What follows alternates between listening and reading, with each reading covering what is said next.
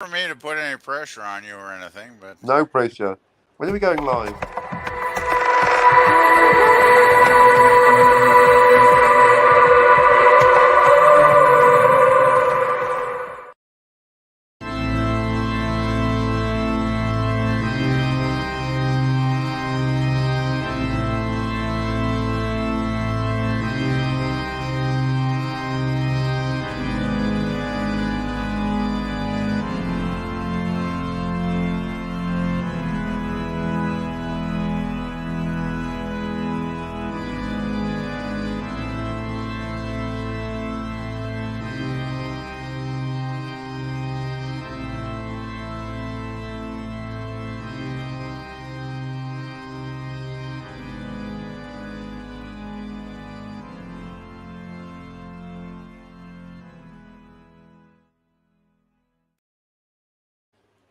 Hello, everybody. Pop Culture Curator here. It's so good to see you all. I know some of you guys have been waiting in the chat for quite a few minutes, and I appreciate that. I want to shout out everybody there, and thank you for joining. I know this is kind of impromptu or kind of a last-minute thing, so I hope I didn't pull you from anything too busy. First, I want to say hello to my fellow panelists tonight. It looks like we have PvP and Captain Infinity. How are you gentlemen doing? Hello. I'm still breathing, so that's always a good sign, right? It Yeah, is I'm with that definitely a good guy. sign. What he said. We're alive! Hooray! Yeah, We're, it's always we're good when you wake right. up alive in the morning. That's always a good sign. Every day Absolutely. you I'm wake up feeling good alive, today, so yes. it's your birthday. Yeah, it's so good to see you guys. And my voice is getting gradually better and better. you sound So and pretty. stronger. You sound pretty good tonight, actually, Pop. It's like Yeah, I'm 10% feeling. more sexy now. Well, I think the reason why I feel better is because I missed a week of chemo because it was supposed Ah, to be. Yeah, it was supposed to be Wednesday, and they postponed it till next week. So we'll see what happens after that. so is it like 1 week on and 1 week off kind of Well, no, situation? once every 3 weeks. Oh, that's not too bad. Then once every 3 weeks, that gives you a little Right. time to recuperate, right? So yeah. Yeah, that's one way of putting it. Yeah. Peter Nonfinity in the chat says, "Would you like to read this for us, Captain?" Yeah, some annoying limey in the chat says, he's yapping everywhere, we might have a modest captain raid coming up for you. Yeah, I was just yapping my mouth off on my own screen, and I thought, oh, well, I'm bored of myself. Let's see if anyone else is on. And then here you are, pop culture. Perfect timing. And shout out Cam, who I was talking to earlier. Well, thank you for joining us, Captain, and I really do appreciate that. Amen. Thanks for Hey, Shannon having me here. Boomer. Ben and Boomer, hello, good to Boomer! see you. Hello, Pops, first like neener. Thank you. Yes, everybody, if you enjoy, and hopefully are not offended by what you hear tonight, please consider hitting the like button. Oops, don't want to show what I wrote. And Gorilla, good to see you, Gorilla. There. Hey, thanks for the great stream earlier. Hey, Gorilla, go It's get my some pleasure, sleep. Gorilla. Go get Yeah, some Gorilla, it's sleep, always. man. Yeah, I know Gorilla's got to be up early to go pick up his daughter. Yeah, you But should crash, dude. You Gorilla, might as well stay up all night. Gorilla always has fun streams, so I enjoy being on them. Yeah, And good to see you, Gorilla streams are great. LDGs. Good to see you, LDG / Job. Great him. Pickle! So he's changed his name, has he? Yeah, he's listening to us. I think Gorilla's listening to us too. While he's in bed, probably. LDG Joe Pickle. And Job says, "I came here for peace. Buckle up." Herc 130, good to see you. Hello to PCC and Gorilla Boomer. Gorilla's not here, but he's here. He's in the chat, so he is here. The Phantom Boomer Explorer says, "Hey, Gorilla's random thoughts." Gorilla says, "Hey, Boomer." And PvP says, "What does PvP say?" Hello. Okay. Gorilla says, "Hey, Herc." The Phantom Boomer says, "Hey, Herc 130. Job at Pleasant Valley Picker and Stream Elements. Good old, yeah, got to pay dues to the bots." And Herc says, "Hello, PvP. Welcome, Jim. So good to see you. Glad you could join us. I hope you're having a great night." Damn and it, Jim. Jim says, "Hair Gorilla." Nemesis of Eden, there he is. Good to see you, buddy. You're welcome on the panel anytime if you feel up to it. Hello, all. Hope you're all doing well tonight. Hail Nemesis. By the way, everybody, there is a link in the chat if you'd like to join us here on the panel. I don't know how long the stream's going to last. Gorilla says, hail, 10 Jim. minutes at least, I hope. That's what she said. I know, right? It most likely will. And the Phantom Boomer says, at Peter.Finity and Nemesis of Eden. And Herc says, hey, Jim. And the Phantom Boomer says, damn it. And Jim shares a link. Jim says, hail, Herc 130. Nemesis of Eden says, hey, Phantom Boomer. And Jim says, hail, Boomer. And we got not sure what that is from LDG. But I'll star that so I don't get. Usually I have Gorilla here help me with my chats, but I think I'll do okay. Okay, so up front, straightforward. I wanted to mention I spoke to Gorilla and Nemesis, my fellow co-hosts. I don't know how many of you guys were here on Tuesday for my horror stream. We covered Night of the Living Dead.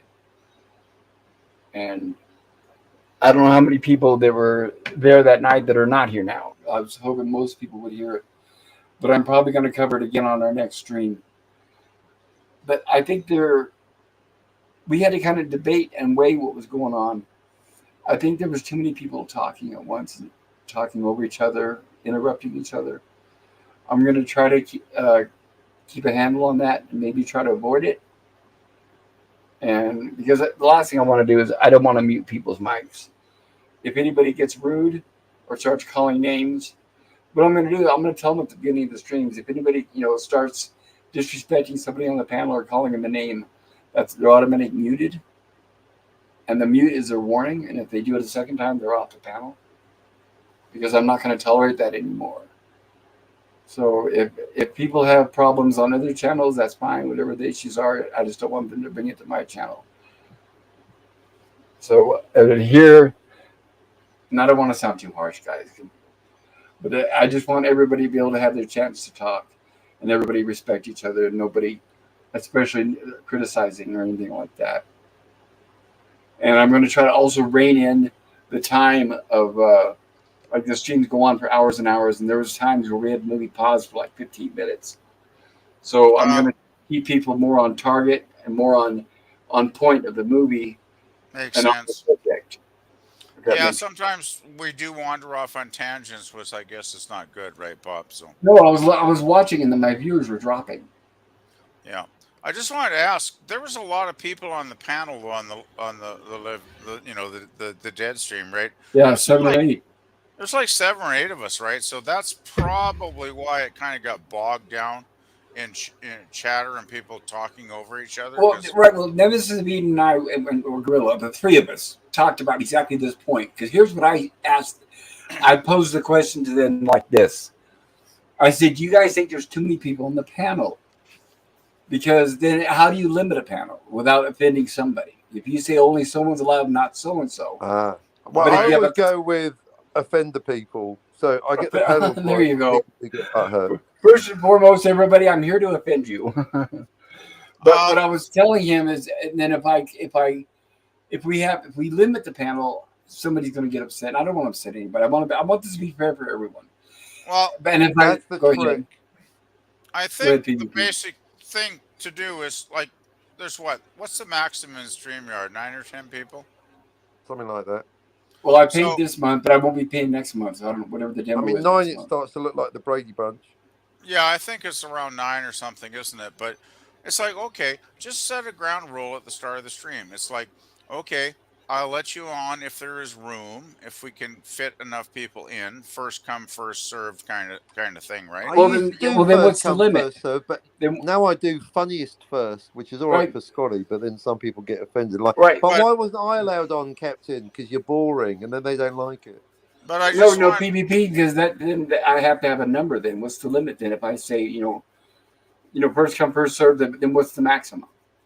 Because we did talk about this. StreamYard's the maximum, number of people that can go on StreamYard, right? That's the basic fact of the stream. Yeah. So 9 is the ideal panel. 9 loud males all at the same time. That is radio gold. I'm just saying the of course the people that come on early right at the start will get a spot, and the people that maybe come on an hour later after it's full of us chatters, maybe they won't get a spot, right? Because I think that's fair, right? If you come in an hour late or something. Um, I'm just saying though, you can lay a ground rule. It's like, okay, if you over talk too often, too many times, you'll get bounced, right? So I would think that was fair. Well, here's the solution that we came up with because that's I posed the question and we bounced back and forth about how many people should we allow, should we put a cap and a certain limit, and Right, right. first come first serve, all that good stuff. Sure. So I think a way, and you guys obviously are welcome to give me your opinions on this because I'm still experimenting with it. Right. So what I proposed or was thinking about is leaving the amount open, which is like I said, this month it's going to be 10, but I'm not going to pay next month. I don't have the means, but Right. like let's say 10. I'll allow 10 on, but I think the point is I can't allow them, and I'll tell everybody ahead of time that I can't allow them to talk over each other. If I see somebody going on too long, I'm gonna. And here's what I went over with. Gorilla hasn't heard this yet, but I went over with Nemesis last night. I don't want to be rude. I don't want to tell people. The last thing I'm going to do is tell someone to shut up. But what I'm going to do, and like I said, I'll have a disclaimer at the beginning of the stream. Is if I feel somebody's going on too long or hogging up the time, I guess you could say, I'm just going to say time, and hopefully that'll get their attention to be quiet. Well, I remember 2 or 3 months ago you did have a disclaimer at Yeah. I told the Nemesis beginning. about that, and I sent it to him on his Twitter, and I kind of I didn't use it, but yeah, it But actually I still think applies. I think that'd be a good idea if you ran that at the beginning of your stream spot, because I thought that was a very good disclaimer. You basically set all the ground rules right at the start, and it's like, don't be disrespectful, don't be nasty, just keep the time, a reasonable amount of time in your comments, and don't over talk the other panel members, and that made a lot of sense, right? Yes. So I just say run that disclaimer again on all your videos from now on, if you're doing the panel.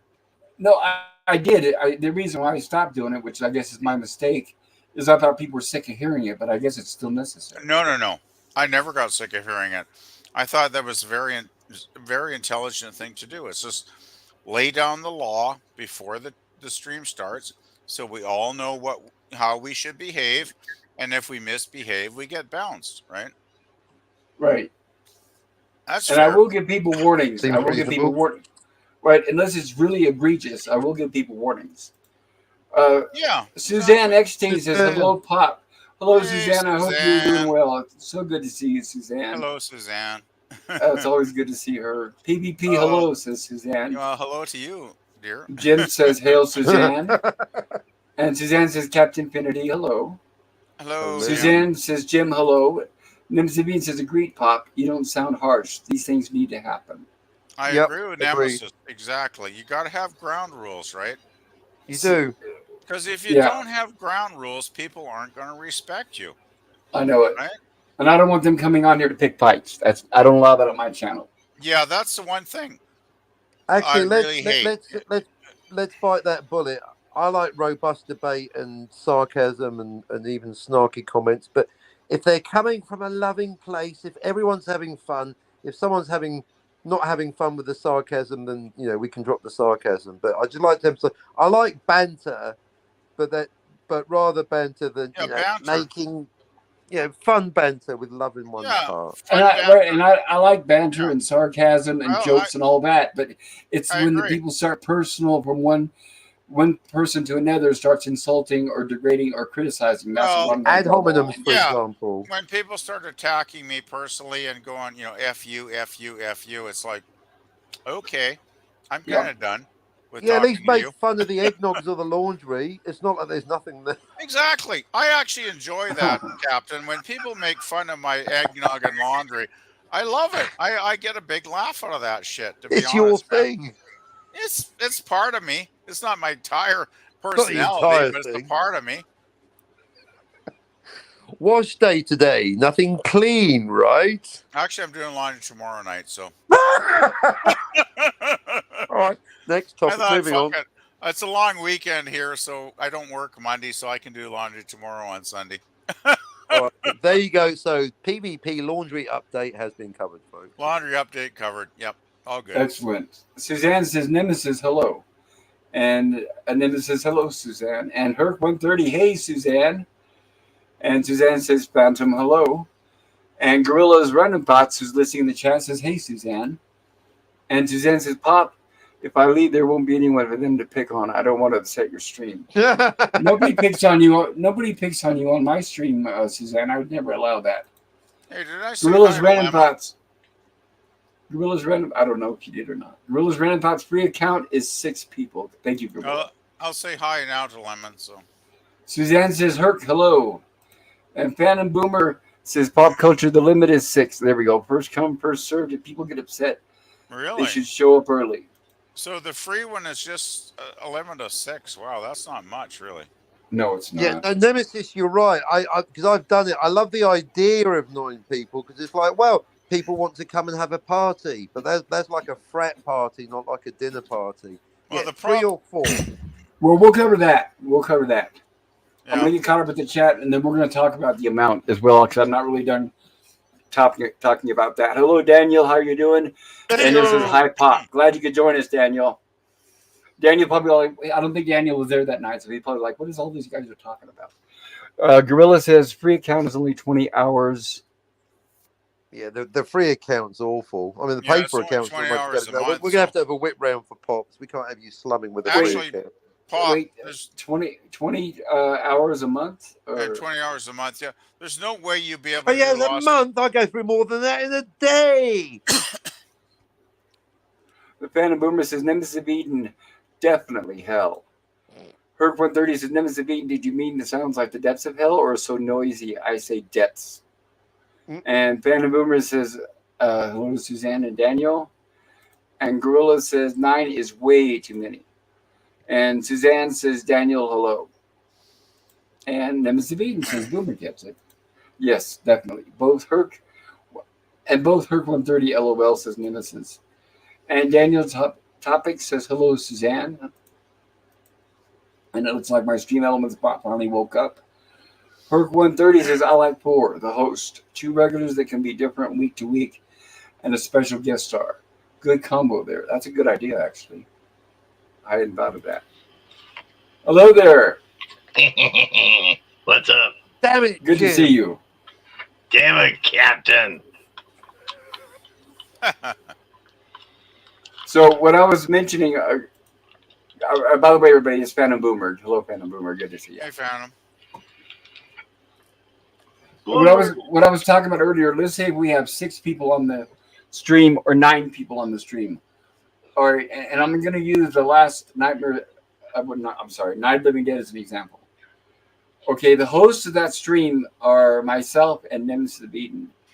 And we had between the two of us, a lot of trivia and behind the scenes information we wanted to share about the movie. But unfortunately, there was so much talking and people talking about other movies. And I mean, I know that it inspired a lot of things, but the topic kept constantly wandering off and talking about other things. And like I said, there was points where we froze the movie for like 15 minutes while people were talking. And I think what I need to do is bring that in, but also remind everybody that the hosts need to be able to speak, because Nemesis and I both, there was many times we couldn't speak because everybody was talking. So a lot of the notes that him and I had that we wanted to share with everybody, we weren't able to. Yeah, so I think I need to remind everybody you're on a show with hosts and your guests on the show. You're not the star of the panel. But of course, I'm going to try to say it nicely. So it doesn't matter if there's 4 people. It doesn't matter if there's 4 people in the panel, 6 people, or 8 people. It's just they have to know when to talk. I mean, I know because basically it's to tell the message I want to get to everyone is, I know you love the movie, whatever we're watching. I know you love it. I know you're just as excited about it as we are. But the only way to get through this stream is if you let the host do their job. That's the reason why we have it. If everybody is just talking about their memories of the movie we won't get anywhere, and I literally lose viewers. I'm watching them drop off. I just want to say I think that's absolutely correct, Pop. It's like as as the channel, host, the channel, it's your channel and you should lay down the ground rules and just tell everybody it's like, okay, if you want to make the occasional comment, that might be fine, but don't ramble on for like 5 minutes, right? Yeah, make it 10. Commit. But I totally get what Pop's saying. It's like I have been on streams here many times where, you know, not just myself, but other people too. We can ramble on and go get sidetracked, quite badly, right? So I totally get what Pop's saying. And I do it sometimes myself, so it's something that I need to deal with as well, because I make that mistake sometimes. I'll start with a small tangent and it goes into something more. Well, we are all human and we're not perfect, right, Pop? So Speak for yourself. I'm a replicant. I'm not oh, well, human. now I'm we green. know. Now we know. I'm Don't green. secret I'm a out. freaking alien.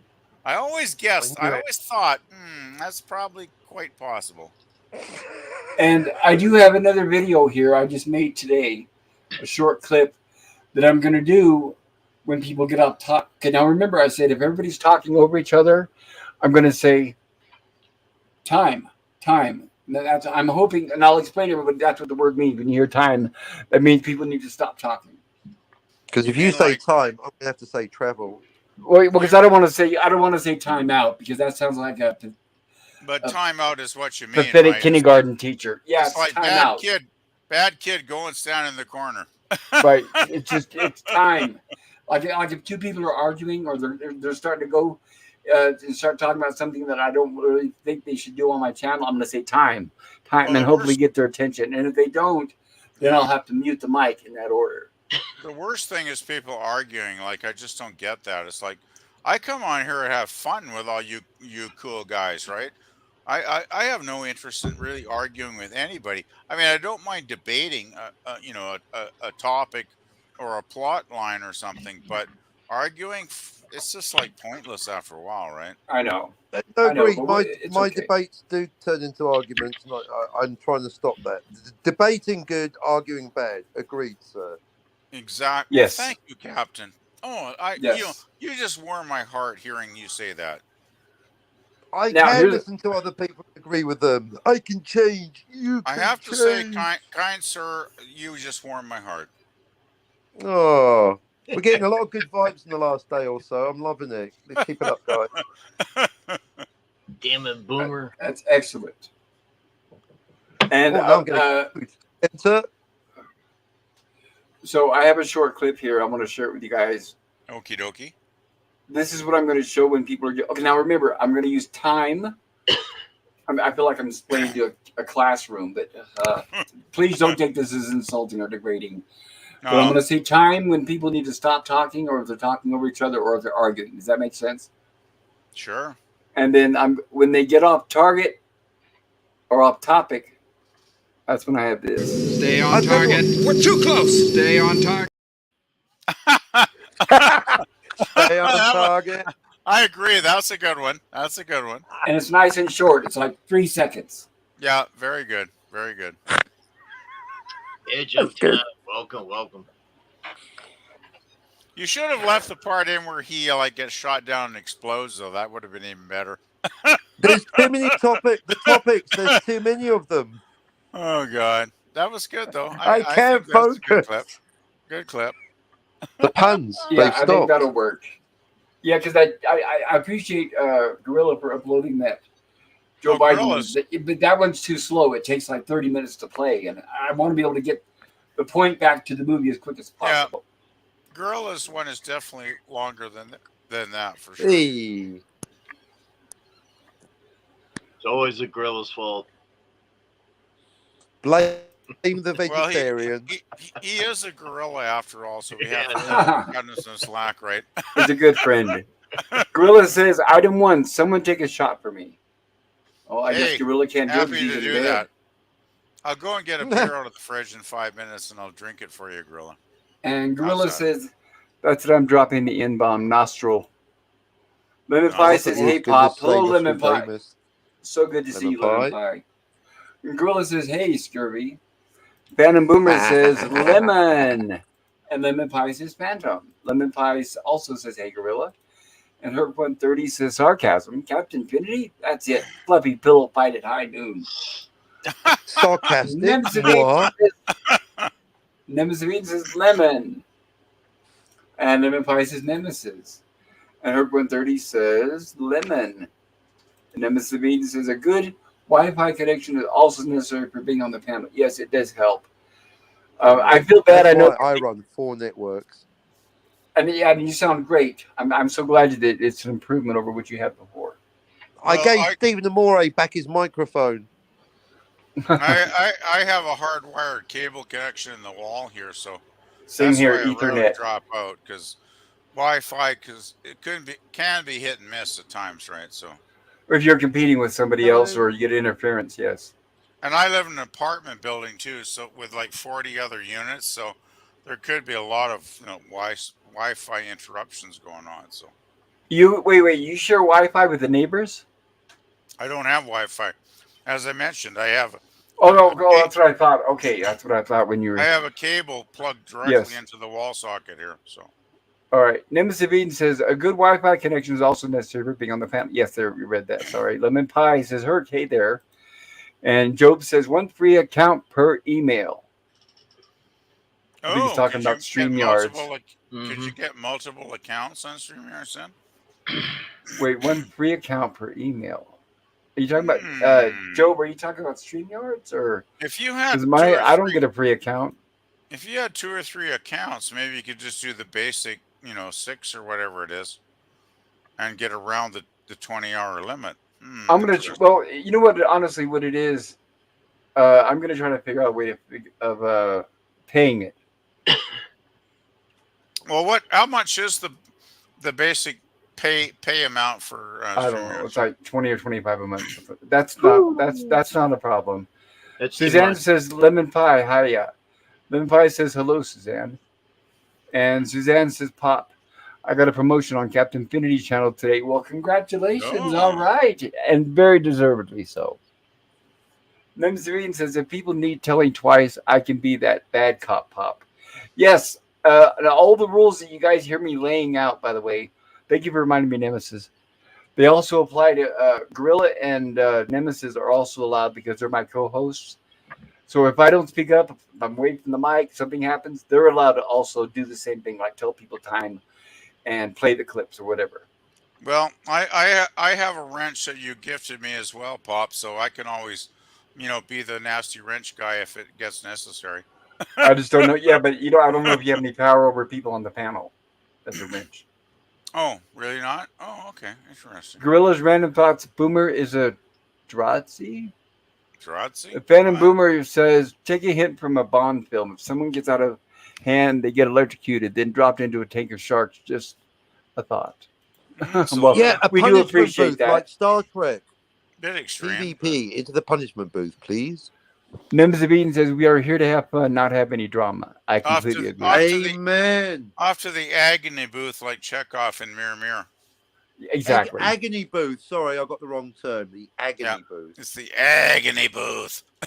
They put you in there and make you watch Picard season 3. I love that episode, by the way. That's my favorite track. Edge of Time says, time for timer.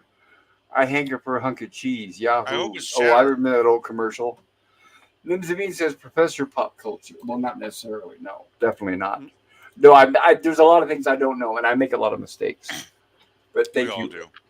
Perk 130 says we actually use timeout as air crew. It isn't the actual word, but something we hear to stop and think what is going on. It can be any word you want except moist. I hate that word. Moist. Moist? Well, I think Succulent. moist is kind of a sexy word, is it? And it looks like we have a protest. Better here. than dry. Gorilla exactly. Gorilla says he likes the Biden one. The Biden one is funny. Yeah. Suzanne says, Edge of Time, hello. And Nemzavine says, short, sweet, and to the point with the clip at Pop Culture. I agree. Lemon Pie says, stay on target clip, more succinct than the Biden one. It was good. Edge of Time says, hi, Suzanne. And Phantom Boomer says, no nasty comments about microphones, please. That's I know you, we've all been Wi-Fi there. Nation. We got the hint. Hey. Gorilla says, StreamYards is yearly $240 or $25 a month. Huh. And then Vice's Nemesis straightens his tie. You got a problem? You got a problem? You talking to me? You talking to me? And Do you have a go? Do you have a mic? Jim says, Pop, try melonapp.com at $145 a year, better than $25 a month. Yep, that's what I use. What is it? It's the same thing as StreamYards. It's a little bit more difficult to operate, but once you get a hang of it, it's a lot more cheaper. It also has a orange thing that goes around the square, so when people talk and go off, you know when they quit talking. It's a really good app. I've been using it since the first of the year. Does it allow us panel members to join easily? You can put 25 people up here. Oh, that's great. Wow. 25? Yes, Shut sir. the front 25 door. people, Crap. but there are different pages you have to go through. That's not a panel. That's an orgy.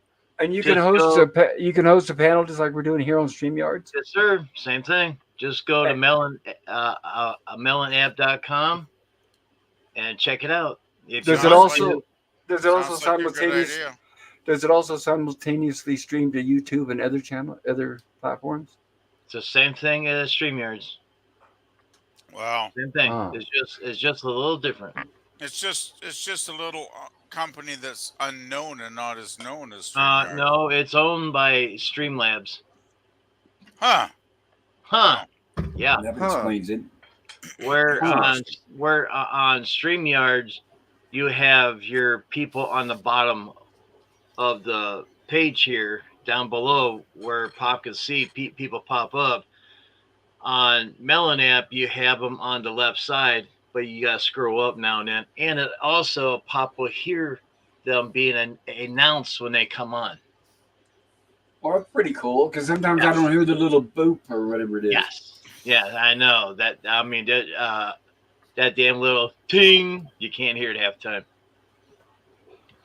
It's maybe worth checking out, Pop, just for an experiment at least, right? Yeah, I appreciate it. They probably have a free demo I could try. That's cool. You can do a free demo, but you're only allowed one extra person up. But that's enough. You can also pay for I think it's $7 or $9 a month. Oh, okay, cool. Yeah, that's a lot cheaper. Yeah. Yeah, it's a lot cheaper and it's a lot more nicer. It's a little bit hard to get going on it, but if you play around with it like I did, you'd be fine. I'm not worried about the learning curve. That's totally fine. What I'm doing is, everybody, I'm going to post it because I'm going to forget. So I'm going to post it in the stream posting group. Cool. That's great. So once you figure out the learning curve, you're all set to go then. Yes, sir. Great. Man.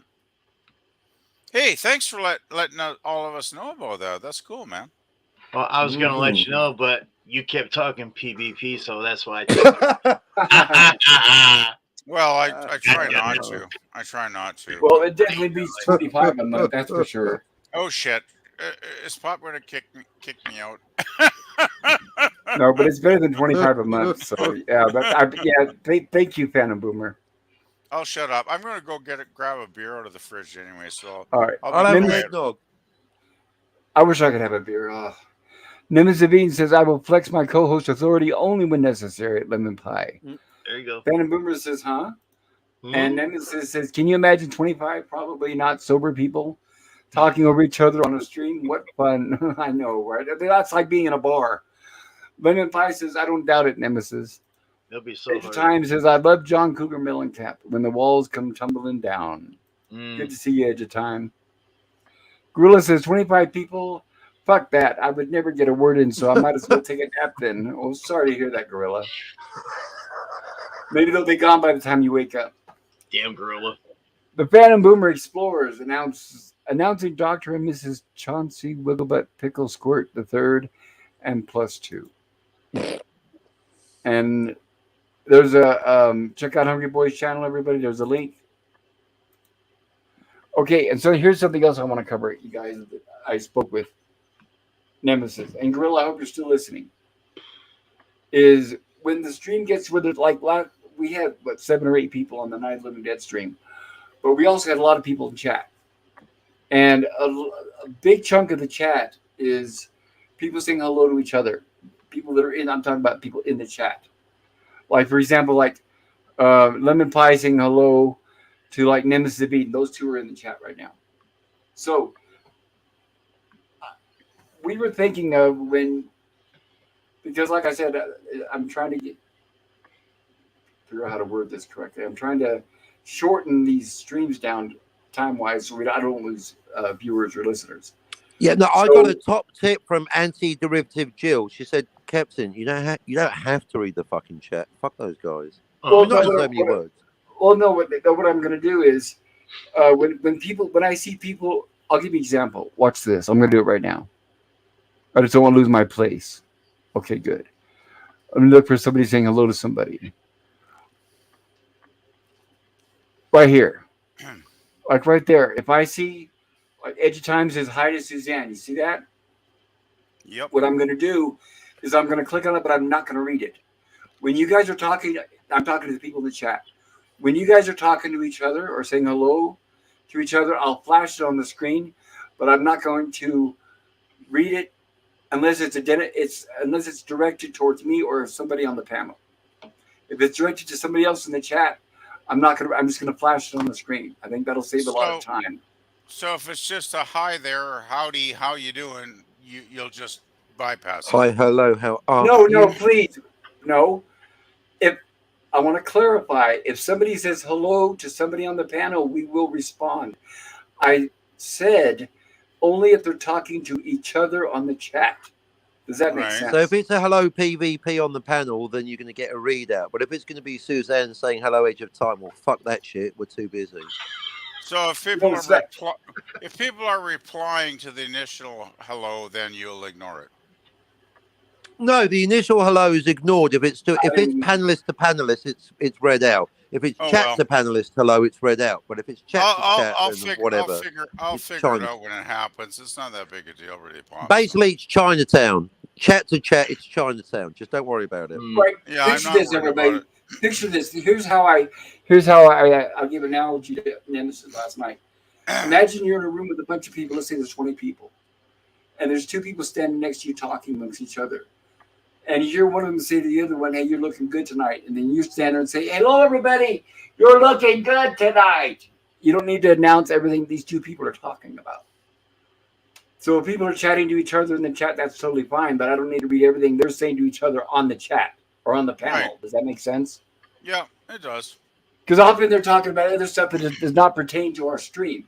They could be talking to each other like, "How are you doing? Are you feeling better? I know you were sick the other day. You know, or how'd your dinner go with so-and-so? I'm doing my laundry tomorrow." It's not a big issue. Like, I'll figure it out as I go along, Pop. So basically, if it's not germane to the topic, it's not going to get read out. Yeah, However, if it's Michael, Janet, or Tito, then maybe. I'm not worried about it. And I'm gonna clarify that this is only when we get really super busy with a lot of people, like we did the other night. So when we have small streams like tonight, I can read everything. And I have no problem doing that. Now we've got a sliding scale. Yeah, unfortunately, yeah. Well, you guys will be able to tell when you're watching the stream and it's not moving. Yeah, then you know we're having an issue. I'm going to have to start doing it. Especially when we're stuck on slides with the movie for like 5 or 10 minutes. Now you've got a sliding scale. Oh, I'm getting a headache. The Phantom Boomer says, "No nasty comments about Mike." Oh, that's right. Sorry. Oh, I know I was ready to lose my place. Looking at you, Wi-Fi Nation, you cheeky.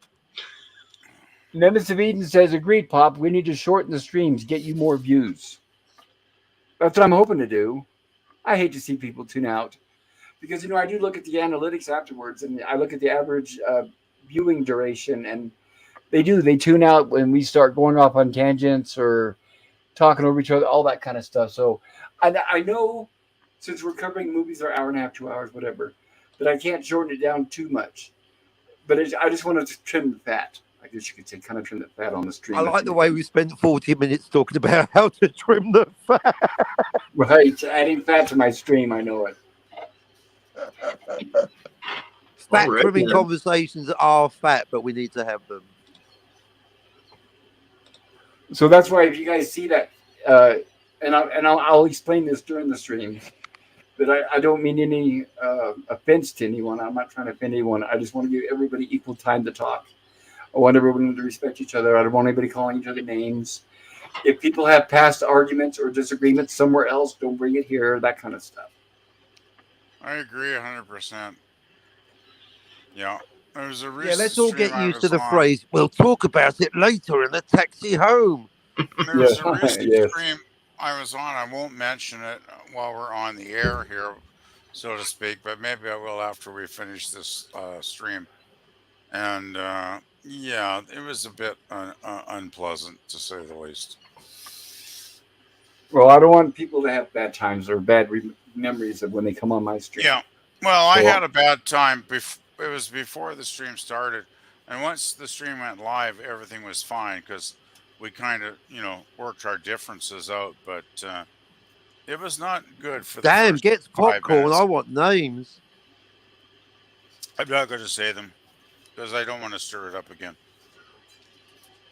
Put it I'll in the tell you. private chat. I might mention it when the stream ends if we're in the private chat, but The not private before. chat. I want the names.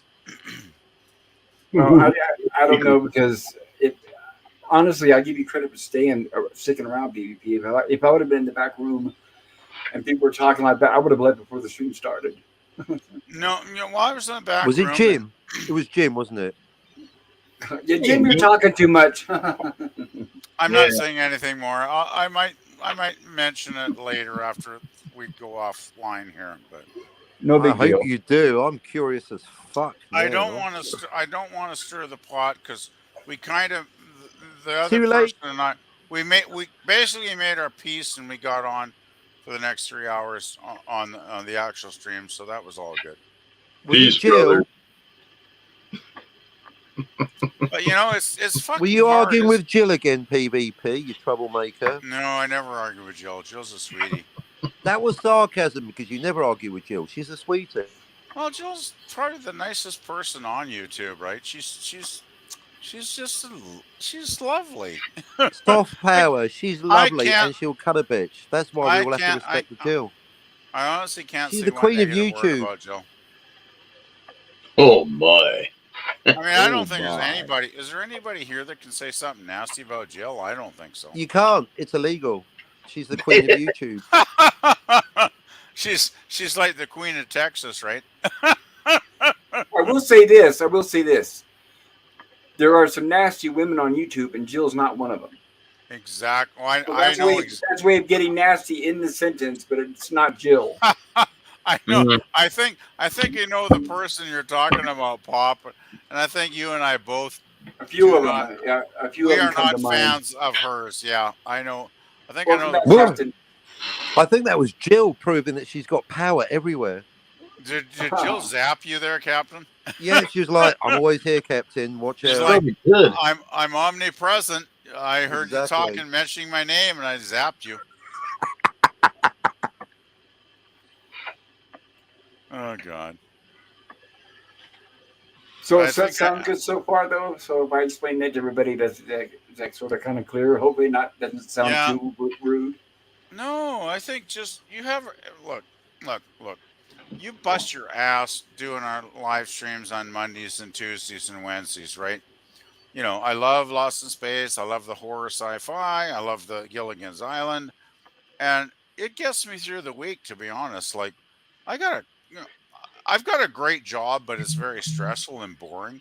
So if I didn't have your streams to relax after my workday, I don't know what the hell I would do. I'd probably, I don't know. I honestly don't know what the hell I would do because it Well, we've takes been my trying to mind get off. you to do your own streams. Hopefully, one of these days. Well, I will one of these days, but to tell you the truth, after 9 hours of work, I am so mentally tired.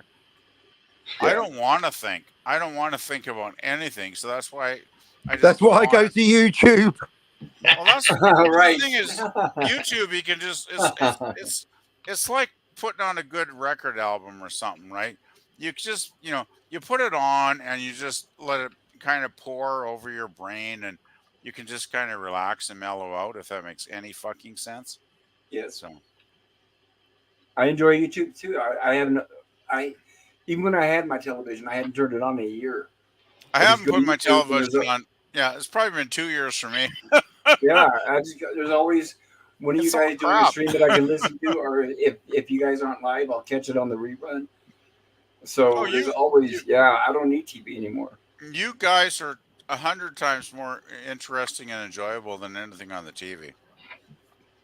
Oh boy. You really are. You guys are great. I love hanging out with you dudes. Well, Well, because here you're going to find you honest should people, know and that by now.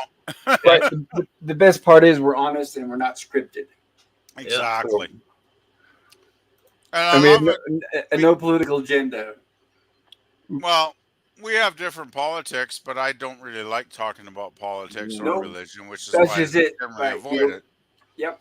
Exactly. But Suzanne says, "I love Jill, and we'll go to bat for her anytime." There you go, Suzanne. Same here. hey, can I So, can I play on Jill's team? I'd go to bat. No. I'd probably No. strike out, but it'd be fun. No. hello, Older Greg. Glad you could join us, Older Greg. Hope you're doing well. I sense a presence, Jill. And Oh Older yeah. Greg says, "No, it's a ghost." And Older Greg says, "Cheers." Oh, I believe me, God, Three beer beers. sounds so good. Cheers, Greg. I wish I could I'm drink drinking some a beer beers. right now. Thank you. And Suzanne says, "Pop, you are easily the most generous host. Your streams are peaceful and enjoyable." Oh, thank you, Suzanne. I try They my Yep. are. best. Fair, Yeah, I agree. fair said. Well said. And Suzanne says, "Greg, hello." All right, caught up on that chat. Are there any concerns about the streams? Any suggestions or suggestions you guys think that I haven't mentioned? Hmm. I think your streams are generally pretty great, actually. Like More I, Scotty. More Scotty. I Well, can't he's think of any welcome as long as he's. Go ahead. I can't think of any major criticisms. I think the things you've addressed tonight, as in people talking over each other or people like going off on some crazy tangent for 5 or 10 minutes, are completely valid. So I totally agree with what you said earlier tonight. Um, and of course, people bitching at each other and getting in arguments, and doing name calling. That should be just like an automatic ejection after one warning, right, Pop? Pretty Um, much. Other than that, though, I can't think of anything that comes to mind. Like your Lost in Space streams and your horror streams and your Gilligan streams, I think they're generally great. Like I've never noticed too many problems watching them, really. No, no, we generally and usually we don't. I'm trying to come up with a plan for when it does happen, like last week, because it happened kind of twice in a row. It was last week and the week before, Oh, and it what seems to be stream was it? mostly the horror stream. And I was going to say that I think it's because the horror stream gets more viewers than the other ones. So it was on Night of the Living Dead? Yes. Oh shit! Well, they probably get scared. Well, I hope. no, it was like I was saying earlier. You get a lot of people on there who have seen the movie and love it. So they're passionate about it. So they want to share Right. their love for it, which is totally fine. That's why I invite them over. And there were So like nine of us on the panel that night, I think, right? there's a lot. Oh, here we go.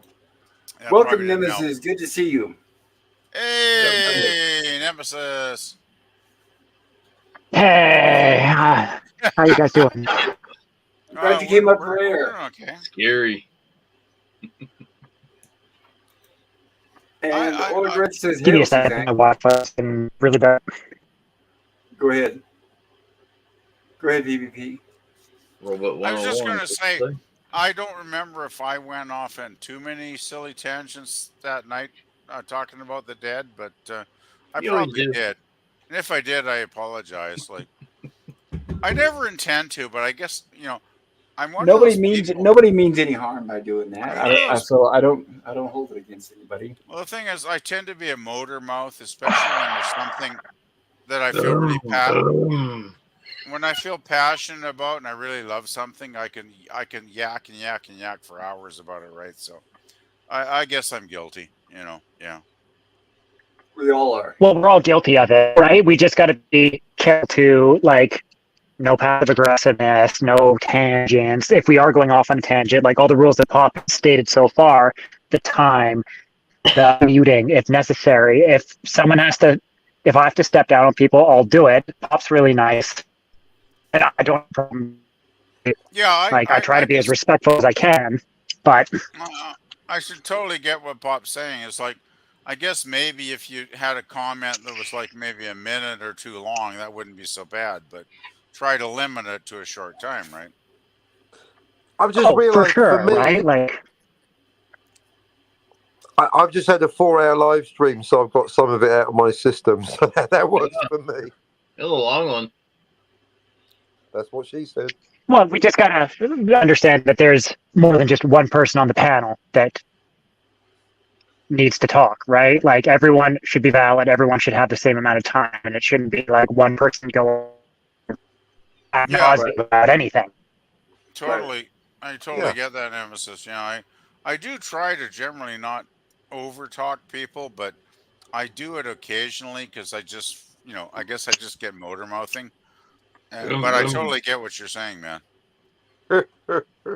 And I want to catch up on the chat really quick. Ola Greg says, "Hail, Suzanne." Oh. And Hang on, that then was chat to chat.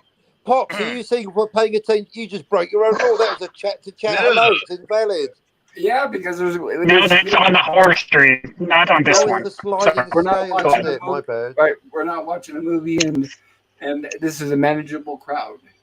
No, Lemon I Pie was says trying to pay Euler, attention. I retract that retraction of the interruption. and Ola Greg says, "Cheers, Lemon." And Phantom Boomer says, "I would like a present."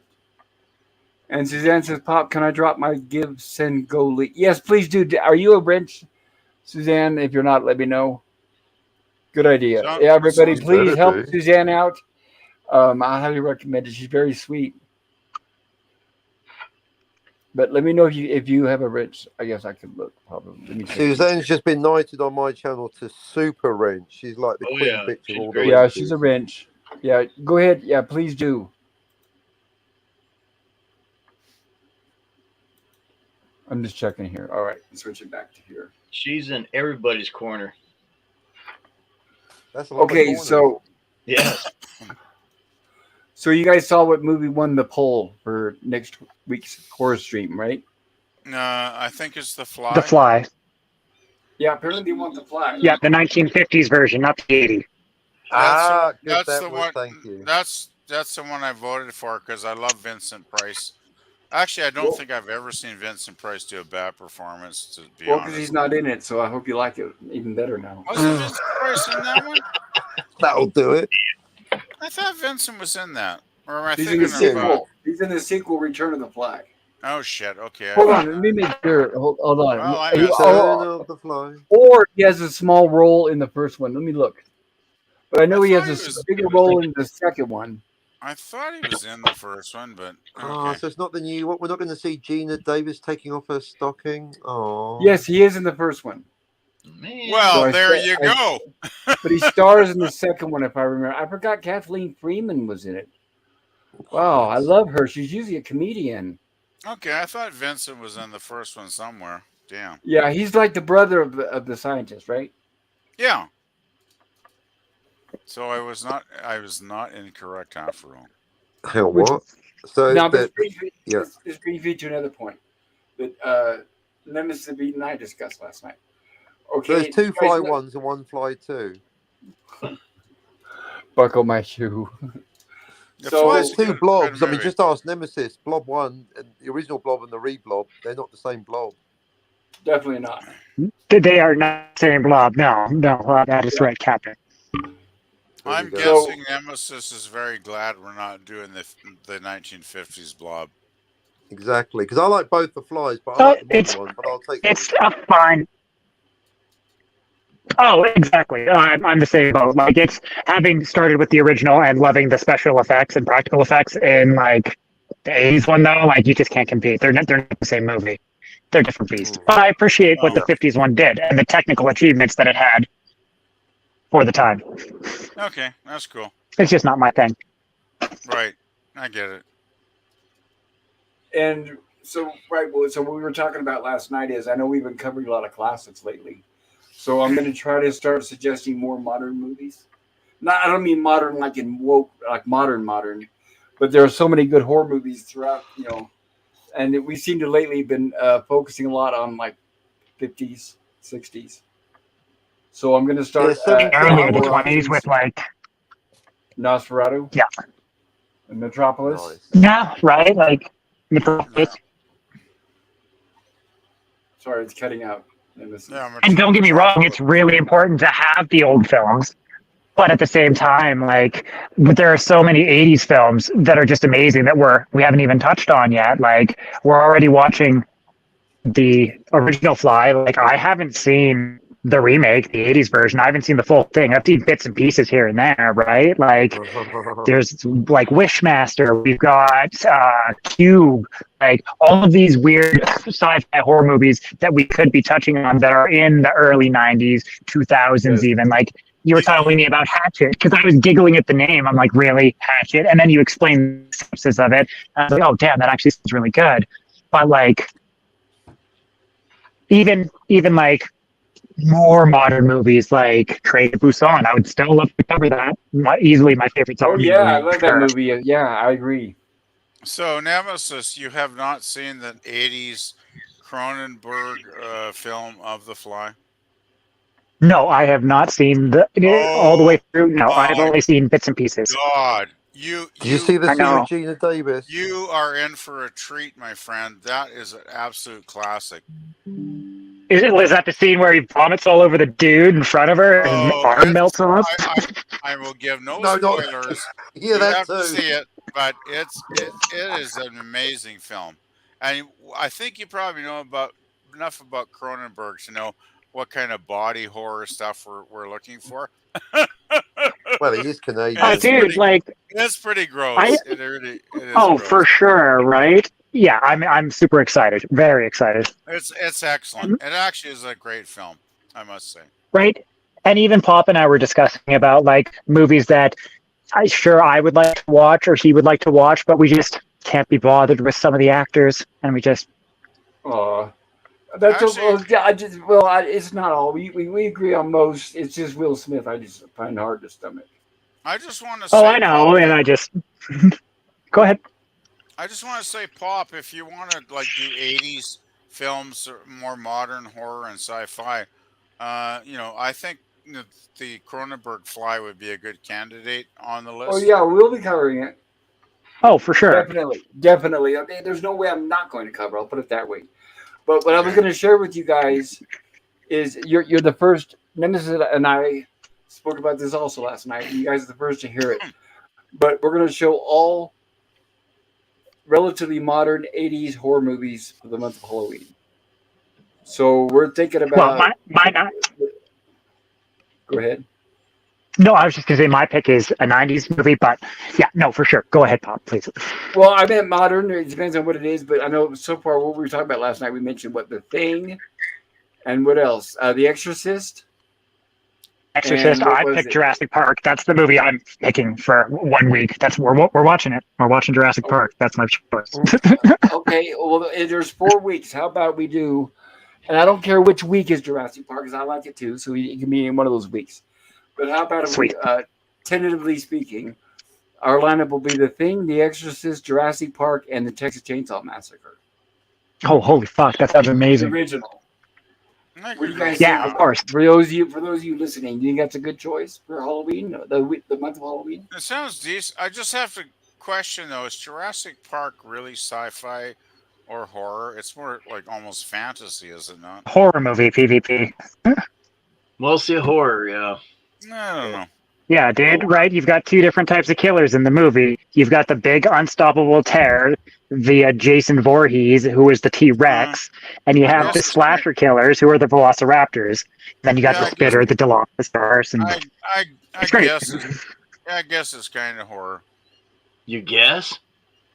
It is. I don't know. Dude, it's like one of the most influential horror movies ever. It introduced an entire generation of kids to horror movies. I never thought of Jurassic Park as. I never thought of Jurassic Park as horror. Seems like a fantasy. I don't know. Play the video. Play the video. Sorry, go ahead, Captain. No, I'm actually with PvP. Well, my broad thing is thankfully one of my least topics that I'm all like up in everyone's grill about is genre defining. But I'm for the record, I'm with PvP. I never heard of Jurassic Park as a horror, but equally that doesn't mean that anyone else is wrong. So if Nemesis says it is a horror, I'm now recalibrating my brain to be. I mean, it's not a horror. It's not a comedy. So interesting. Well, how about the? All right, let me get your guys' opinion on this. What about like music? It can cross genres. So what if it's like sci-fi / horror? Right, Alien. That's my go. I think Alien's a sci-fi, but that's good. If you think it's a horror and you're having a horror night, I vote Alien. In my head, I'm going, I'm watching a science fiction. Well, see, therein lies the problem, right? Like, that's the same with Jurassic Park. Is it action? Is it horror? Is it fantasy? Like, it could be, it's all of the above, to be honest. Like, right. Well, I have a big question here. I've always encouraged Pop to eventually do Escape from New York with Kurt Russell, John Carpenter's film, because that's one of my favorite films of all time. I love that movie too. Adrian Barbeau's hot in there. And it's always like, oh, well, it's not really horror, it's not really sci-fi, but I think it is sci-fi because it is sci-fi at least. Yeah, you've got New York City is turned into a prison, and you know what I love about that film is you got the Statue of Liberty, and it's called like Liberty Island or whatever, and it's a prison. Blocking up millions of fucking people that have screwed up. And it's like, I just love the irony of that whole scenario. Irony, right? And to me, that's like total sci-fi. And I would say put that one on the list because, man, I would love to Escape from New York because I love that film. Well, I'm definitely a big fan of Carpenter's earlier work. Suzanne in the chat says, if you can help us, there's the link, everybody. Check it out. Please help out Suzanne. She's having to take care of her grandson. It's just her and him. So anything you can do helps. Anything a little bit, anything at all. And Suzanne says, for those checking out the link, I'm not on disability welfare or any government dole of any kind, but need some help since I got sick. Thanks. Well, sorry to hear that, Suzanne. You don't have to say that, but I hope things get better for you. Herc 130 said Gina Davis hubba hubba. No, now she's like, Gina Davis is what brought all the woke into Hollywood. Everything you can see wrong with our franchises right now are thanks to her. So yeah, she may have been good looking 50 years ago, but now she's the ugliest hag in Hollywood. She makes KK look like Raquel Welch. Man, oh man, oh man. Say what you mean. I got Suzanne Epstein. Go ahead. Many of us were much better looking 50 years ago, Pop. Suzanne Epstein says, Herc, hello. Herc 130 says, hey, what, Suzanne, guys, we get better looking every year. Sorry. Right, we ripen with age. Suzanne Epstein says, Herc, thanks. One of the guys from Veteran Biker Channel put it together for us. Well, that was nice of him. And Jim says, Overtalk Pop, play the video and be good practice. There you go.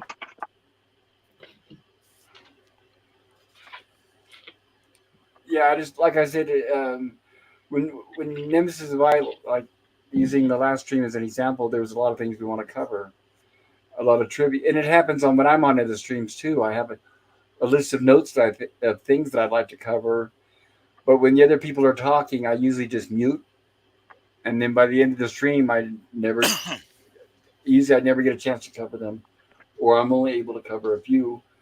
It's like when I was talking to Nemesis last night, it's like everybody's competing to talk.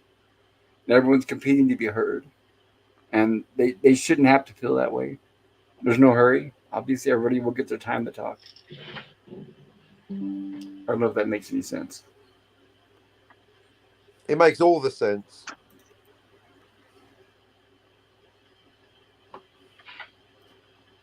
And Pop on that Melon app, if you pay for the year, they do have 10 different sounds that you can play, and it's got a nice bullhorn that if anybody overtalks, you can hit that bullhorn.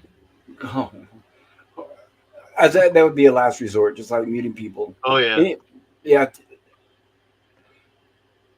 I know. I'm trying to do this where it's not too harsh and it's hopefully not upsetting people. You're going to upset someone regardless. It's just, I know you're trying to upset the least amount of people. And I'm hoping everybody understands that I'm doing it for the benefit of everyone. I've had these notes upside down. Fuck. Well, I mean, you do things your way, Captain. We do things our way. Like, you know.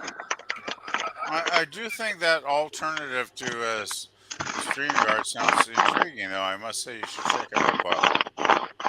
Mm-hmm. It's nice. It sounds pretty good, actually. Is somebody eating a bag of potato chips or something? I sure am. No, I'm not. But I was trying to get a bag of weed open. My apologies. I keep forgetting how powerful this mic is. Okay. I figured somebody was opening something. Well, as long as he's enjoying himself, smoke one for me. Oh, man. Exactly. Yeah, go for it, man. I'm just. Oh, I sure. I'll smoke one for each and every one of you if I. Well, don't smoke four for the four of us because you'll be very, very stoned. I think you underestimate my tolerance, sir. Oh, shit. Oh my God, the man's a stone master. Your THC powers are weak, old man. The future is now, old man. I must be getting old. I think if I take more than 2 or 3 tokes, I'm probably done for the night. Actually. Well, we get lots of people, a lot of old people coming into the store, and they want hash. They want stuff on the lower end because, like, fucking everything's so super potent nowadays. And I have to tell people all the time, I'm like, it doesn't matter how high the THC content is if the terpene levels aren't good. And people don't really understand what terpenes are, and yada yada yada. I could go on this huge tangent about cannabis. You and I could definitely talk for quite a while about it, Pop. You have hash? Yeah. Oh, we have all kinds of hash up here. We got like black hash, brown hash, Marrakesh gold hash. Right, like the chunk stuff, right? Yeah. You can't get that here. Or I mean California. That's because you're in the U.S. It's been legal here in Canada for like 5 or 6 years now. Oh, we used to get that when I was in the Air Force. I missed getting hash. We have marijuana and hash dispensing stores. Like I think there's 5 or 6 of them in my town alone. They're like McDonald's or Starbucks. They're everywhere. Well, that's how the dispensaries are in California, but there's just no hash. They sell oils and things. Yeah, they sell oils and crap like you can put on a joint or whatever, but specifically they don't have hash, and it's like, well, that's probably because it's not totally legal. They're just selling medicinal products, not. No, it's recreational. Well, that's not on the list for some reason. Okay. Every province is different, right? PvP. Like Quebec has a bunch of rules where, like, I don't think they're allowed to have a bunch of certain things, and their vial size for their vaporizers are only allowed to. It's mostly vapes in Quebec, and like not a lot of flour, and so yeah, it's just like the States or anywhere else, right? It's different. Quebec is province or state. Quebec is basically almost like a separate country, Nemesis. Like, they have their own rules. I think they have their own parliament of some sort. It's like they're always at odds with Ottawa, right? When it comes to laws. So Quebec is kind of almost like a separate country. They'd like to be, actually. We've had 2 referendums where they almost separated from us. But anyways, we probably shouldn't be talking about. We're getting into politics, and we don't talk about politics. It's all good. Yeah, no. Yeah, it's unfortunate you can't have hash down there, Pop. I'm really sorry to hear that, bro. Yeah, I know. So am I. Suzanne says, Pop, I am a woman of faith and a strong woman, so I know things will get better. Of that, I have no doubt. Very good, Suzanne. We will support you the best we can. I respect a strong woman, Suzanne. Power to you. A real one, yes. Herc 130 says, I want corned beef hash so bad. And Suzanne says, Herc, oh my God, yes, with fried cabbage. And Herc says, LOL at Suzanne. And Herc says, I prefer smoked cabbage myself. Nova Scotia is special. And Suzanne says, Nemesis, I'm so happy that I don't have to pay for smoked weed or edibles. I'm blessed to have an amazing friend that keeps me well stocked. Oh my God. That's a good friend with weed is a friend indeed. Yeah, give them my number. I'll give you my number to share with you. Yeah. Can I get a friend like that? I thought about that. It's like, okay, I've been diagnosed here, and I'm under treatment. Don't I qualify for like 3 that kind of stuff? I don't know. I guess not. Dude, I think you should be.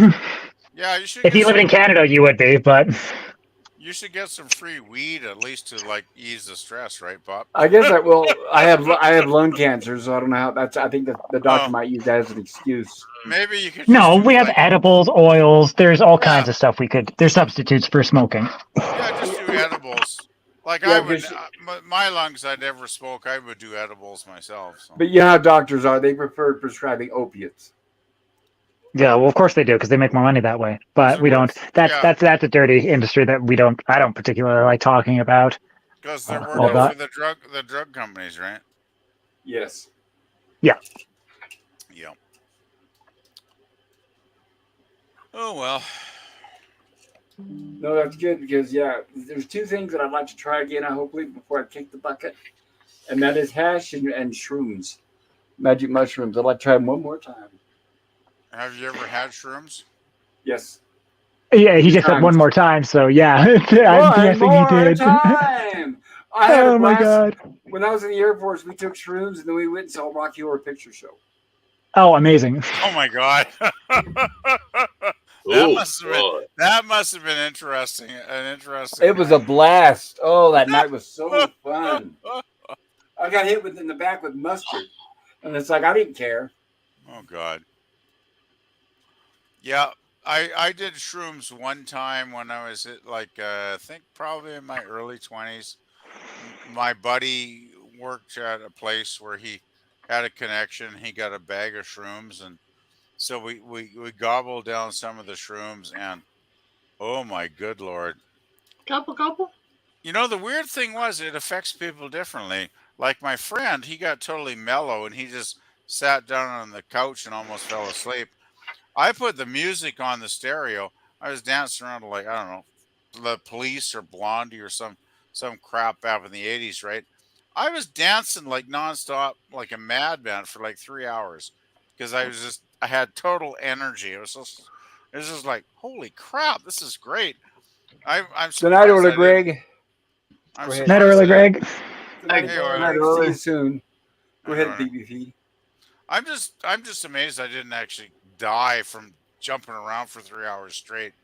But I guess when you're in your 20s, you can do that kind of crap and not pass out, right? But yeah, things change. Man, shrooms were like an incredible experience that day for me. It was like, wow, this is like energy pills, right? See, and it affects me way differently. I didn't have a lot of energy when I did shrooms. I had intense auditory hallucinations, visualizations when you closed your eyes, intense body highs. Really? Oh yeah. It was. Well, we ended up steeping a 1/4 ounce of mushrooms between me and my best friend. Yeah, she fucking poisoned me real good and proper. Boy, oh boy. And it was like 35 degrees in that fucking apartment too. There was one fan. Oh my god, dude, it was awful. It was That's warm. awful. That's warm. My biggest problem with psychedelics is that I'm done with them way before they're done with me, and I'm just like, all right, that was fun. And I'm like 2 hours, 3 hours in, they're like, no, bro, we got like 12 more hours to go, and I'm just like, oh no. Yeah, it's weird. You sound like what my best friend had. He just like totally mellowed out, and I think he might have even gone to sleep on the couch while I was jumping around the room for 3 hours, right? So we totally had opposite reactions to the same mushrooms, right? So Mellow was not what I would describe it. I was super anxious. I was just like, oh, this is a lot. It turns out like a cap the size of my pinky nail is more than enough to get me fucked for like 5 or 6 hours. So let alone a 1/4 ounce of steeped mushrooms. I think I probably ate an entire shroom, and I was like happy as fuck. I was just dancing around like a crazy person, and I loved every minute of it. Guys, I've got to disappear, but I will be back. Just carry on. Okay, thanks, right, Pops. I'll be Captain. back soon. Okay. Thank you, Captain. See you, Night, Cap. see you, Cap. Oh, he's gone. And like an angel's kiss, he's gone. Just Oh man. yeah, he's gone. right. Like they're legalizing microdosing here in Canada, which is nice. It's still in legislation, but in British Columbia, you can pick up microdose. And I've tried the blue meanies, and they were fantastic. What is that? Never So it's like taking minuscule amounts of mushrooms, so you don't get like what the highs that we were just talking about, but you still kind of get a little drunk, you get a little happy. Girls are taking it now instead of drinking at the bar because you still get the same feeling of being drunk, except you're not like mentally befuddled and like they're aware of their surroundings and like can take care of themselves instead of like I know. I heard they were supposed to legalize them in the Bay Area, California. I don't know if they ever did. So I think. Well, they're talking about. I think. Go ahead, PPP. I think what you're saying, Nemesis, is women going to the bars don't have to worry about the whole date rate scenario kind of thing. Yeah, that's what I was alluding to for sure. Yeah, 100%. Okay. Getting taken advantage of. They're more in control and the decisions are more theirs. Sounds good. But yeah, and it's supposed to help with mental health issues. It's supposed to help with depression, anxiety. Yeah, once again, people with mental issues and that are depressed. I've heard that. Yeah, I mean, we ate them forever until like, I don't know, at some point we were like, no, these are bad. And I don't think it was the common people who made that decision, but. The only thing for me is the taste. It's just hard getting them down. Oh God. Yeah. Yeah. Like that's the beauty about the capsule forms is that there is no taste, but like, yeah, to just like grab like, because all the ones I've had are like dry as hell, and you're just like, oh, same here. I'll never forget how bad that taste was. What kind of ones were you talking about in there, Nemesis, a minute ago? Like micro. Oh, I was talking about blue meanies. Blue minis. Okay, I have to make a note of that because I should check those out. Because if they help with anxiety and depression, I could probably go for those. Oh, dude, 100%, right? Like, it's like cannabis with people. And I always recommend, like, start low, go slow. Like, you can't undo the amount you've taken. Like, and it could take hours to kick in. And everyone is affected differently. Everyone's body processes cannabis, mushrooms, anything differently. Everyone's unique. So you need to experiment and figure out your stuff. But it's always best to start at a safe distance and build yourself up versus like taking a hero dose like I did on the first time and being like, well, this fucking sucks. Or like taking 3 stacks of acid. Well, the blue meanie, is it a pill or a capsule or what? It's a capsule. Okay, gotcha. And what does something like that cost? I don't know. I had it at my friend's house. They're like, oh, we brought this back from BC. And I'm like, oh, fucking sweet. And he's like, yeah, try it. I'm like, okay. And it was great. Fair enough. And without the taste, that's even better. Oh, dude, there was no taste. Like it was just, but all effects. And I mean, I'm sure it gets to the point if they like super legalize mushrooms, like not just microdosing, then people will be like, yeah, we've combined, like made super potent like capsules. So you don't have to deal with the taste, but you can do those massive trips. And of course, some should people you so desire. Some people grow them at home if you do that right. I had a friend who did that. Oh, right. And then it's a lot more safe and you're at least in your own mind, right? You know what you've put into it. Like, And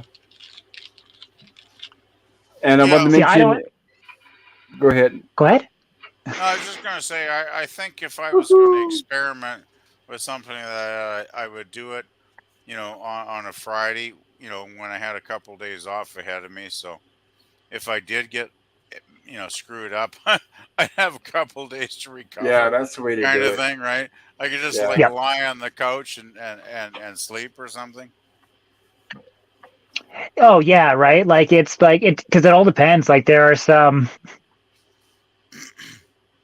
drugs like Datura, which I would never ever touch, that can last for like 3 to 5 days. Then you got stuff like, yeah, dude, right? Like even like peyote and stuff like that can last for like a day, 2 days. Like, no thanks. Ayahuasca, same thing. And like those are serious trips. Like which is funny because I would really like to try DMT because it's a short trip, but it's incredibly potent. Yeah, I've heard that. I want to try it too, but I've never known anyone who can get their hands on it. What the hell is DMT? dimethyl something. It's some chemical. Do they Go ahead. actually yeah, it's sell? produced naturally. Do they No, they sell don't. that? It's highly illegal. Oh, Right, okay. from PvP, from what I've heard, is chemically it's natural, like what Nemesis says, but what the effect is similar to people who have near death experiences. Oh Jesus. I don't think I need that because No, at not my like you're age, dying. No, not like you're dying. But they claim they see God and they claim to see an angel, all this kind of crazy wild I stuff. I don't actually they, think I need they to talk. see that. See, and like I kind of want to like talking about the death of the ego and like realizing like just how grand the universe is, right? And just how interconnected and how small and insignificant, but how important we are and how grand and epic we are all at the same time. It's can be incredibly life changing, and that's I kind of why I know. want to do Yeah, it. There's a Same lot of, here. and it's not for everyone. PvP. Like I don't like psychedelics, but like I will still try. I would still gladly try this, and like it can be found in like there's a certain toad down in the States Yeah, I heard that too. that That's you oh can, right. You right, and they lick like, you lick the toad and you get high, right? no, you can do no. that, There's some but toads you can like, lick and get sick. oh, most toads you'll lick and you'll get sick. There's one though where it produces a toxin when it's in distress, and so in order for like to make sure the animal's not like hurt or anyways, it usually helps to have a professional do it. But they'll like squeeze it onto a piece of glass or something that can heat up so it dries and becomes a powder, and then you take the powder and you scrape that, and then you smoke it. Oh Jesus. And that powder is what fucking sends you on these crazy trips. Yeah, I've never heard There's any a but you get hurt from it or anything like that, and it's not addictive. no, there's bad trips, of course. Like you can always have a bad trip, but like to like it hasn't like, as far as I know, damaged anyone physically, or Physiologically. physiologically. There we Yeah. go. Thank you. Big word, big word. Right. Oh, we do have a bunch of chats, Pop. Thank you. Suzanne You says are welcome. she's saying good night to Greg later. And Jim says night, Ola Greg. And Ola Greg says thanks, Pop and everyone, and good night. And Suzanne says, I use both weed and opiates for pain management. Yeah, Suzanne, I have the doctor's, I got that's here, oxycodone. And I do have a little bit of pot here that I smoke when my lungs are able to. So I totally understand. It's just I wish I could get the doctor to pay for it. Would be nice. And Suzanne says, no, not me ever again. I ate a quarter bag of shrooms, woke up in another province in a house I apparently bought at 3 a.m., waking up the bank manager. LOL, never again. That's an incredible story. Oh, my God. Suzanne Yeah, Eckstein, right. Same with me, Nemesis. I think she means flying. Is that? that's an insane story. Oh, joint. Yeah, that's quite the same thing. Yeah, I'm not sure what she saw. I think she might have been talking about. She has a little symbol there. It's a check mark, and it's just being like, maybe it was about me being done with hallucinogenics far before they're done with me. Yeah, I think it's hallucinogenics. Like I remember when I took acid, I had a lot of anxiety, and I couldn't wait for it to end too. Just like you was like, oh, when is this going to end? I've had enough. My body was racked with pain because I kept tensing up. I remember that I was so sore afterwards. But you went and saw Alien on acid, right, Pop? Correct. Yes. And you had a great time from what I remember. Oh, I loved it. Yes. It was very immersive. Very immersive. Like wow. I honestly can't even imagine what that must have been like, man. Yep. And not a rerun, kids. Wow. It was the first time I'd ever seen it on 70 millimeter big screen. Oh my God. And when I was young, I used to sit up front. I tell you, that chest burster freaked me out enough when I was stone cold sober. I cannot imagine what it must have been like when you were high. I loved it. Suzanne says, LOL, that was 25 years ago. I started in Manitoba, got high, and bought a house in Saskatchewan, LOL. And now 25 years later, I'm back in a house in Saskatchewan. So like her yo-yo. Well, so sounds like a good grounded prairie girl. Totally. It's so toil. Come on, Pooch. Oh Sorry, my I'm gathering my goodness. dogs. All right, there you go. Sorry, I have to pick up my dogs. One up on the Yeah, no bed. worries.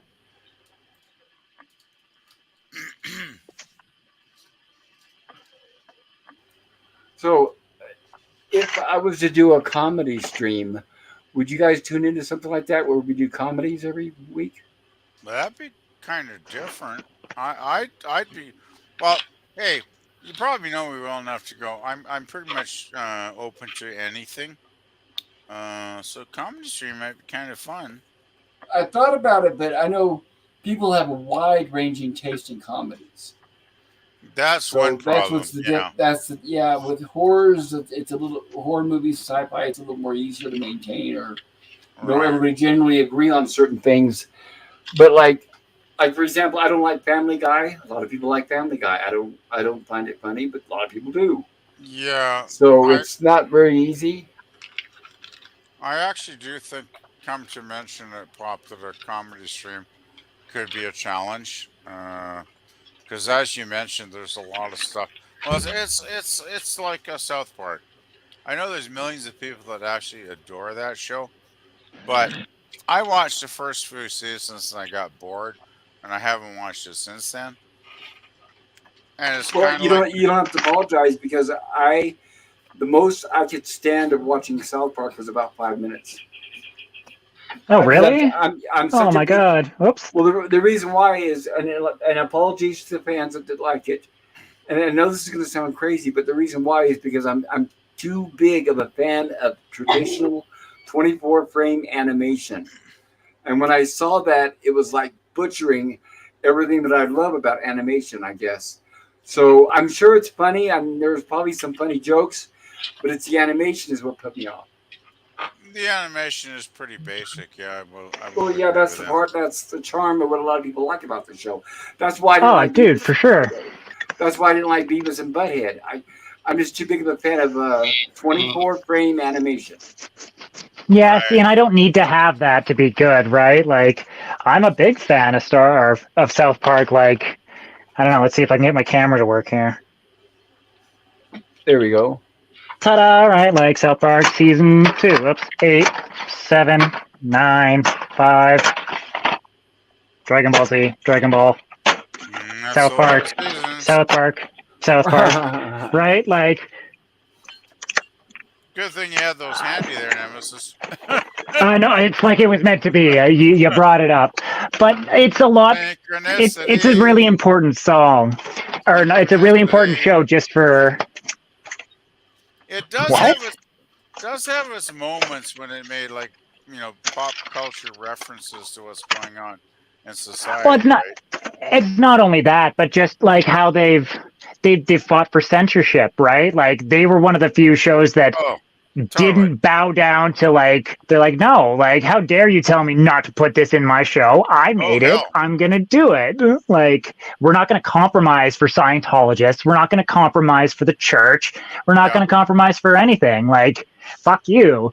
And Yeah. like there was one time when the networks did, and they like there was a whole speech that Kyle did about the Prophet Muhammad. It had nothing to do with the Prophet Muhammad. It had everything to do with about censorship and how it's not a good thing. And they bleeped the entire fucking thing Comedy after. Central. Yeah, Fox Oh, Network was just like, yeah, no, this is not allowed. And like people were like, is this a joke? Is this part of the meta? And they're like, no, we had this entire thing that had nothing to do with religion or whatever, just censorship and how it's bad and how we need to anyways like and Comedy Central was like no, this is gonna cause an issue because like terrorists were threatening to bomb Comedy Central because South jeez. Park had mentioned Muhammad and blah blah blah, and it was just like they're like ugh, whatever. And they make fun of uh Family Guy in that one where they're saying like the whole reason they come up with their ideas and their cutaways is just a bunch of manatees in a fucking tank with a bunch of pool balls that have ideas on them, and they just poke them out at random, and that's how they get jokes. Oh, it's crazy, isn't it? It's like I remember some of that stuff where they just had to censor, censor, censor because they were pushing too many buttons that were, too close to reality, and they were basically going to get threatened if they didn't censor it, right? So Well, but then South Park came along and was just like, no, and then other shows started doing it, and I wish I had examples for this, but I don't. But they pushed the envelope as to like what's acceptable on TV for good or for bad. It can go both ways because it's not just a good thing or a bad thing. But well, the what they've thing, done and the cultural significance cannot be denied is incredibly important. Whether you like the humor of the show or not, what it's done for media in general and censorship is a huge thing, and I'm very proud that they did that and they stuck to their guns for as much as they possibly can. And I yeah, give I, them credit for I, I that. would agree. Yeah, I'd agree. South Park is definitely a significant series, even though I actually haven't watched it in years because I basically lost interest in it because I found it a bit repetitive after a while. But some of the stuff you just mentioned, Nemesis, which I won't mention because we don't want to get any controversy on anybody watching this stream. But Yeah. I know exactly what you're saying. It's like some of this stuff was like untouchable, right? And it's like power to them for like going after some of these issues. Well, like the whole Tom Cruise Scientology thing. It's like, wow, way to go, guys! Brilliant stuff, right? Oh, Um, dude, totally. And not only that, but just like a lot of it, like this is back in like the 90s, early 2000s, dude, it is right. all still incredibly relevant today, right? Like they've got like the death camp of tolerance where they're like, oh, how you didn't say what I agree with? Well, you need to go to this place and get re-educated about how things are going. And it applies very well today, right? Like, Yeah. Well, what did else you? do we have here? Go Are ahead. you guys? Do you guys know about Jordan Peterson at all? The Canadian academic professor, dude. Oh, well, yeah, he's quite controversial in himself too.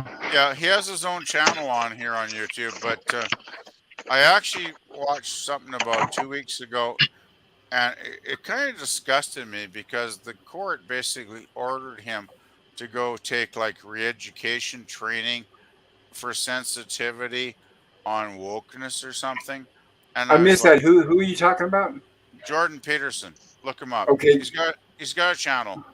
He's a Canadian professor, academic, all right, intellectual, gotcha. Okay, and continue. Can you continue what you're saying? he's really good. Like I've followed him for years and been subscribed to his channel for a long time. And he's very deep. Like he's an extremely intelligent man. But basically, a court actually ordered him to go take sensitivity training, about like trans stuff or whatever it was. Brainwashing, brainwashing. Brainwashing, yeah. I remember reading that a few weeks ago, and I was totally disgusted. It's like, what the fuck is happening to my country? It's like I thought I lived in a fucking democracy, but I'm starting to actually wonder when I hear shit like that, right?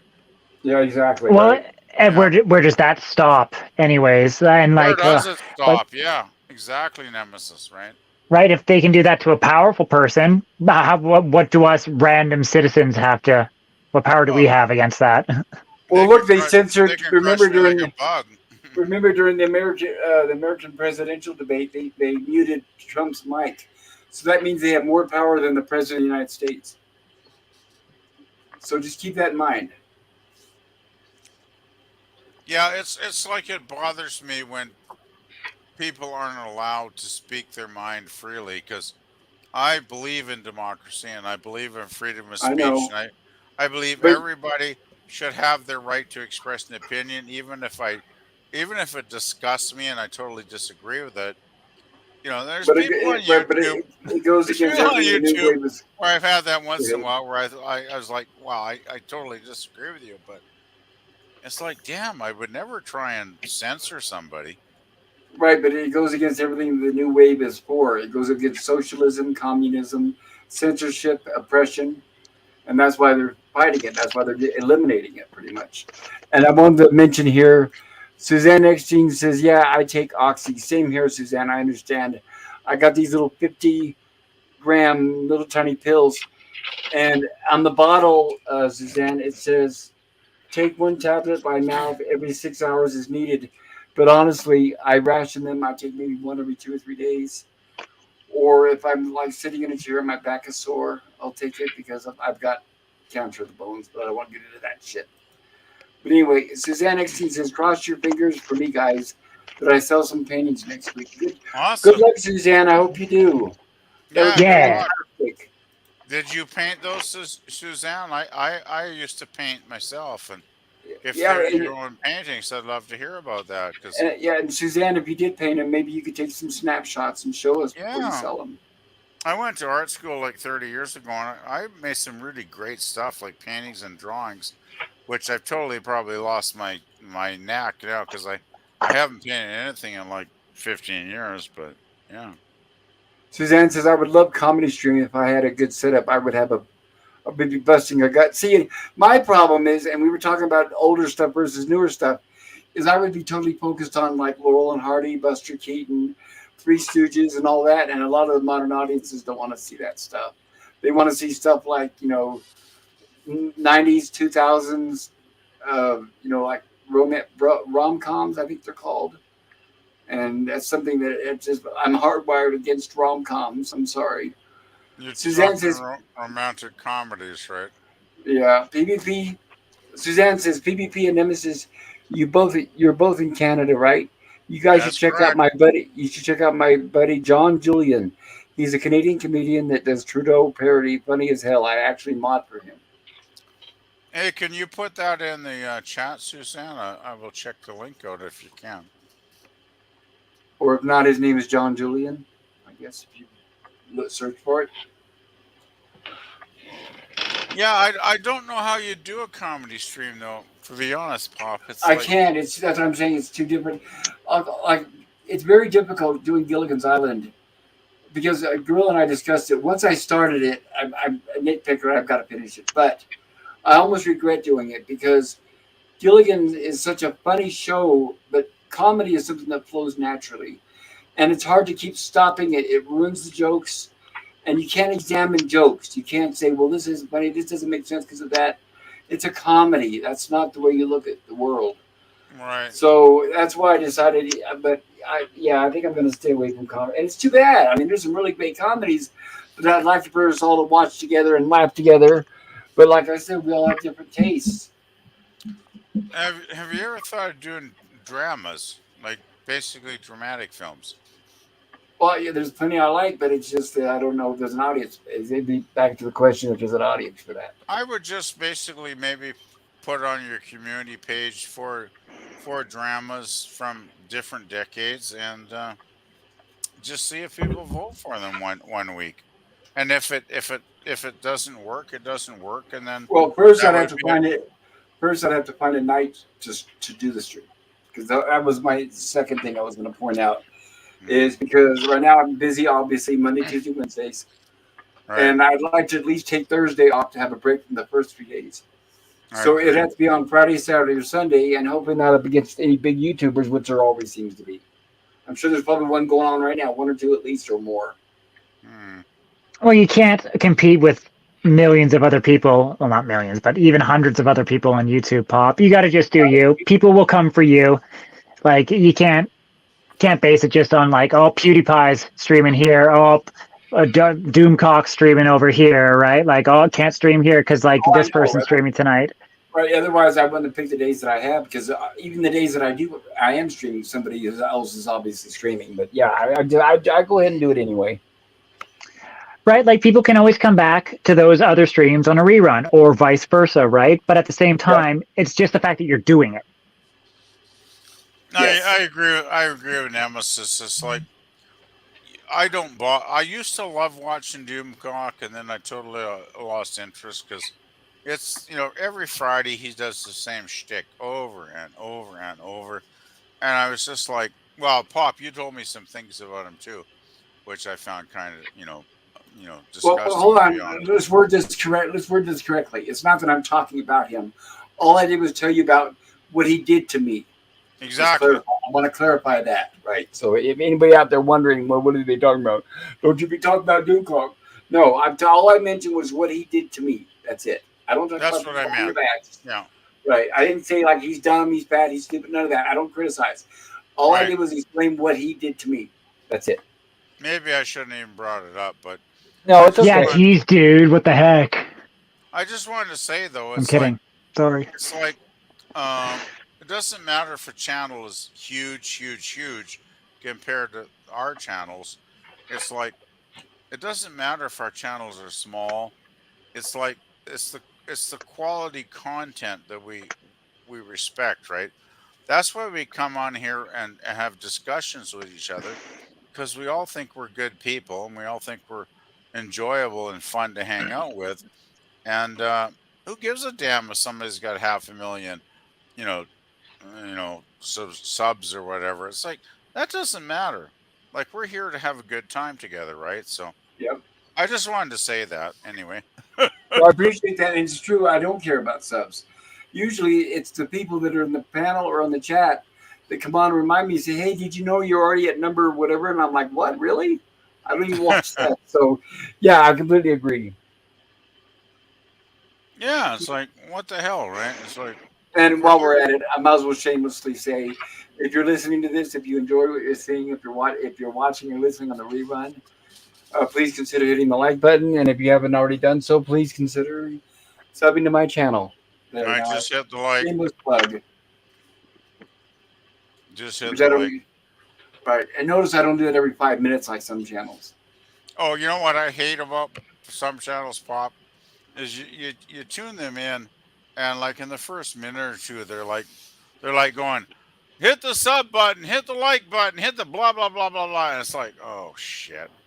I know the Uh, worst ones are where you watch a commercial and the video starts and say, by the way, we have a paid sponsor, and then they have a commercial within their video where oh, they're that's holding up even a prop worse. or some kind of right. Those are the ones I unsub fast. Yeah, And that's they'll the go. quickest way to Oh, get me to unsub. by the way, this video is sponsored by blah blah blah Yes. blah blah.com or whatever. Right, and I'm they like, got 4 million okay, subs. Right. yeah. Oh yeah, I just back out of that right away and just delete the sub. It's like, nope, never going on and watch that again.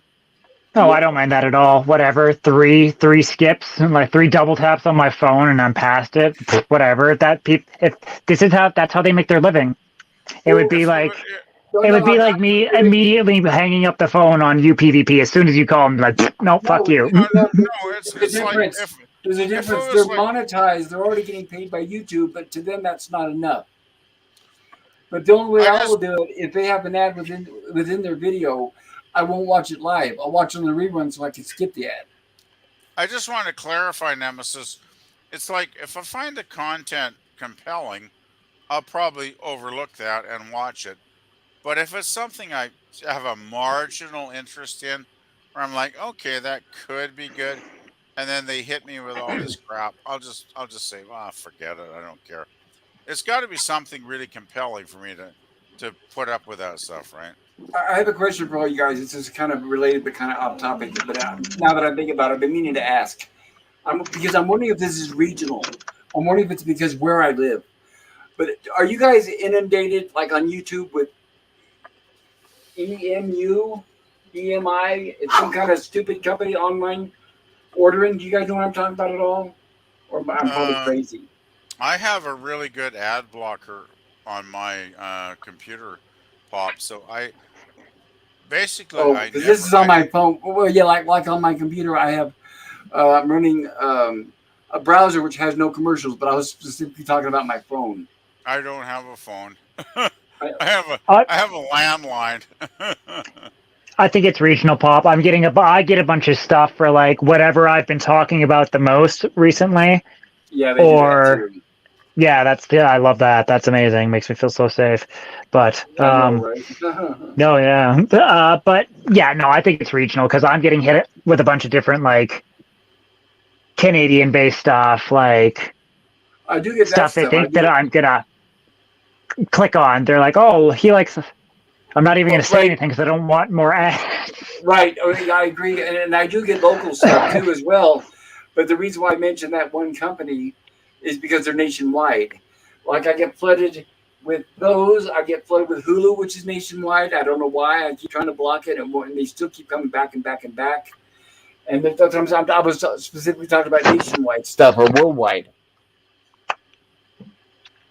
Yeah, I get a lot of like Mr. Beast stuff. They're like, "Here, we've got $100 for you if you click this thing," and I'm like, "Well, that's not manipulative at all." Like, no. Right? I don't know. I'm not a fan of ads. I find them very intrusive. When I was a little kid, I still remember I was maybe 3 or 4 watching TV and asking my grandma, "Why do they show commercials? Why do they have to show commercials?" And I remember her explaining then. She said that's how they pay for the TV show. So it made sense. I knew back then. It's just that they've gotten more and more intrusive now. I don't. And by the way, it would help if they were a variety. If I saw a different one every time. Just seeing the same one over and over, like for Progressive Insurance and stuff, I just want to throw my phone out the window.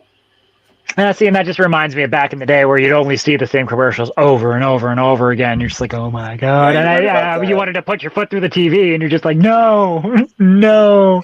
But yeah, no, it's frustrating. Like YouTube's getting flooded more and more with ads. As of course, like for those who have ad blockers, I envy thee. Like, so yeah, my mistake is I with my computer, I'm using the browser called Brave, and I have Brave on my phone. If I run YouTube through that, I won't get any ads. But my problem is I'm using the YouTube app, and that's where, of course, you're getting flooded with everything they throw at you. And here I am getting Wayfair again for the 100th time today. Yeah, it's funny. I never get any ads on YouTube with the ad blocker I've got, even though I can't remember what the hell it is. Because well, if you're on your computer, you're safe, right? I installed it like shit. I don't know, 5 years ago, and I can't remember what it's called. Well, as long as it works, right? It works fantastic. I never get ads on here. I wanted to say, Suzanne says, Jordan B. Peterson is an amazing man, and yes, he has legally been forced into re-education at his own cost for as long as the College of Physicians and Surgeons say. Re-education, that's what they said to the Jews when they put them in concentration camps. Yeah, it's kind of like the Yahtzee Germany situation. It is. Right? It's exactly what it is. Oh my God, Pop, I take 4 a day. Oh, I'm sorry, Suzanne. Holy shit, that's a lot. She referred to the oxy. And Suzanne says, PvP, my avatar is a self-portrait done in oil. Well, I must say, Suzanne, cool. You are a very attractive woman. You're very beautiful. And there's your link, PvP, to the John she was mentioning. Oh, cool. Thank you. Thank you, Suzanne. I appreciate that. And Suzanne said he is also a good pianist. And Suzanne says, Timu.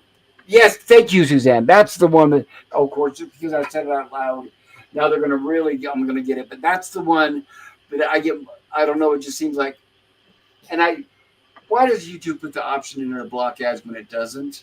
I think what it does is when you signal block, I think they send more to you. Oh, they must really like that then. And Suzanne says, Pop, yes, Timu is evil all over the phone. Yes, that is exactly the one I couldn't remember the name. Thank you, Suzanne. Horrible.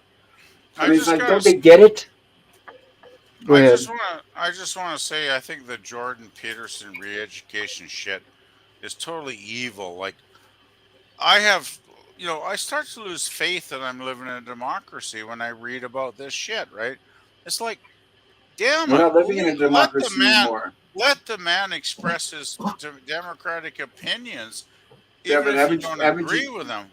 Haven't you noticed we're not living in a haven't you noticed that we're not living in a democracy anymore? It's over. That's in the past. I like to think I do. I mean, nobody's ever controlled my life to that degree yet, but it's like when I see, well, he's a very major person, and let's put it this way.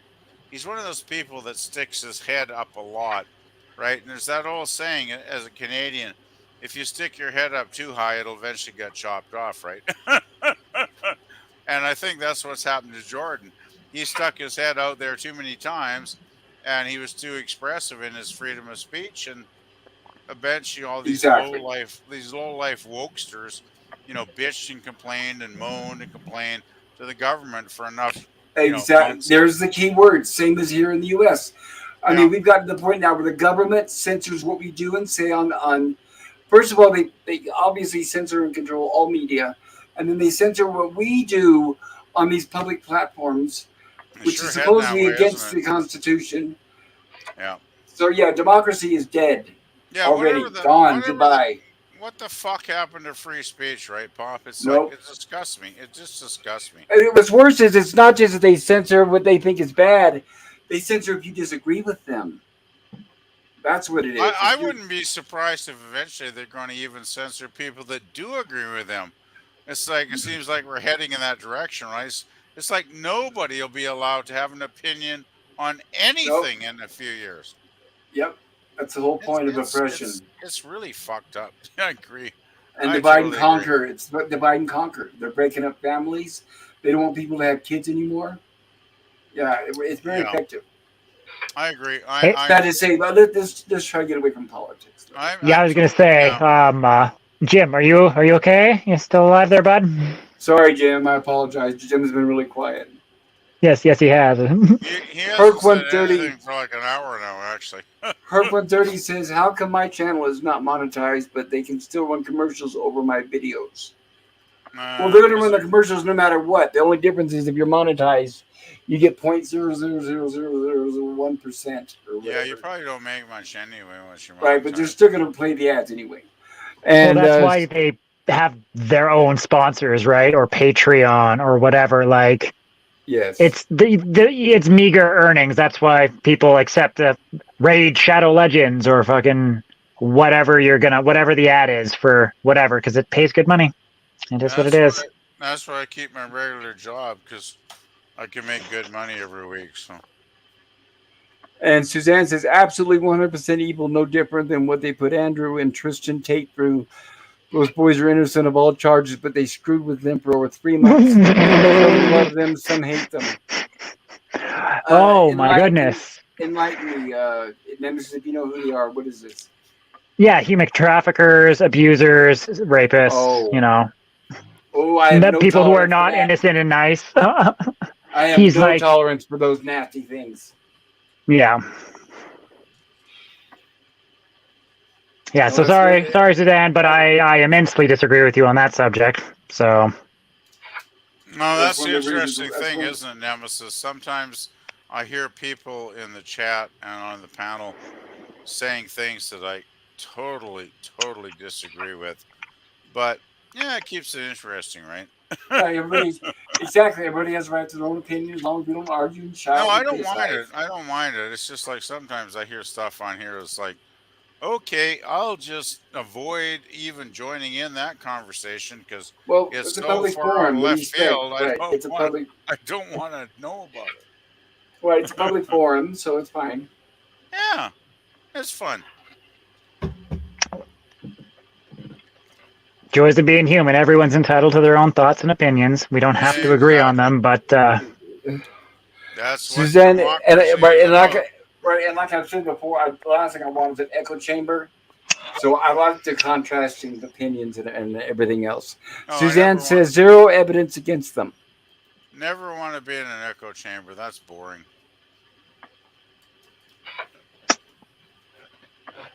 Yeah. Echo chambers aren't necessary. Yeah, it's boring.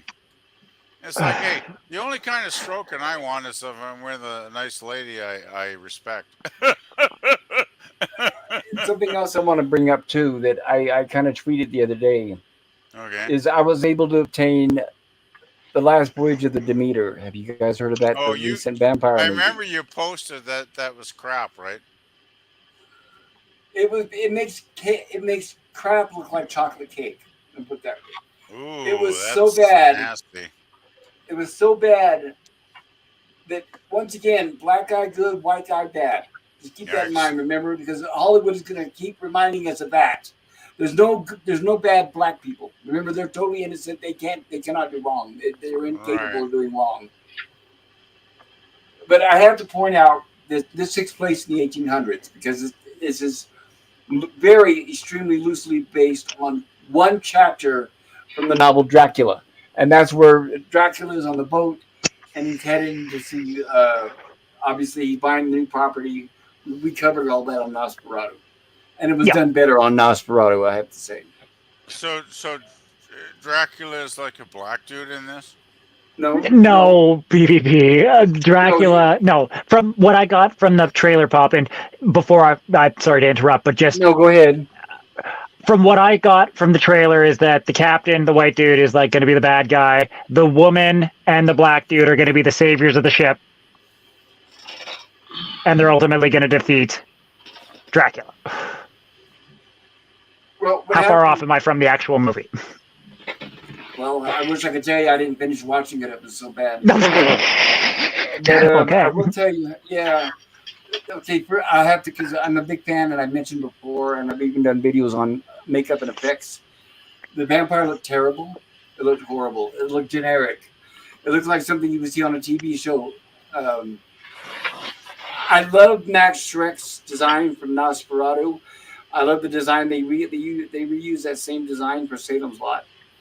But this one, it just looked like a generic monster, and the Mm. way it's shambled, I'm sure you guys have seen that old trope where it's shambling, but they speed up the camera. Don't we all love that? Oh God, really? Anyway, but immediately at the very beginning of the movie, I already knew I was out because it starts with they're loading the Demeter, the boat, and the captain is recruiting sailors for his trip, and he's going down the line of all these people. Uh-oh. Red alert. Alarm! Alarm! Red alert! Red alert! Oh, Everything okay? oh, 1 a.m. alarm. Oh, that woke him up. There we go. Jim's back. Welcome back, Jim.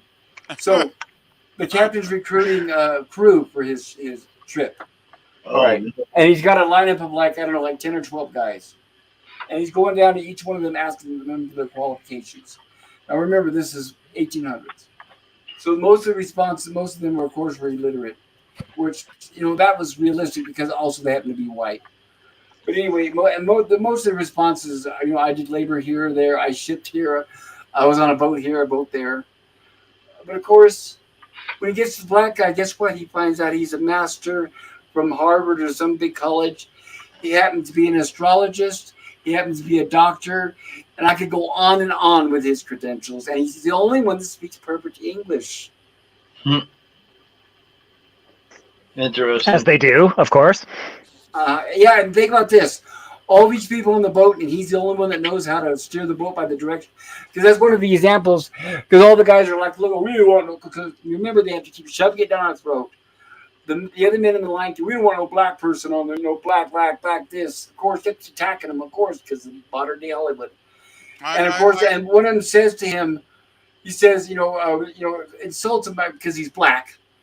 And then he says, well, I may be the only man on here who could steer by the stars. And I'm thinking, what?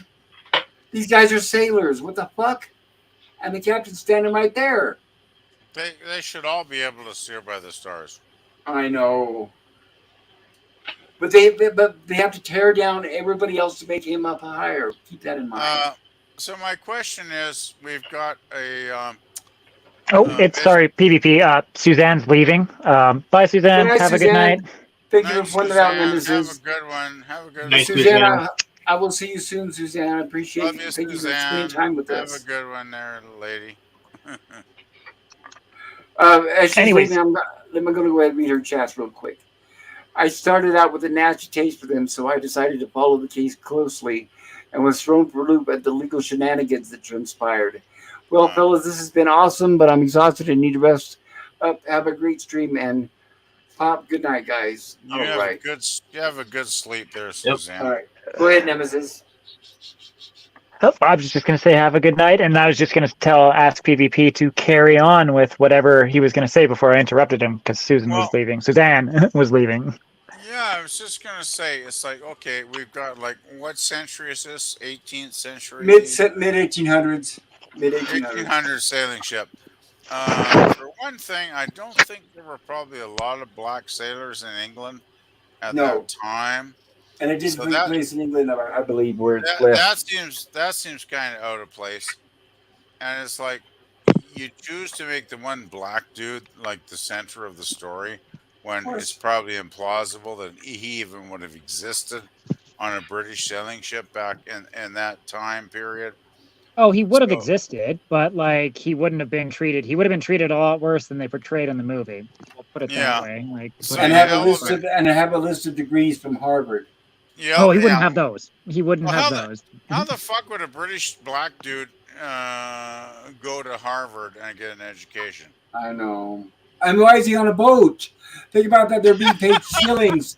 They're being paid pennies, and it's hard work. What the fuck is he doing on a boat? It makes no sense. So I totally get where you're coming from there, Pop. It's like sounds like crap to me. Gotta Oh, say. but Anyway, there is one saving grace. I'll be honest. I mean, I should almost do reviews on bad movies, but we don't get the little girl who's the secret to everything. We get the little boy who's the secret to everything. If that helps. That's a change. And him and the A black guy return to become form. best. Right, him and the black guy become best of friends. And if you're wondering if the little kid's irritating, beyond that, I'll put it that way. that sounds really bad, basically. But needless to say, I think I got approximately 45% through the movie, and I shut it off, and I will never lay eyes on it again. Because all it is the part I saw was all the dumb white people walking around making mistakes, getting killed. While the black guy's telling everybody to keep calm, operating on people, giving a blood transfusion. Yeah, I can believe that, huh? Yeah, and I mean, like, it's Oh, and at the the very woman. least, it's not Yeah. considered like or based off of anything real or realistic, right? Like it's technically just a story. No, So they I right. mean, They took a very short story and they just added a bunch of crap to it. But to answer your question about the woman, they find her early on in the movie. They find her and she's been. I'll say she's unconscious because he was using her, as a feeding device or whatever. So that's when the scene where the doctor, since he can do everything else, he can also do blood transfusions. So he does a transfusion on her, brings her back, and she's there. All I saw was talking, talking, talking, and talking. And like I said, I didn't make it all the way to the end of the movie. But all of them ended up dying because, as we know, the end of the movie is where the boat shows up and it's derelict and everyone's dead. So that was the only saving grace. But even I didn't. Sometimes I'll have the patience to fast forward to the end, but I didn't have the patience for that. I stopped it and I said, "I'm done. I'm done. I'm just tired of this crap." And that's when I sent the tweet out on Twitter saying, Universal, you're screwing up these old franchises, and I'm glad you lost money. yeah, it's too bad. It didn't really look too entertaining to begin with. Like, I mean, ultimately, I was hoping it would kind of be good, but I mean, I wasn't expecting anything too great from it. Like, it's too bad though. I love horror movies. I love vampire movies. So normally I would be a little more forgiving. And I want to make it clear to everybody out there, for anybody that doesn't know me very well, or if you're listening on the rerun, I definitely have nothing against black people starring in movies. I mean, we just covered Night of the Living Dead, which is one of my favorites. But the Yeah. thing is that it wasn't Oh put yeah, in there, and the movie wasn't written around politics with somebody with an agenda to shove down our throats. It was natural and believable. yeah. He was That. hired because he was the best actor for the job, and I believe it.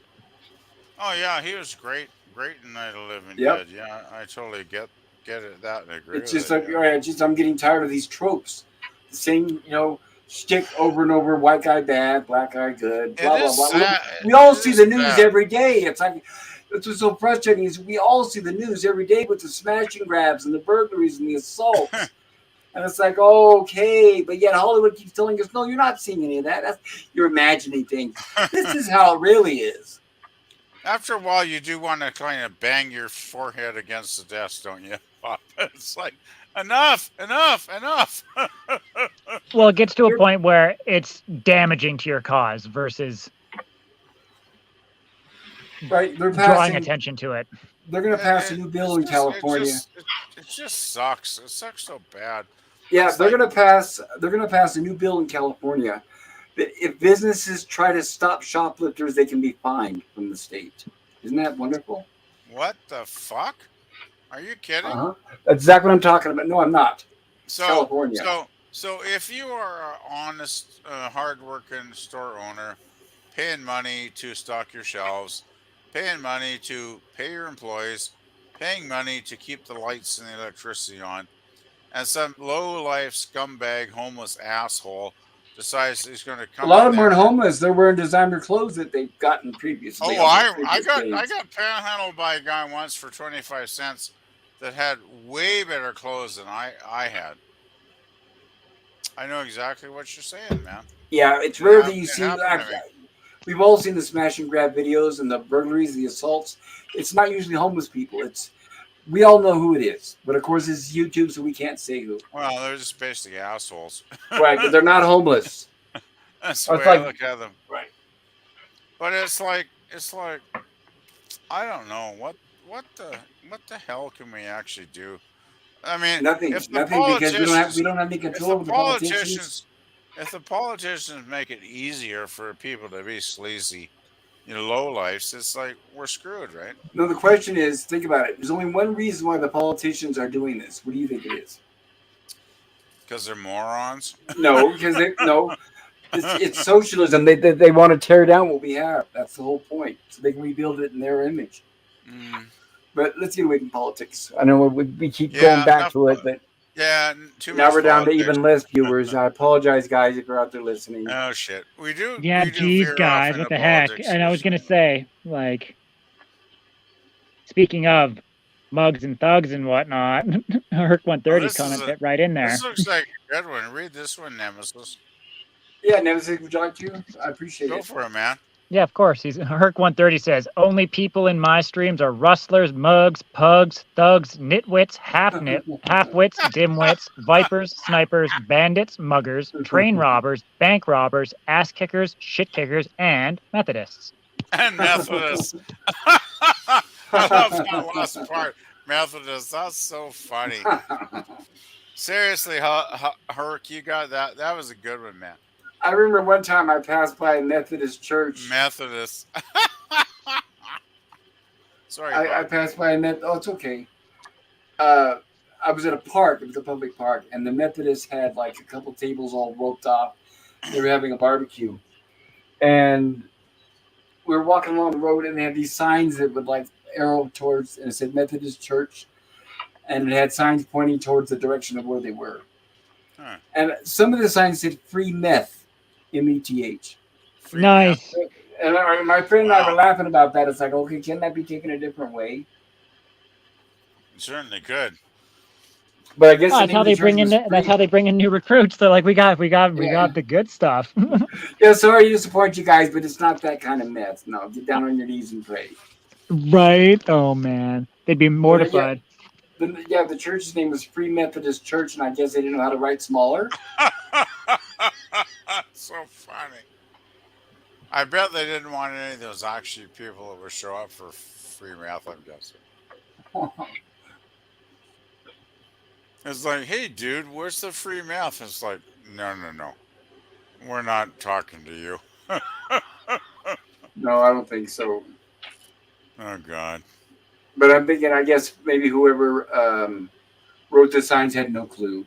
Because unless it was an inside joke, maybe they really did know and got away with it. So maybe somebody in the Methodist church has a good sense of humor. I don't know. Dude, that's my head canon. I'm going with that. Someone has an amazing sense of humor, and they're like, "This is fucking hilarious."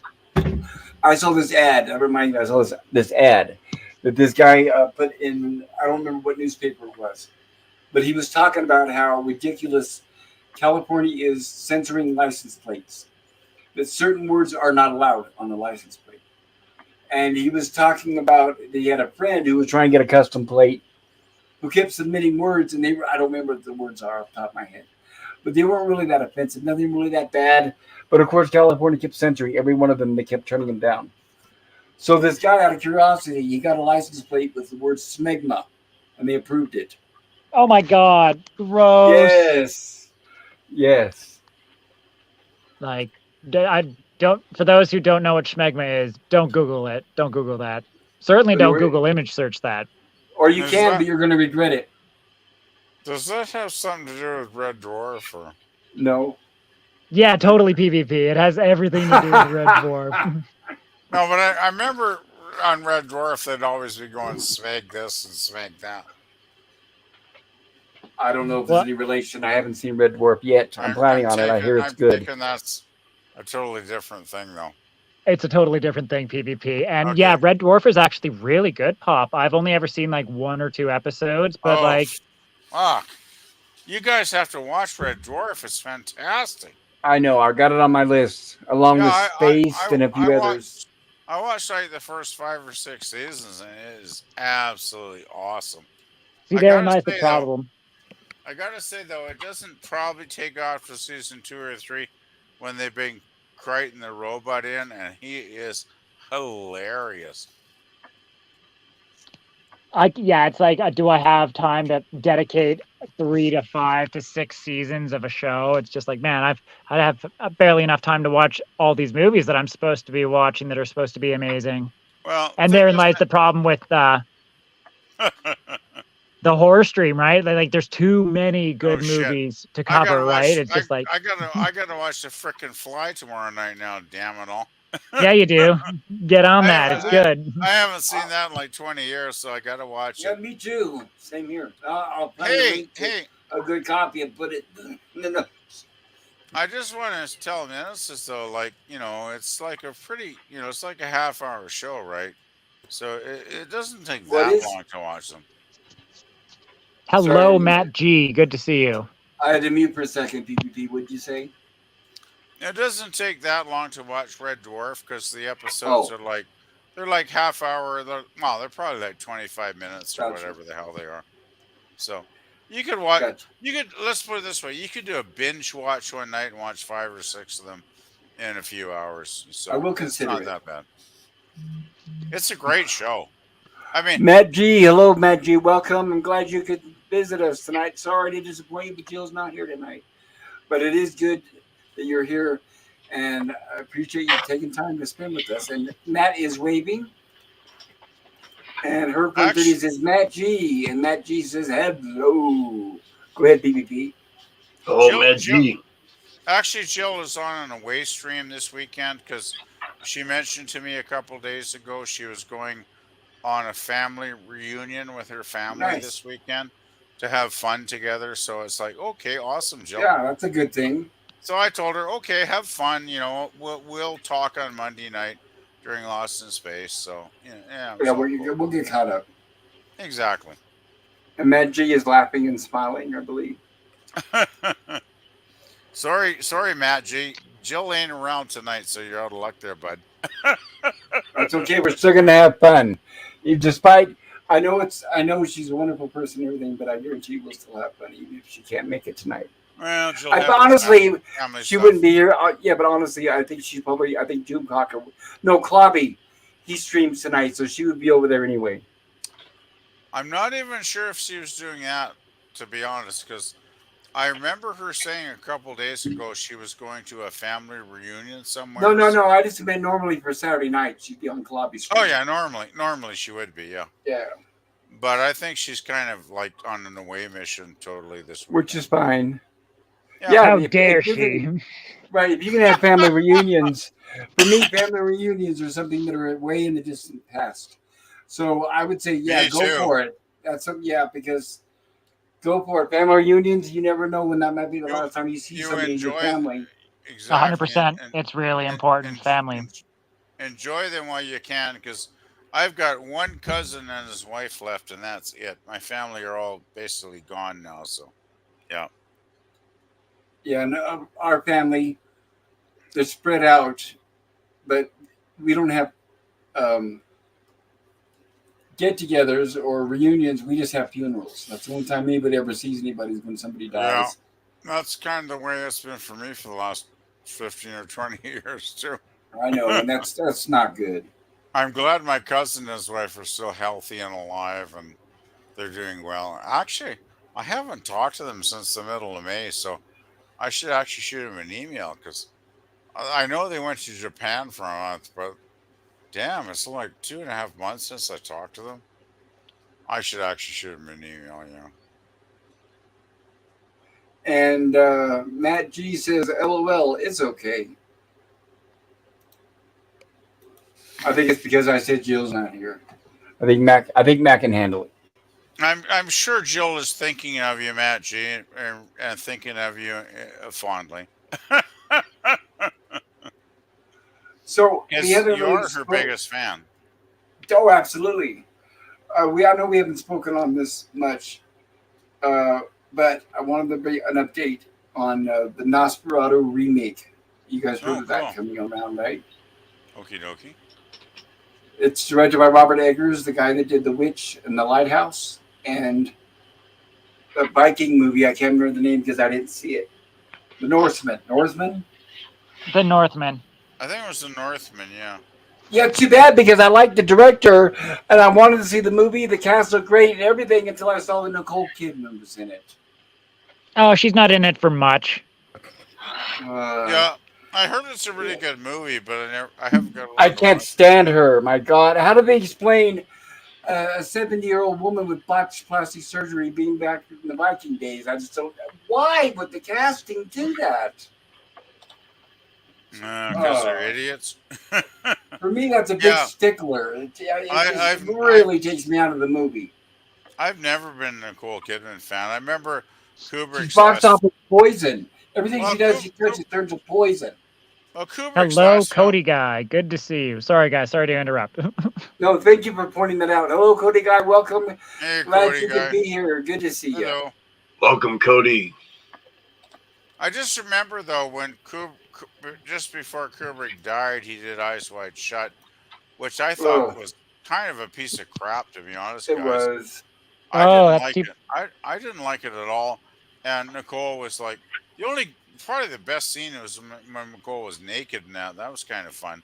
But Oh my. I thought it was like Tom Cruise, right, was the big star in that one. Yeah, And unfortunately. I just could not get into that. That movie was so weird for me. All the weird sex stuff, and I just could not relate to any of that stuff, to be honest. Well, of course And you couldn't. well, the thing is, I've always And I'm loved. sorry, I don't mean that. Please go on. I will explain all of this in a second. Carry No, on, PvP. okay, I will give you your shot, Uh-oh. Nemesis, in a minute. But I've always been a huge fan of Stanley Kubrick. Like, I love just about every movie he's ever made. You know, pretty much from the beginning. Actually, I've even seen his early films that probably most of you guys might have never even heard of. Um, and for me, it started to go downhill. What was the Vietnam movie he did?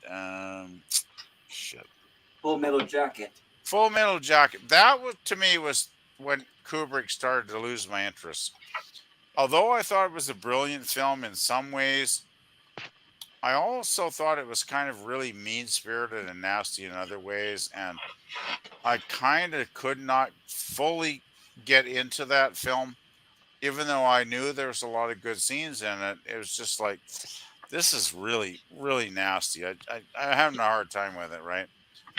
Because I'm not that kind of person. I can deal with drama. I can deal with serious shit, but Right. that movie was so dark in some places.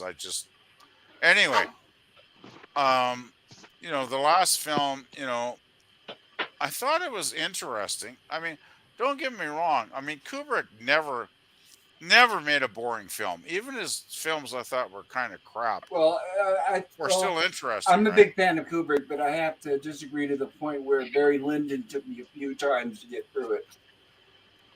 Barry Lyndon's a really good film, though, Pop. No, I know, but it's slower pace. I'll put it that way. Oh, I don't it's want to be very slow, insulting. I don't very want to be slow. insulting, but let's just say get used to talking heads, people. Oh, Barry Lyndon is very much slow paced. Yeah, It's not. Let's put it this way. I- I'll say Barry Lyndon is never going to be a crowd pleaser, right? correct. It's going to be one of those films. If you're a big fan of Kubrick, you'll have the patience to watch it once, watch it twice, watch it three times. I mean, however many times it takes to finally get it. But it's a brilliant film, and what I really love about Barry Lyndon is the lighting because Kubrick Natural, actually, yeah, yeah, natural Kubrick lighting. said we're not doing any fucking studio lighting, no fucking. We're gonna do it all by candlelight, and I was like, oh my god, this guy is totally into you know doing the authentic look right of that time period. so he was like doing all candlelight, and Right. That's what Robert Eggers, the guy who's doing the Nosferatu, was like. He wants everything era specific. that's great. That's the way it should be, right? Like Yes, absolutely. keep it authentic, and that's why I love Barry Lyndon so much. It's not an easy film. It's very long. It's very difficult. It's slow paced and a lot of, it's like it's not for modern audiences. Let's face it. Right. There's no explosions. There's no big starship battles or whatever. No. You know, Boring. But but it's but on the not. other hand, I can explain a movie which is so good it's been redone several times. But I Okay. can explain a movie where the entire movie takes place in one room, the same people, in real time, and it's a fascinating, edge of your seat movie, and that is 12 Angry Men. So it can be done right. You can have talking heads throughout a movie, but yet it still be gripping and engaging. Yes. Oh, that's a great film. Anything can be slow as long as you don't have to have action and whatnot as long as it's gripping and the narrative is good and the dialogue is Yes. good. Yes, Oh, and you got 12, competent 12 actors, angry good actors, right? That makes 12 a angry huge that helps a 12 lot. angry 12 angry men is a classic, guys.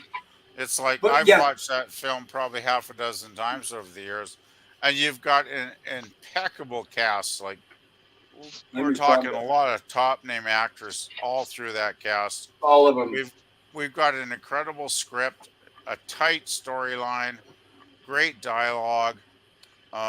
It's all what I love Well, about the film. It basically takes place in one bloody room, right? The whole it movie. does the whole movie in one room from beginning to Yeah, end, nothing else. and it's brilliant. It's just like Yep.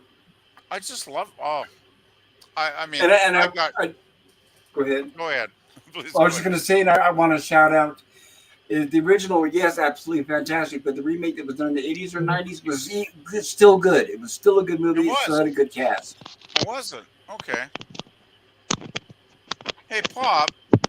I know you're kind of maybe not thinking of doing comedy movies, but have you ever thought of doing dramas? Yeah, well, you were talking about that earlier.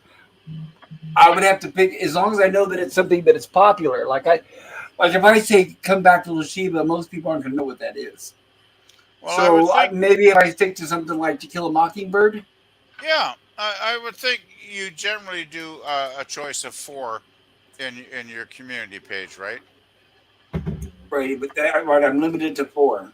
So if you picked a couple of vintage films and put a couple of more recent films, and then everybody could vote on it, and I think that might work. I think dramas might be not a bad pick, actually.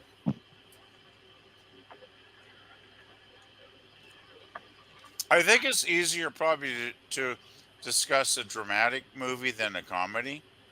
That's just what I'm thinking. Well, I don't comedy know. is right. Comedy's I'm not even gonna go there.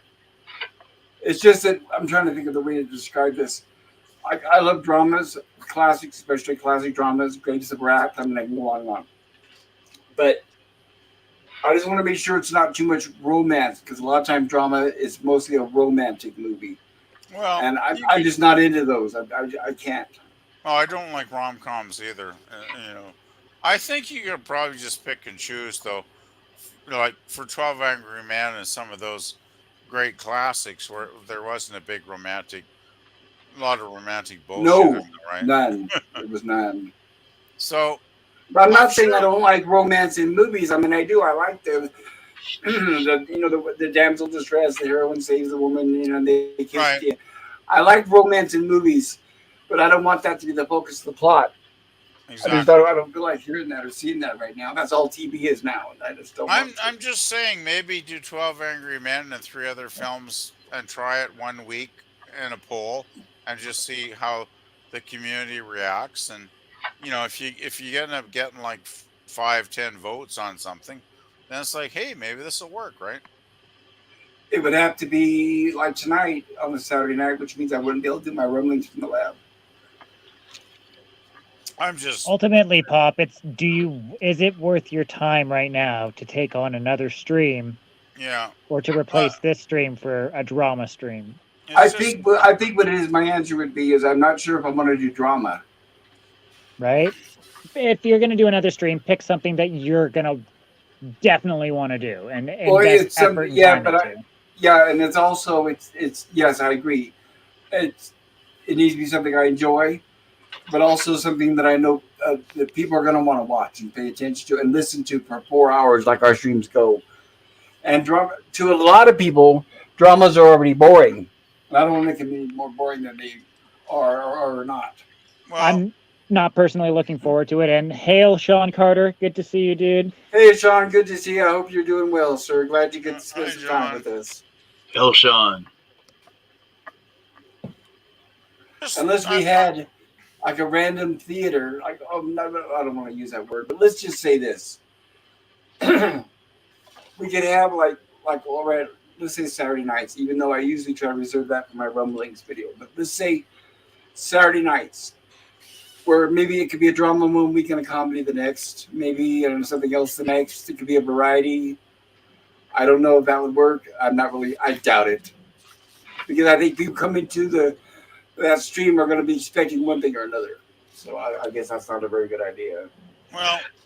I would say if it's too much of a pain in the ass, don't bother doing it. But um, my idea though is if you're going to do a Saturday night stream, which I think would be a lot of fun because obviously I can party on here on Saturdays because I don't work the next day. Party Um, on, dude. Party on, Garth. But it's like, okay, I can see like maybe alternating, do a drama one week, a comedy the next week. Maybe even consider doing a couple, 3 or 4 episodes of a TV show the third week, if you know what I That's mean. yeah, but unless it's an anthology series like Twilight Zone, it's not going to do any good because you're going to pick up in the middle of something and it's going to end and nobody will know the answer. It So I doesn't probably have wouldn't to cover be though, TV shows. but it could be just start from episode one and just go with that, right? Every month. So Well, it's if I just did a that, I could thought. do. It's If just a I suggestion. I don't know. no, I understand.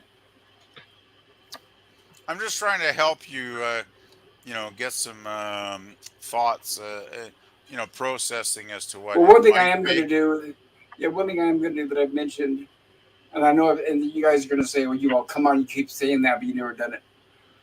But I'm going to start making shorts where they're like 10 minutes long reviews. So, cause like right now when we do our live streams, like Night of the Living Dead, we're watching, we're all enjoying it and watching and talking and enjoying the movie as it goes. So the stream ends up being 4 or 5 hours.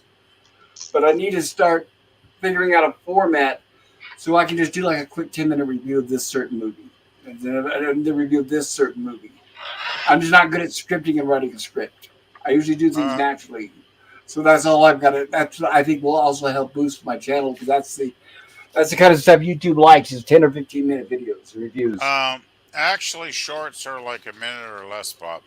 No, no, You no, no, meant no, shorter no. than 2 or 3 hours. No. Well, wait, I'm talking about two different things, or actually three different things. There's the shorts that are a minute and a half or less. I'm not talking about those. Like those are like Okay. what Gorilla does. No, but I'm talking about reviews that are 10 or 15 minutes long. With under 20 minutes is a very popular algorithm for YouTube Oh, okay. because people will tune in the whole time without tuning out. They'll usually stick around at the end. And with my 4 or 5 hour reviews, they don't stick around at the end. Is my point. But I think there's an audience for each one. Is what I'm saying. So, like for example, last week we did Night of the Living Dead. We could do our usual 4 or 5 hour stream, and however that goes. But then also, I should do a quick 10-minute stream reviewing the movie and summing up and what I think about it, or etc. Does that make sense? Yeah, totally. You That's the could Yeah. kind of even stuff. double if you want to do it, Pop. You can do a short spoiler free synopsis or however you want to do the 10-minute video, or you could even do a longer video with all of your behind the scenes knowledge that you have that people would enjoy.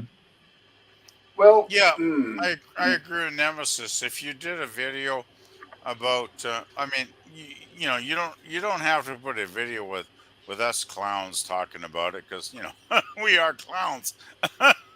Well, they do have videos where two people review a movie. I mean, so that's not impossible. But I It's would just that say we'd have to really stick on, stay on point up. I would just say if you're gonna do like a 10-minute video, just do a video concentrating on your thoughts, the stuff you're reading out of the book, the stuff that actually pertains, um, specifically to the film you're discussing.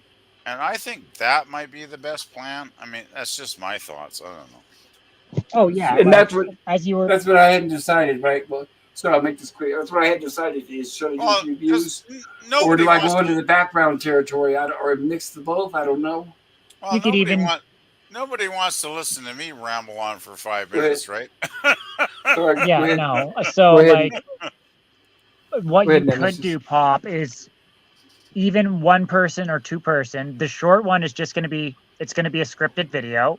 It's going to suck Yep. to begin with, but I think you're going to be pretty natural at doing it. Or at the very least, I could try and help you with it. And if you had two people, once again, it would just be you record these thoughts, I record those thoughts, you edit it in, intermix maybe with some pictures of the film Well, or we'd have whatever. to. Well, Showing what we would do scenes. is we'd have to interact together while we're reviewing it, because otherwise our thoughts may Yeah, not so it's coincide. usually it's always easier if you just do it a personal review, right? But like two people can be done. It's just more work to do.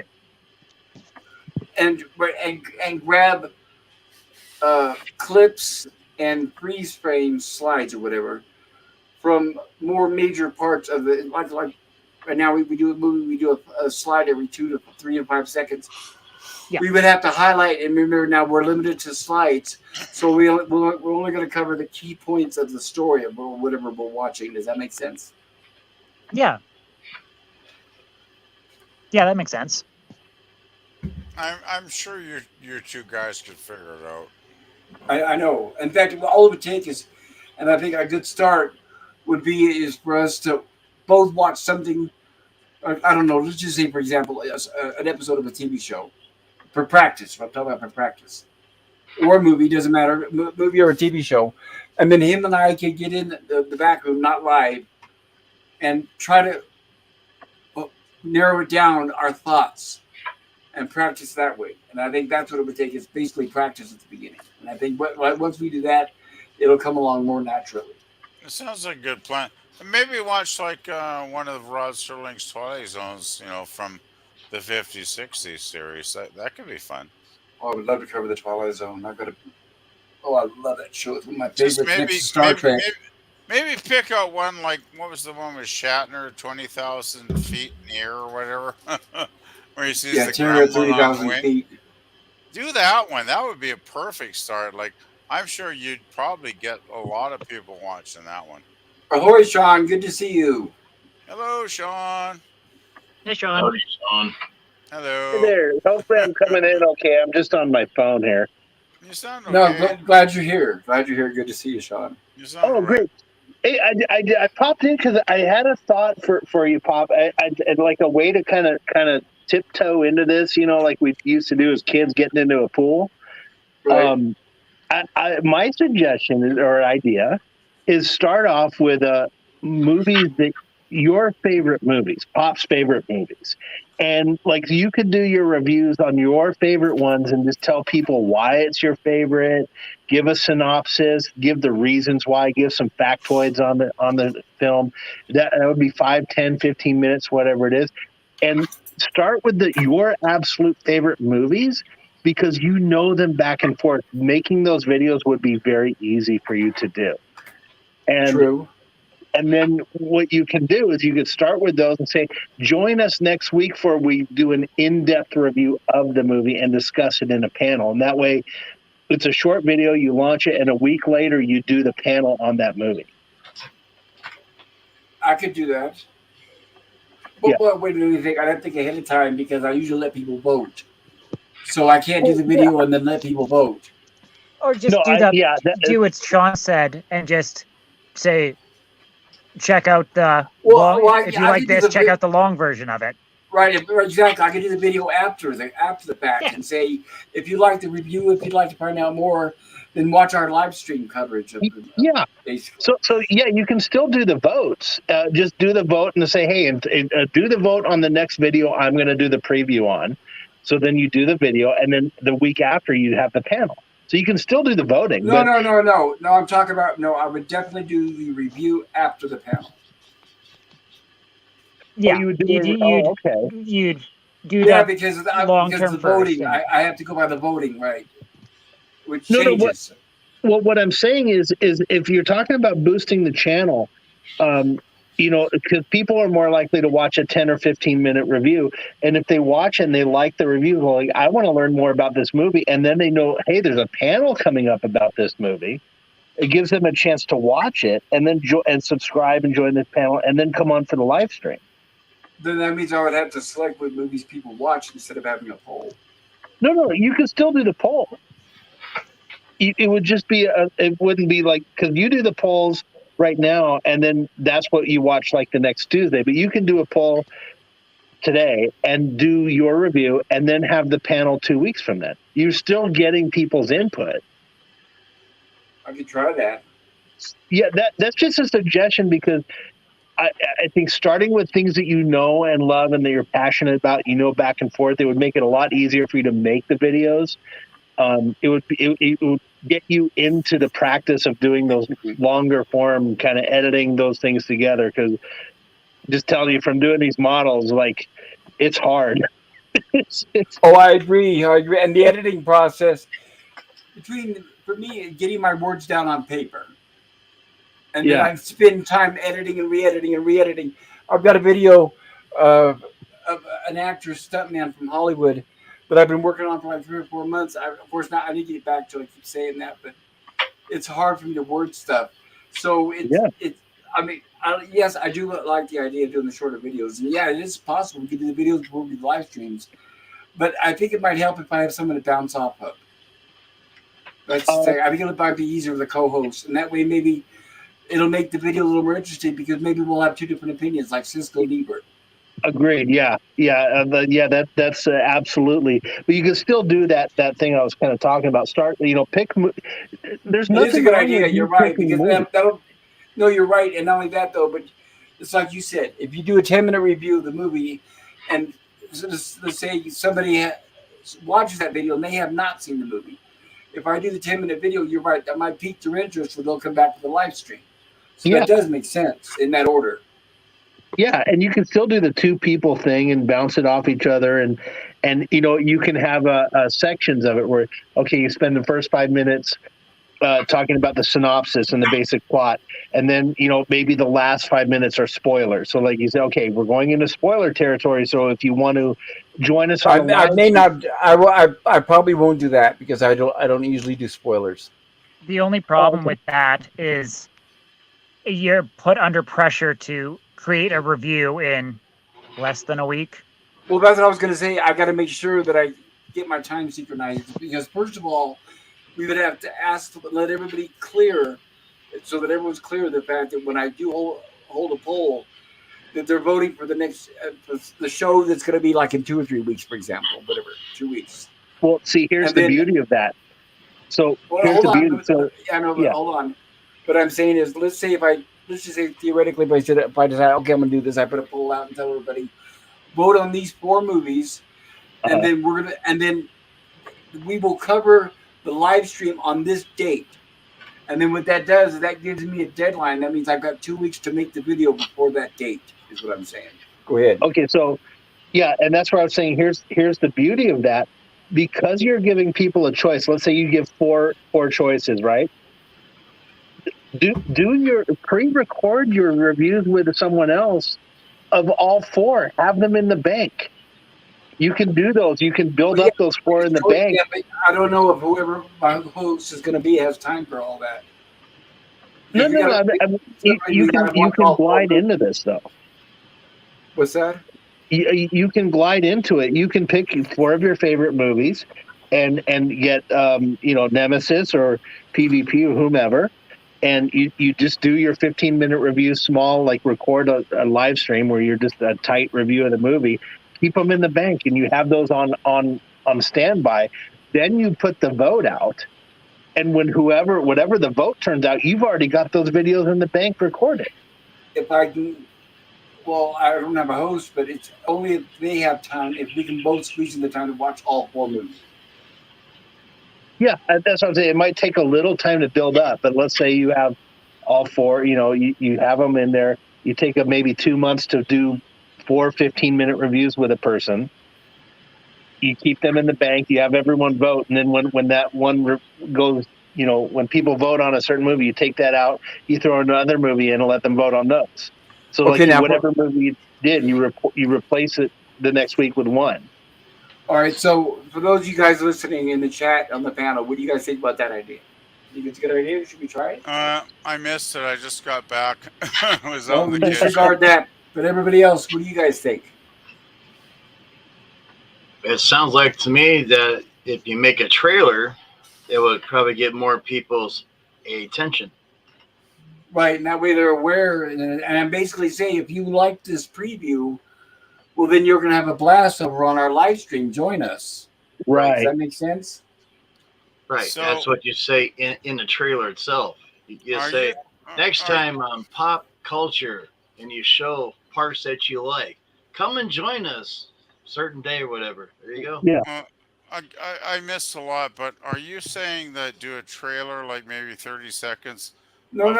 Wait. Before you start imagining things, PPP. No, what we're talking about is people vote. Okay, let me make this quick. A recap. When I put out a poll for 4 movies for people to vote, do it 2 weeks ahead of time, and let everybody know this is for 2 weeks from tonight or 2 weeks. Right. And then what happens is, I do with a co-host, if I can find somebody, do a 10-minute review of the 4 movies, all 4 of them. Do 4 videos of us reviewing that of each movie. 4 10-minute videos, got it. Okay. And then post that, and that basically giving them a short review and a synopsis. And then at the end of that, say, if you enjoyed this review, if you like the movie you've seen from this movie, join us for the live stream next week on Tuesday at so time. Mm-hmm. That's what we're talking about doing. Does that make sense, PvP? Yeah, and I would add, if you enjoyed this review, vote for your favorite film in the community page. Oh yeah, we will. Yeah, exactly. Well, I will. I would definitely add that point too, because otherwise people might not. Yeah, think we you're just voting, right? we discussed that when you were away from the mic. Yeah. Oh, that's a great idea. Yeah, I totally agree. That would be awesome.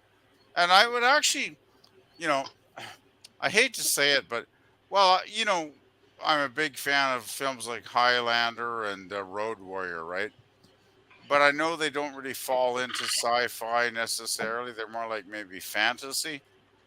And I've always wanted you to do those films because I think a lot of us would really enjoy doing those films. I like those movies. I love those movies. Oh, they're great films. I love them both. I actually just watched a reaction channel today on here where people were reacting to Highlander. It was a lot of fun, actually. Well, see, that's what I was considering earlier about.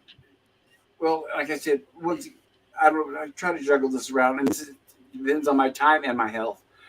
But if I was to find a different night, that's what I was talking about. I was trying to think about it, creating another night for another stream.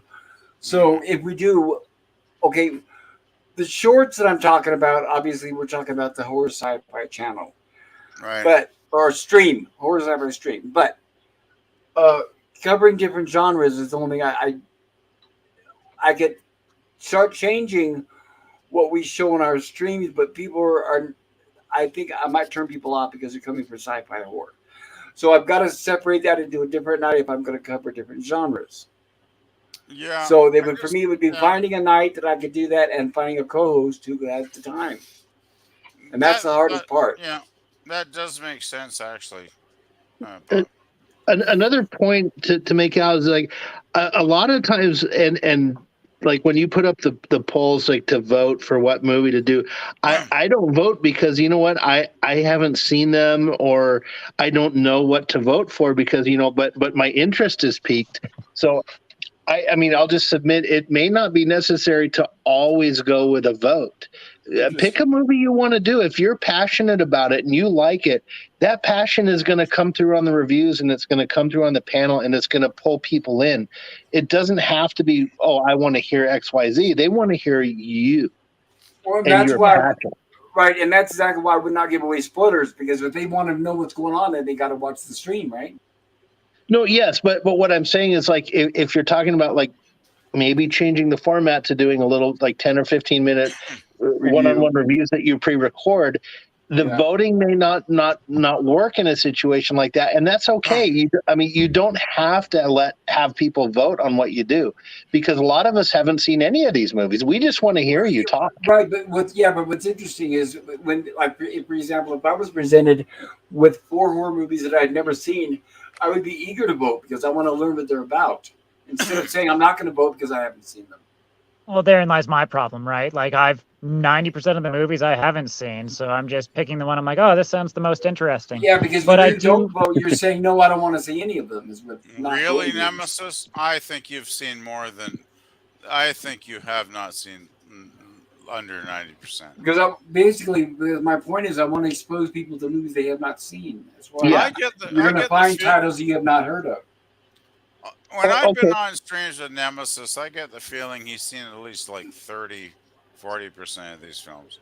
Oh yeah, I'm not denying that I haven't seen a bunch of them, but like there's a bunch of stuff that's been put up that I haven't seen, Near Dark and whatnot. And I would agree with Sean that like we can't, to do the 4 videos that you just talked about, there's going to be no voting. Like, you can't film 4 videos and hope someone votes for it. Well, then why do 4 videos? Then you should just do one a week or whatever. No, exactly, right? But do something you are passionate about, as Sean was saying, because the passion will shine through. I'm going to be a lot more passionate about doing a Godzilla film or an H.P. Lovecraft, whatever, than I am about doing a drama film or fucking anything with William Shatner. So you don't think people will be, or not necessarily upset, but you don't think that they'll miss having the choice to vote? Well, no. What I'm saying is, if you're doing short reviews on your own, people don't have to. Well, they are going to miss the choice to vote, but at the same time, you don't always have to give them that choice. Maybe like stop. Maybe you have to give them a choice 2 weeks out of the month, and then you pick a movie and I pick a movie. Yeah, I mean, it's got to be either or. Yeah, it's going to cause confusion. It's got to be either or. Well, yeah, I mean, you every now and then throw in a vote, but I don't always go with the poll. I mean, the people are going to vote by either watching or not watching. You'll know if people are receiving it. Like, for instance, yeah, but you're going to find out after the fact. That's why I try to think what's popular, because you're finding out after the fact. Well, that's why I give an opportunity to vote, because then I can get a gauge for what people are interested in. And go ahead, Sean. Well, you can go with another kind of voting, but a little bit different. Like, instead of voting for a particular movie, like what PvP was saying, do a vote on a genre. Have 4 different. Okay, I want to do a sci-fi. No, I'm going to stick to horror. Horror sci-fi. Yeah, I'm going to stick to horror sci-fi. To interrupt, we do have Herc 130 has left. So good night. Yeah, Herc. I know. I've been trying to say I need to cover the chat. Sorry, guys. Everybody in the chat, I apologize. Good night, nothing personal. Have a good one, man. Matt G says, "Oh my," and Herc 130 says, "Barney Miller was recorded on one set for 99.9% of the entire time it was recorded." Yeah. Like a lot of sitcoms. Yeah. And Herc 130 says, "Good characters and good writing is why they could do that show with one set." Absolutely. Exactly. Sean Carter says, "Hello all," and Sean Carter says, "Herc 130 greetings," and Sean Carter says, "I think a lot of these chats are old." Matt and Suzanne Eckstein, greetings to you both. And Herc says, "Hey, Sean Carter, my next project is a Wright Flyer diorama on its first flight with Orville and Wilbur on the Kitty Hawk sand flats. I will send you some." That's going to be so cool. Yeah, we need to remind. I want Herc to share that with us. Yeah, I want to see it too. Damn, you got to show us that. Herc, so much talent. So, all you guys, my God. Herc 130, my vids are 10 to 14 minute long, but I only have 51 subscribers. Who knows if I am doing it right? You are doing it right. Because just like me, it starts at number 1 and it slowly progresses. But You are better apparently at doing the short ones than I am, and that's what my whole dilemma is learning how to shut my mouth and keep them short. Sean Carter says, Herc 130, that sounds awesome. And Matt G says, hello, Sean. And Herc 130 says, good night, gents. Good night, Herc. Good night, Herc. Passenger Somebody's OE still there. says, I'm not sure Sorry, what this means. I don't know either. Did Brute, Crew, Dry, Keys, Fosi, Heavy Cut do Sue? That's through Okay. Twitch or one of those other ones because I simultaneously stream on the other platforms. That's in a foreign language I don't understand. No, that's that's English. It's just that I think it may be a bot. But I'm not going to delete it because it may be a person, passenger. If it is, welcome. Could be. I have no Okay, idea. yeah, because like I said, I simultaneously stream on 3 different platforms. Jim says, night, Herc 130. And Herc says, Jim. still here for a few minutes. Very cool. Good And Herc night. says, good night, awesome panel. Well, it was awesome guests, too. Everybody on the chat. We I appreciate try. you guys all the time. We try. So to sum it up, I like the idea of doing a short video, which is basically a preview. We'll give a review. And then also during that, I'll also tell them that I'll give my final review on the live stream. I won't give my final review on an episode while I'm covering during the review. I'll just say the good and the bad. Mm-hmm. I'll say whether I enjoyed it or not. I can obviously say that. But I'll say if you want my complete review, my ultimate grade, then I invite you to join us every Tuesday for the live stream. That kind of thing. You could. Yeah, I was just thinking. There's no need to tie your 15-minute reviews to the live stream shows. They're two different things. You could just have a thing of like movies Pop loves, or my Pop's favorite movie, whatever title you want to give it, and you just do the reviews, and then with the live stream say, hey, join, like you said, join us here. I put a poll up every week. Come vote for a movie you want to do, and we'll review it. It doesn't have to be one that you just reviewed. Well, and then the polls, when I do a poll, like right now, I say, okay, everybody vote for here's 4 movies, blah, blah, blah. Vote for the right one. I'll see you on Tuesday. I could change the wording to where it says, okay, everybody, we're doing a vote for these 4 movies, and these 4 movies, the vote is for the week of blah, blah, blah, and put it 2 or 3 weeks ahead of time. Sure, yeah. But like I said, I'll go back to the me, like myself. I don't vote for them because, and please don't take this the wrong way, because I'm not. I don't care what movie you guys do, because I just like listening to you. That's why I don't vote. I'm like, I don't care. I just want to tune into you. I just want to hear the panel. I want to hear the back and forth. Yeah, no, but that's honestly, I think most people are probably like that. They're listening to a show because they enjoy the interaction, not necessarily, this is the movie I want to hear about. 100%. People are coming for Pop. People are coming for me. People are coming for the interactions with PvP and Gorilla and chat and everything. They're just coming to hang out and have a good time. I don't think it matters what the subject matter is. Yeah, I could kind of go with that sentiment exactly. It's just a fun panel. Generally, we have a good time. We have a nice, we enjoy each other's company. We're respectful, and we have our insights that we share with one another about whatever film we're discussing, and yeah, it's fucking awesome. What can I say? I know, I enjoy it. I appreciate you guys being here. Yeah, but I was hope that didn't get taken in badly. Not at all, Sean. You were totally on target, Sean. Like, I totally agree with everything you said, man. And I appreciate it, Sean. And And also, and I want to give credit where credit's due. Sean, I think it's a good idea and a splendid idea, which I'm going to adopt, of doing the short first and then the stream rather than the other way around, which is what I was going to do before. But after talking to you, you're right. It makes sense. It gives them a preview and hope it'll whet their appetite where they want to watch the live stream. Mm-hmm. So are you thinking, like, once we pick one of the 4 films we're going to watch, you'll do like a 60-second preview? It was like next Tuesday. I could do that. I could, if that's all I have. If that's all I have in the worst case scenario, that's what I'll do. It'll just be me saying a quick 60-second. Let's watch this movie. I don't know where you get the 60-second. I'm not planning on doing any of those kinds of. Well, that's the shorts, right? They have to be. No, I told you. Never mind. Next subject, I've done guys. shorts. I've done shorts for my channel. That I don't pull many people in with them. I understand what you mean, Pop. We get it. It's all good. Just trying to be helpful, Pop. I mean, No, you but don't I have said before I don't want to do shorts. that's cool. I mean, No, I'm but just confusing suggesting. people I'm that are not. listening, PvP. I was trying to make a point, and it confuses people that are listening. Is all I'm saying. Please do. But all I was saying is, if I do the 10-minute review, in the worst case scenario, if I'm by myself, yeah, I'll just do a quick review and see what I think about the movie, and ask people if you want to hear more with me and my friends. Join us on the panel, whatever. But if I could get somebody, it doesn't even have to be the same person every time. If I can get somebody as a second person, it would help if there's two opinions. That's all I was going to say. I can always help if I have time, Pop. I'm always down for that. You know me. Yeah, You know we'd what have would to be figure out what interesting is day.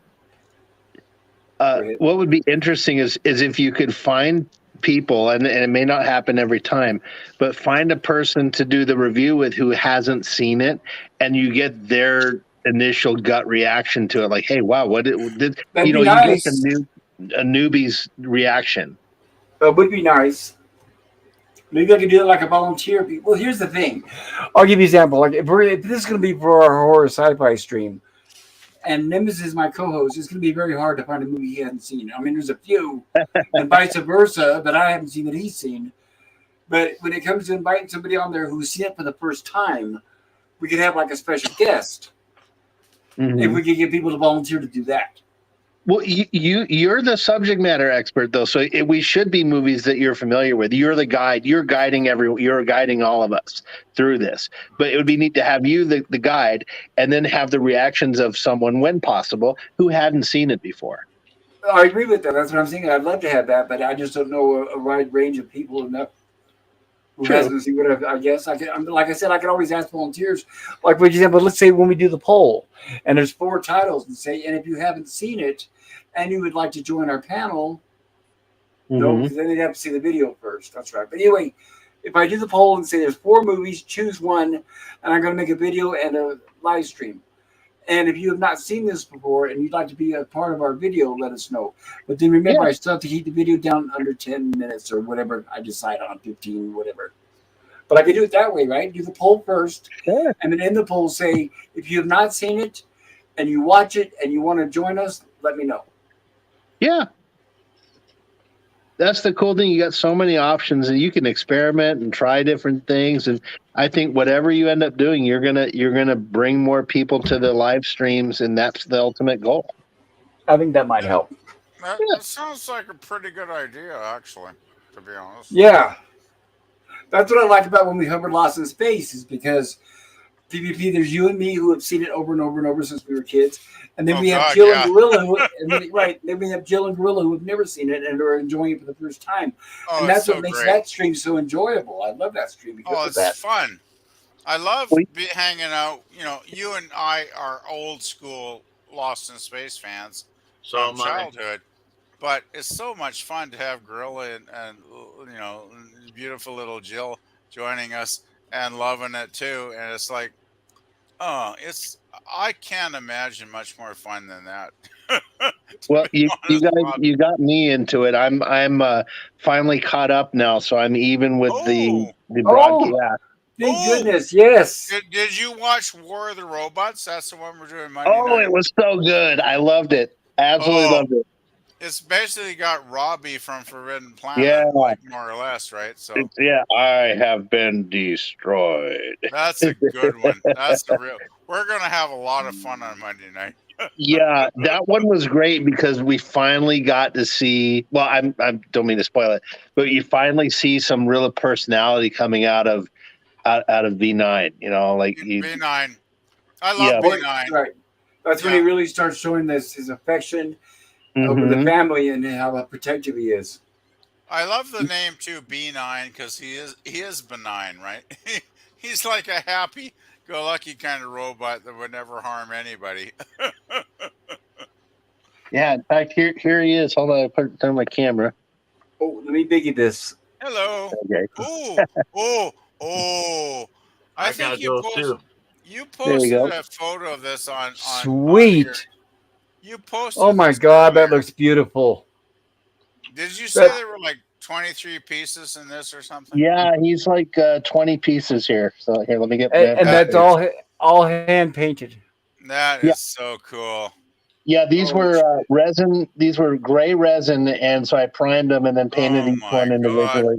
It looks fantastic, Sean. My goodness, I couldn't do that good. No way. Good job, Sean, dude. Sean, you are a true artist, my friend. You are fantastic. It's too bad I That couldn't looks make. so good. Thanks, PvP. You're I wish I welcome. could have made his arm flail around like, oh, danger. I know. I'll Danger, Will definitely. I Robinson. appreciate. Danger. Hey, That here. looks I so. appreciate it That's for so what it cool. is. It Oh yeah, is keep excellent. me big real sec. Hold on, be right back. That's very cool. Let me Damn. get. Oh, I wish I had a garage and a way to do that. Oh my goodness.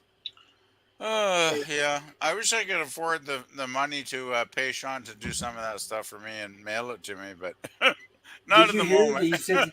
Did you hear he said the Jupiter 2? What did he say? 30 something inch? No, no, no. Oh, is that 16 Dr. inches Smith? across. Hold Yeah, on. it's Let me 18 get. inches wide. Let Yeah, me, there you hold go. Oh on. Let me my enlarge. God. Let me enlarge. Oh my good Lord, that's And that Dr. is Smith. excellent work. Very nice work. I You can tell love by it. looking at it who it is, right? Yeah, well, the resin pieces are very detailed, but I tried to get his military suit.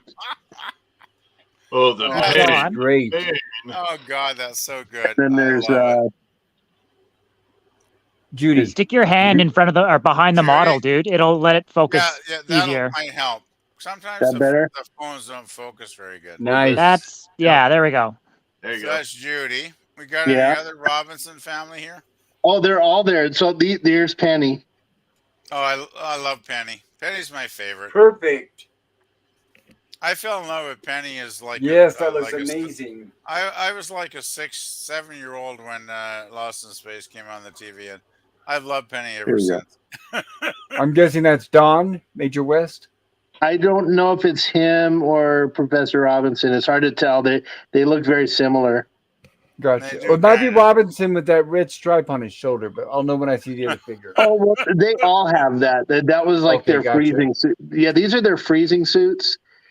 Yes. So Oh, the model's going to have the family and major the major in their freezing tubes, and then Dr. Smith is going to be in front of the robot, like messing with him. so Oh man, I these were the can't wait. suits when they were in hibernation or whatever. Yeah. Yes. Right. Okay, Well, the burrito suits that Gorilla called them. I got Oh it. Got it. yeah. Yeah, they are. They're burrito suits. But yeah, so I've got all five members of the family, the major, Dr. Smith, and the robot. And he's actually going to fit all those inside the model. Can you imagine? Oh yeah, these are to scale. There's the freezing tubes for Wow, each of them in there. God, that's incredible. I still that can't is believe it. that is very cool. Very cool. Yeah. And you guys saw the the thing, right? There you go. Holy crap! I haven't seen that. Okay, can you enlarge that for us, Pop? Hey, OLDG. Wow! Beautiful. Oh my Wow! goodness. So there's That's the awesome. inside, Oh my goodness me! and then the floor. Hold on. Let me grab the floor. I painted the floor today, Wow! and Can you here we imagine go. having this as a kid, BBP? Oh, God. There you Oh go. crap! I There's the never had floor. anything this cool as a kid. Wow. I probably would have crapped myself if I had something this cool. So here's the elevator pad. The elevator thing's Oh going to go there, my and then Yes. god! the floor is, and I put a high gloss on it so it's reflective, Oh my good lord! and so that's going to go Wow. down here, kind of like that. I might just pass out from pure joy here. And then I think these are the freezing tubes right here. Oh good Oh, okay. god! Yeah, that makes sense. Nice. This is amazing. Oh, It it's is a lot of detail. Oh my the kit is dude, so nice, dude! and I'm so jealous of the quality of the work you can actually do.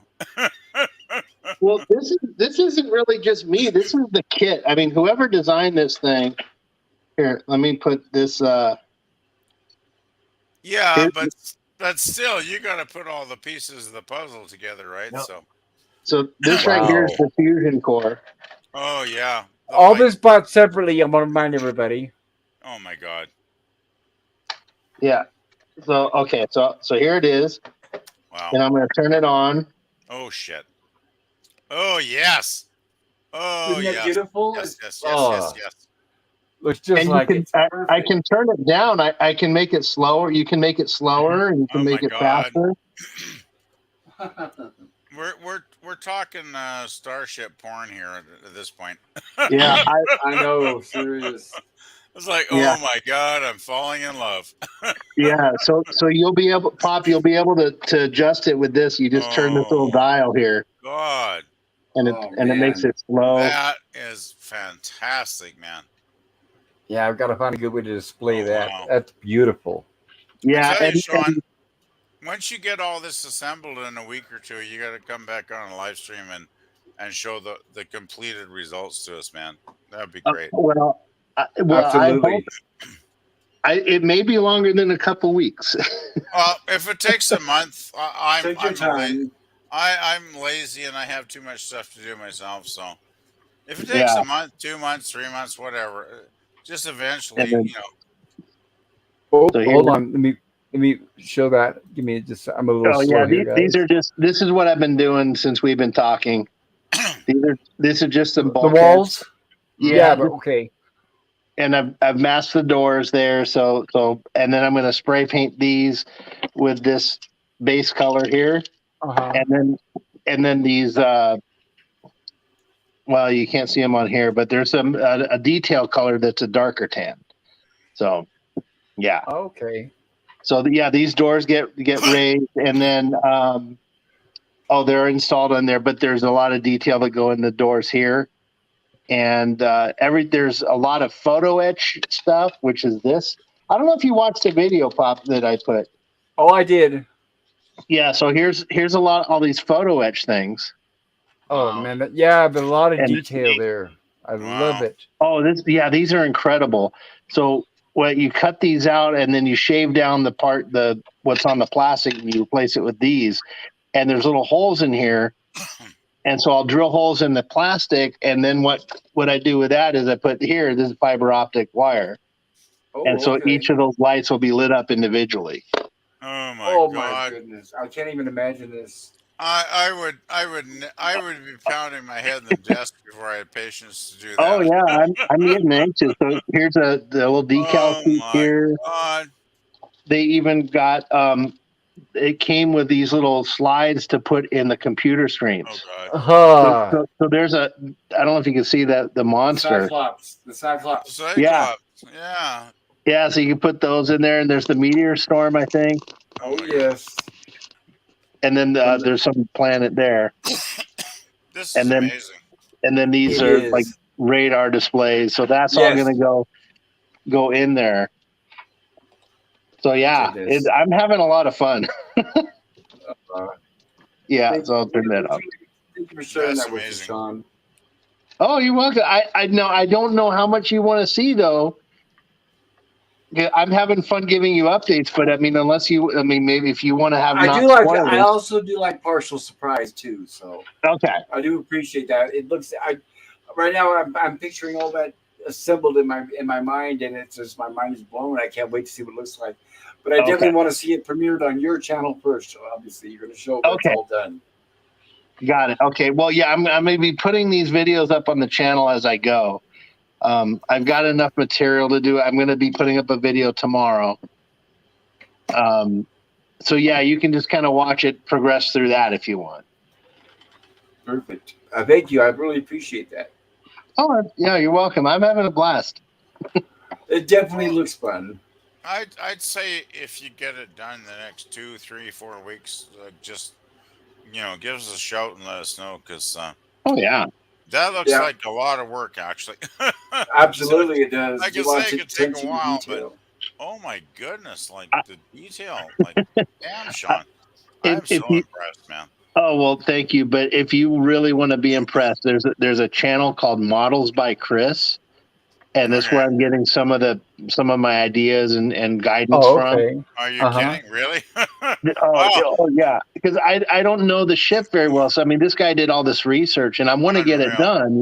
Like I don't want to take a year to get this done. So, and this Yeah. guy's got some ideas like crazy. But man, this guy put like mode like so the computers with the little reel tape on it, Pop, Oh yeah, the reel to reels. the translator, I think it was.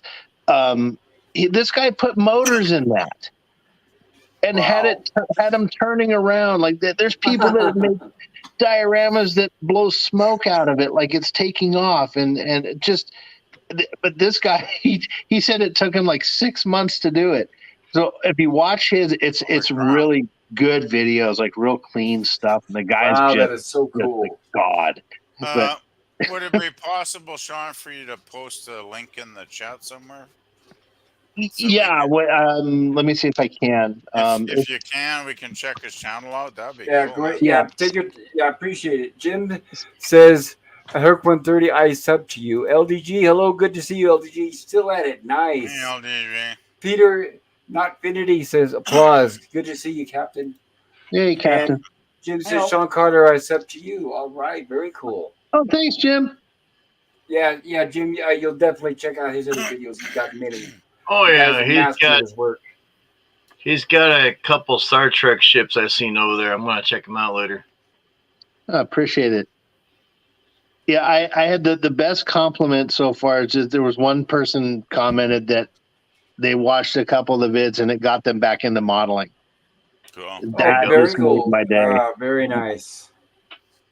Yeah, I used to build a lot of model kits in the '60s when I was a kid, but oh my God, it was kind of horrendous because, when you're like 10 years old and you try and build a model ship, I always Yeah. use too much glue. I kept using too you much you glue. get you get way too much glue on everything, and it's like, oh fuck, I'm Uh-huh. yeah, I I do remember that All of many us did times. that. Too much glue and it falls apart. You're like, oh, more glue. Oh, it was No. horrible. I had the original Enterprise. I had the Klingon D7.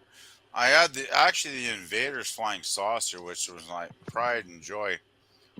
And I had so many. I had the Land of the Giants spaceship. I had Oh, so many wow. cool model kits back then. Like Just they were get the back into it. original '60s stuff too from Aurora Models, and they're all long Those are gone coming now. back. Those are coming back. They're reproducing them. They are. Um, Yeah, I yeah. know. I know. It's just that I'm too broke to bother buying anything of them right now. But yeah, those are great kits. Great, Well, great why kits. don't you get into it? Get it. They're not bad. They're fun. You can spend your cold months doing them. Yeah, and You it gives I you know. should. something. It I gives you really something to should. do in the next 2 or 3 weeks, right? I should. Like a puzzle. I should Yeah. like buy one of them once a month or something and get Start back out into it. small. Start out small, something simple, and then do like what Sean does: share the videos and the progress. I think my favorite though was the Invaders saucer because I had actually never seen the show, but I remember I would go into my local drugstore every week, Welcome and I back, was Captain. Thank you.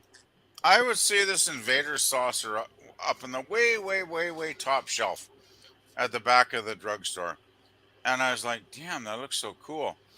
And I never had the money to buy it. And then after about 6 months, I guess I saved up. I guess I saved my money from my parents up to buy the damn thing, and I bought it. And it's like I took it home and you know, I built the damn thing, and it was like, oh, this is so awesome. This is such a cool ship. I love the design from the UFOs and the invaders. I Oh, like that show. well, it's the classic saucer, isn't it, Pop? Yeah, yep. Even the landing gear is similar to the Jupiter 2s. It's a great show. Like I think most of these people probably have never heard of the show that were on the panel here, but actually discovered that show in the '80s because it never was broadcast on any of the TV stations in my part of the world. But I was a big tape trader, if you know what that means. Back in the '80s, I would trade Uh-huh. beta and Yep. VHS tapes with friends I met online all across North America. So we sent packages of tapes back and forth across the border, which was kind of cool, right? And I got to see. Well, I got to see. The Twilight Zone episode that was banned with George Takei. Yes. Yeah, I actually got a guy from Saskatchewan one time mailed me a tape with that episode. It was not great quality, but it was watchable, right? And I'm watching this, I'm going, holy crap. I can't believe what I'm seeing.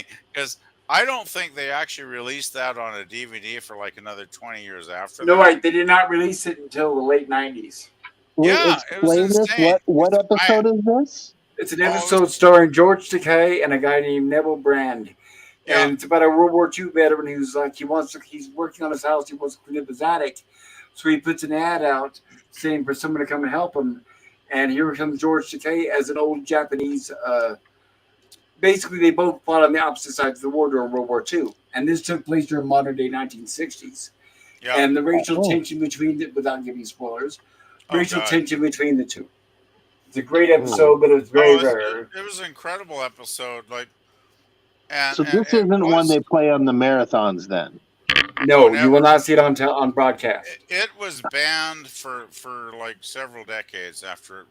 I'm It gonna aired, have to see this. it I aired love the once. It yeah. aired one time in the 60s, Sean, and then it was banned for like, I don't know, Yes. 15, 20 years or whatever it was. Ooh. Yeah.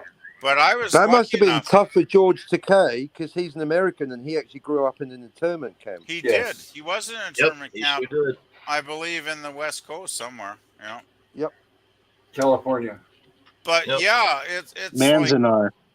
it is a really incredible episode. It's pretty over the top, to be quite honest, guys, because it's kind of nuts at the end of the episode. But Well, I I would don't say want to get yes. spoiled.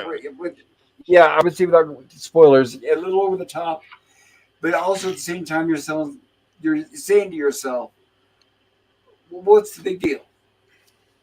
I mean, like All in Family. I think All in the Family, which is, by the way, my number one sitcom of all time. All in the Family was more suggestive and more, I guess, crude or would cross the line more than what that Right. episode did. It's just for the early 60s, it was too much. I think it was because it was about the war, Pop, and let's face it. World War II only ended in like 45 or whatever. So Right. The war was we too recent in memory, right?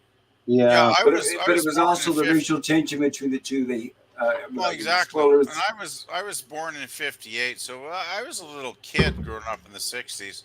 And then when I actually finally, got my tape buddy to send me a copy of it from Saskatchewan, in the early 80s, and I watched it, and I was like, oh yeah, I can understand why this thing got banned from TV, because it was just like, I mean, 62, that was like not even 20 years after World War II, right? So I can understand there was a lot of people that fought in that war that were still alive and could have got quite pissed off, Oh watching yeah. something like that, right? I mean, there were people that fought in that war that were still serving at that point.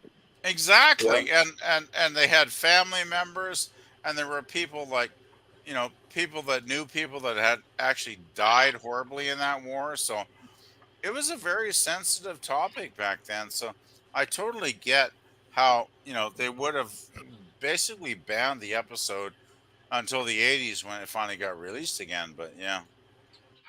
Hmm. But that's the Yep. great thing, I actually traded tapes back in the 80s in my 20s. I did trading with people all across the US and Canada, and it was great fun, you trade Betamax, VHS tapes back and forth across the border, and I got a lot of great shows that way. You should have seen the tapes I was exchanging with my friends back then.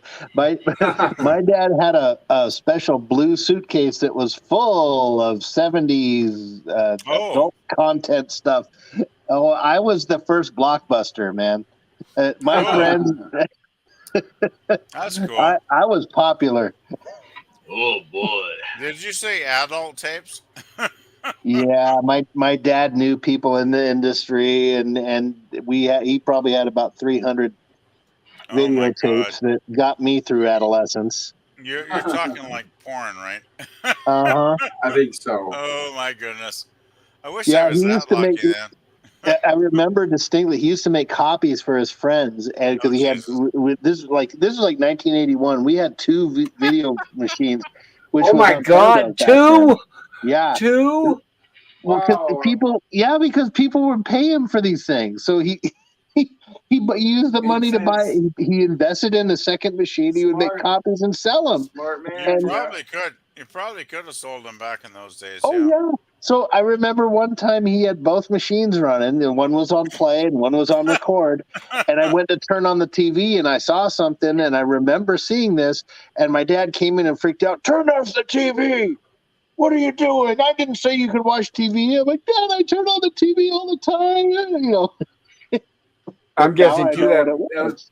that was probably before they had the built-in copyright protection, the macro vision. Oh yeah, way before. Yeah, well, the only copyright protection was a piece of tape over the little The broken notch. hole. Yeah. Oh yeah, back I think well what was the week that Ronald Reagan got shot? I don't know. Why? 1980. It was 80, right? He wasn't president yet. But he almost got killed that day because some asshole Yeah. tried to shoot him, right? Someone was I trying to impress Jodie thought he was Foster. president at that point. I'm pretty sure he was. It was some I guy think he obsessed with was the Jodie Yeah, he Foster, president. was. wasn't it? I think he was the president at that point. No, Yeah. It was like Well, let's get a fact check. This is 81, easily fact 82. check, guys. Yeah, somebody wants to look that up. Feel free to. Anyway, So please do because I like to rely on my memory. I don't know the year, but Ronnie was president. I'm it's pretty crazy sure. because usually my life doesn't revolve around historical events like that, but that was actually the week when I got my first tape recorder. I got a Betamax that was built like a fucking tank. It was fucking Yeah. amazing. It Piano was keys. great. And of course, as soon as I got that, I was taping like I don't know, Laverne and Shirley and whatever the hell shows I Oh, was the Star hard Trek. stuff. And yeah, it was around 1980, 81, whenever the hell Reagan got shot. It was like a week. It was probably the same week actually, because It was. I mean, if he was president, it was early in his presidency. Yeah. oh, definitely very early. It was like Yep. 80 or 81 or something. And that guy was just released recently. Was he They let really? him out. The guy that Shit. shot him, and he was trying to Wow. impress Joe. I just remember he was trying to impress Jodie Foster. Jodie Foster. Yeah. Yeah, he had a obsession with Jodie Foster. He's an idiot. It's like the asshole that killed John Lennon, right? It's like you fucking asshole. Pretty much. I hope that guy rots in jail for the rest of his fucking life. Actually, Yeah, and that's what a horrible mistake. Because like no dude in the world has a chance with Jodie Foster. Exactly. Wah, Right. wah. That's the whole point. The- I want the to shout only- out to everybody. Check out Sean's channel. Thank you, Jim, for posting the link. There's a link Thanks, to Sean Jim. Carter's channel, the sci-fi model guy. So yes, I can't recommend him any higher. You saw some samples of his work, so please check him out. Hit the like and the subscribe button. Go ahead, guys. Yeah, I actually don't even know if I'd really care to be with Jodie Foster. Like, sure, she's attractive and everything, but fuck, how old is she getting now? I bet I haven't seen a recent picture of her in the last 10 years. I But never thought she was attractive. I bet she's not getting any better looking with age, too, right, Pop? I don't know. I haven't seen her lately. I was never a fan. I'm trying to think. There's only maybe a couple movies that I could tolerate with her in them. I liked her in Silence of the Lambs was a good Silence film. of the Lambs. That was more The like little girl who Anthony lived down the Hopkins, lane right? or whatever, that was a good one, I mean, guess. Anthony That house on Hopkins. the left or whatever. But Did you guys Anthony like Hopkins, Contact? Yeah, I it's never. like I could not get into that. To be honest, It was okay. I liked it. Anthony Hopkins though made that movie for Was me. it? Like, What? Yeah. See, I got to watch Sphere and Contact like right at the same time, so I'm gonna take a wild guess, and you guys can guess which one I liked more. Did you say And Fear? it was the one with the water aliens, not the fucking Jodie Foster alien. Oh.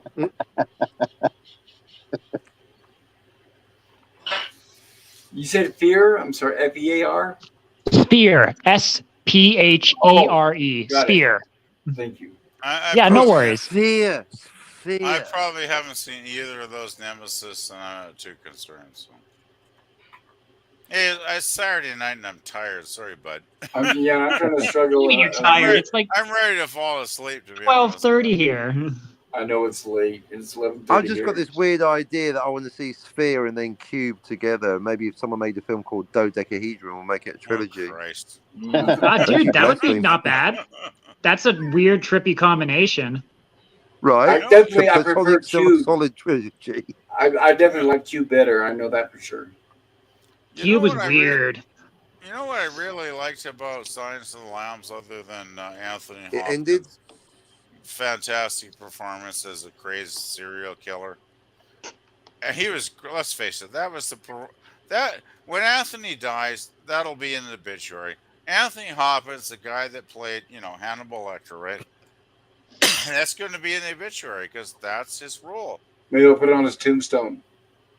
Exactly. It's like every actor I'm just gets kidding. that one thing in their life where they get to do something that captures the imagination of the general public to the degree where they're so well loved and just people enjoy them so much. It's like, that's what you are. That's what you're going to be forever. And I was like, well, wasn't it supposed to be? Oh my God! It was the guy who was reported to get the gerbil up his butt. Richard Gere. What? Richard Gere. Yeah, there we go. Allegedly. Mr. Cindy Crawford. Yeah, Richard Gere. That was. I don't know if it's true or not, but it's been going around for That's all he's going to decades. get remembered for. I never Dude, heard of that one. like it's funny because like you want to talk about salacious rumors that just ruined people, right? Like Richard Gere did something to someone and they started that rumor and it's ruined him. That's all he's known for now.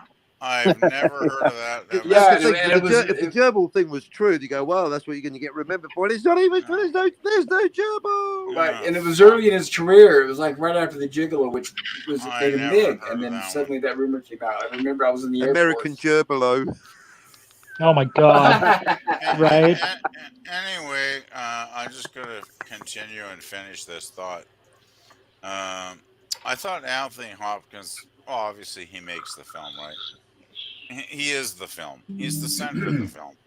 Hey, you're knocking Buffalo Bill. Hey, that guy was an awesome actor. Buffalo Bill, that's a bravura performance. Hey, he's great too, but you got to admit, Anthony is the centerpiece, right? It all turns around. It's all about Jodie Foster for me. Well, Jodie Foster's. I love that scene at the beginning though, when Jodie goes down into the prison and Anthony's like one of the hardcore prisoners behind the glass wall. And Miggs, I know where you're going with this. Oh, I know Miggs, you know where I'm going, right? I can smell your. Yeah. Yeah, when he goes, I can smell your cunt. Oh, you had like, to say it, didn't you? I had No, that was not.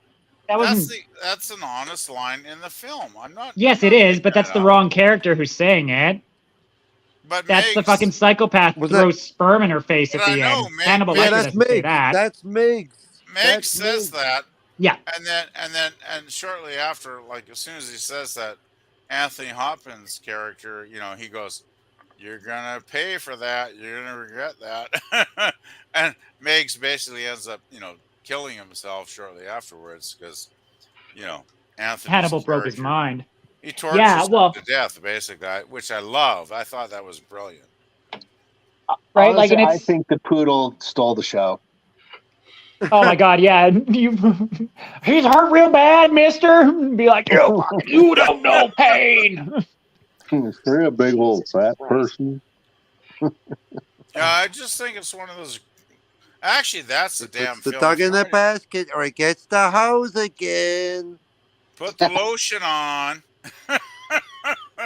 Which is funny because, like, talking about that scene where Dr. Lecter, he's like, I can't smell your cunt, but I can smell you wear Evian skin cream, and you wear shard or whatever, but not today. And you're just like, oh, Jesus Christ. And he's like smelling at the air holes and shit. And you're just like, oh, God. With your dime store Well, bed and your cheap store shoes, you're never 2 more generations away from poor white trash.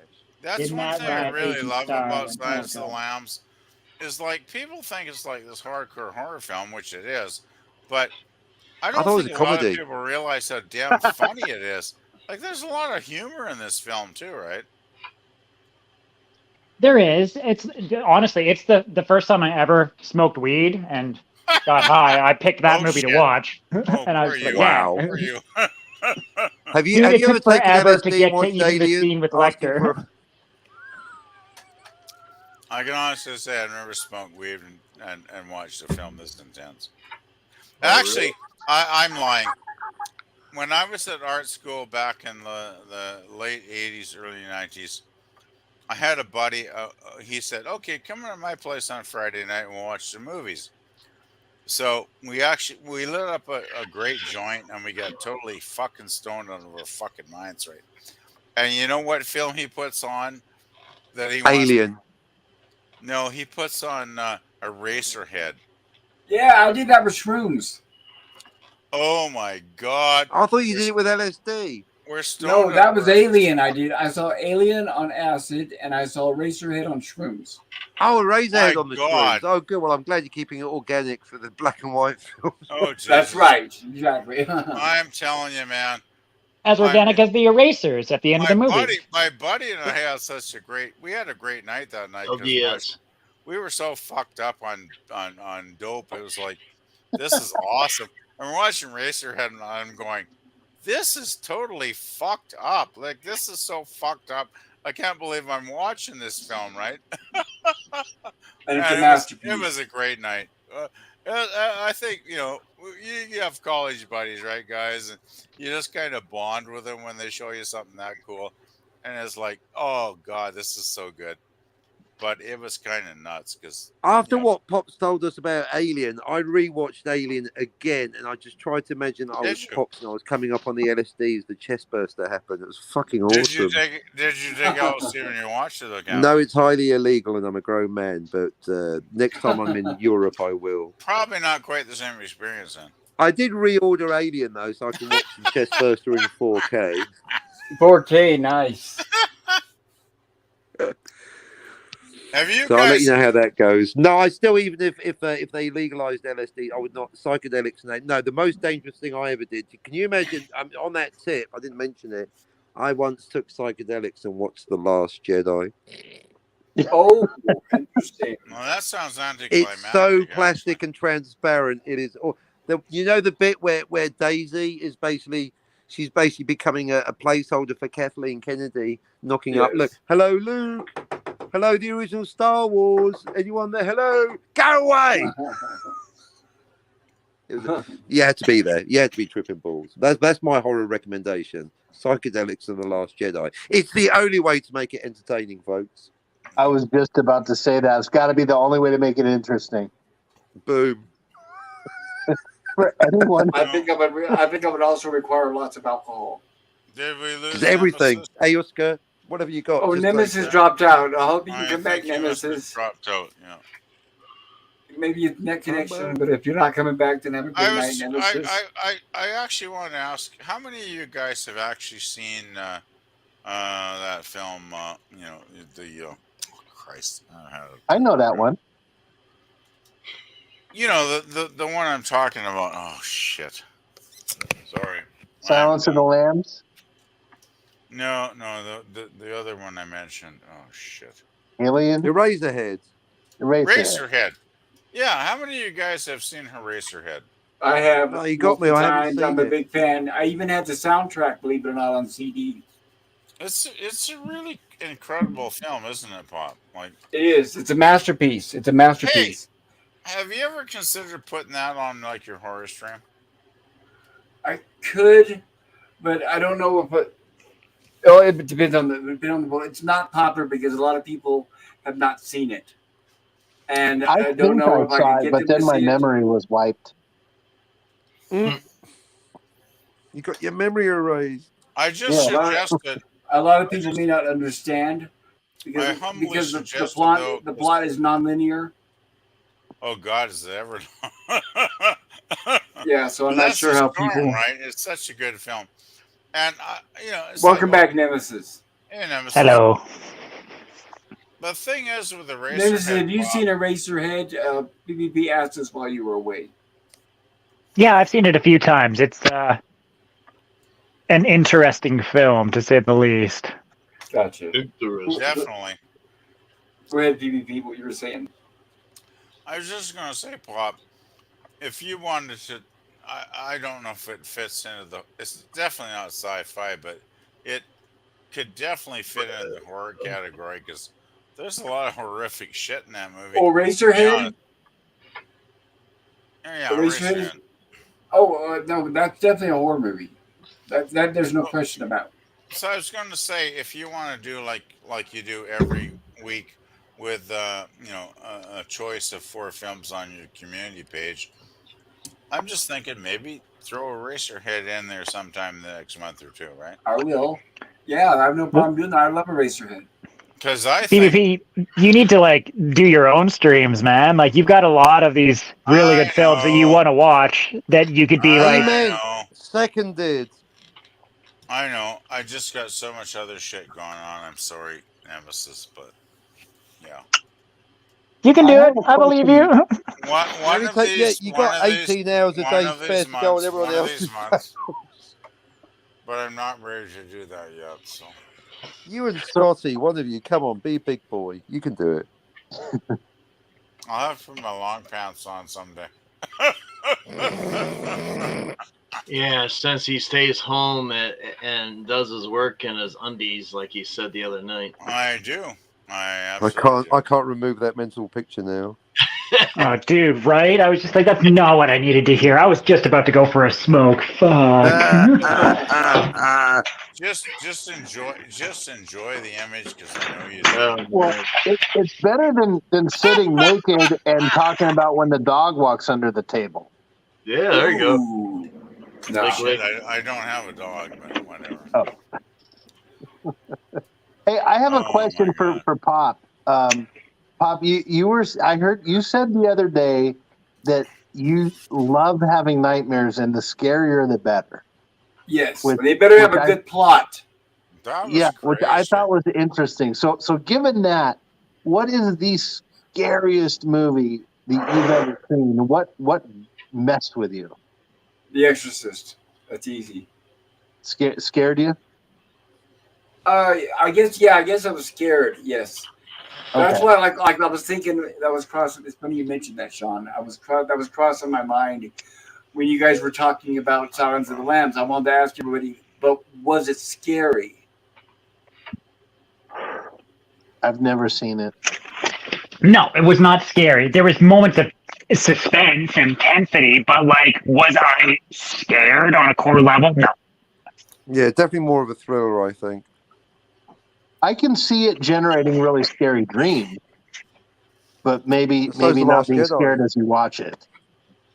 By the way, I put in the link in the chat. I did actually record myself laughing at that scene in The Last Jedi when I was tripping And balls there's a and link. there forever. There's a link, everybody. There you go.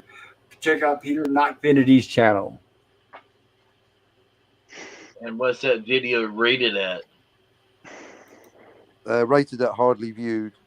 Oh, very scary. There's bits of The Last Jedi Well, in it. I was gonna say, like, yeah, well, we'll help you out, Cap. All right, so Watch let at me your own ask all you peril. Have a guys. stiff drink. Let me Have, ask have you. with an eggnog. Okay, let me ask you guys the same question. Let's go around the panel. I'm gonna go clockwise. So I'm gonna start with PvP. What's your scariest movie for you?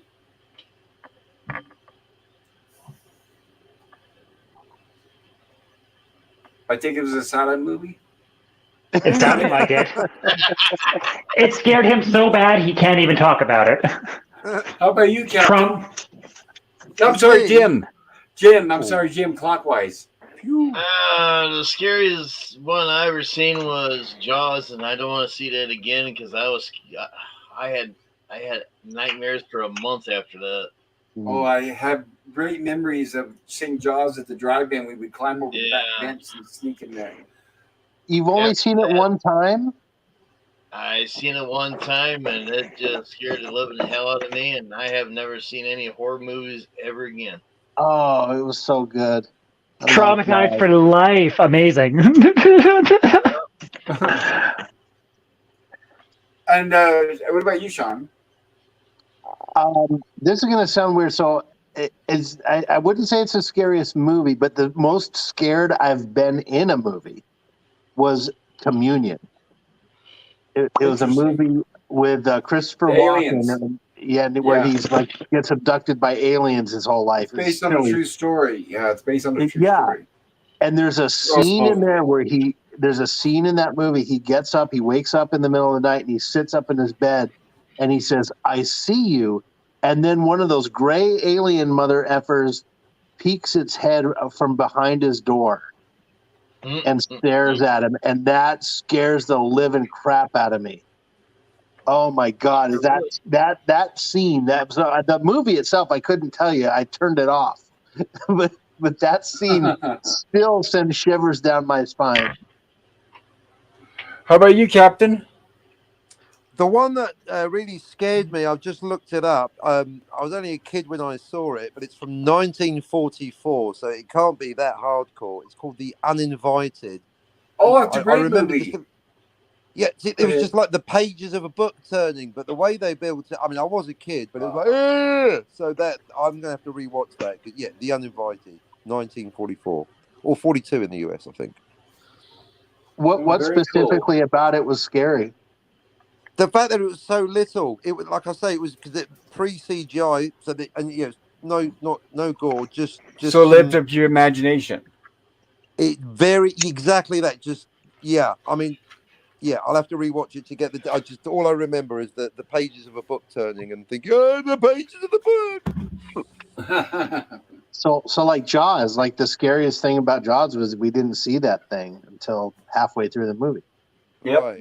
The suspense, that's what made Alfred Hitchcock so successful, and which movies these days just don't know what the word means. It's just not possible to make a movie like that now.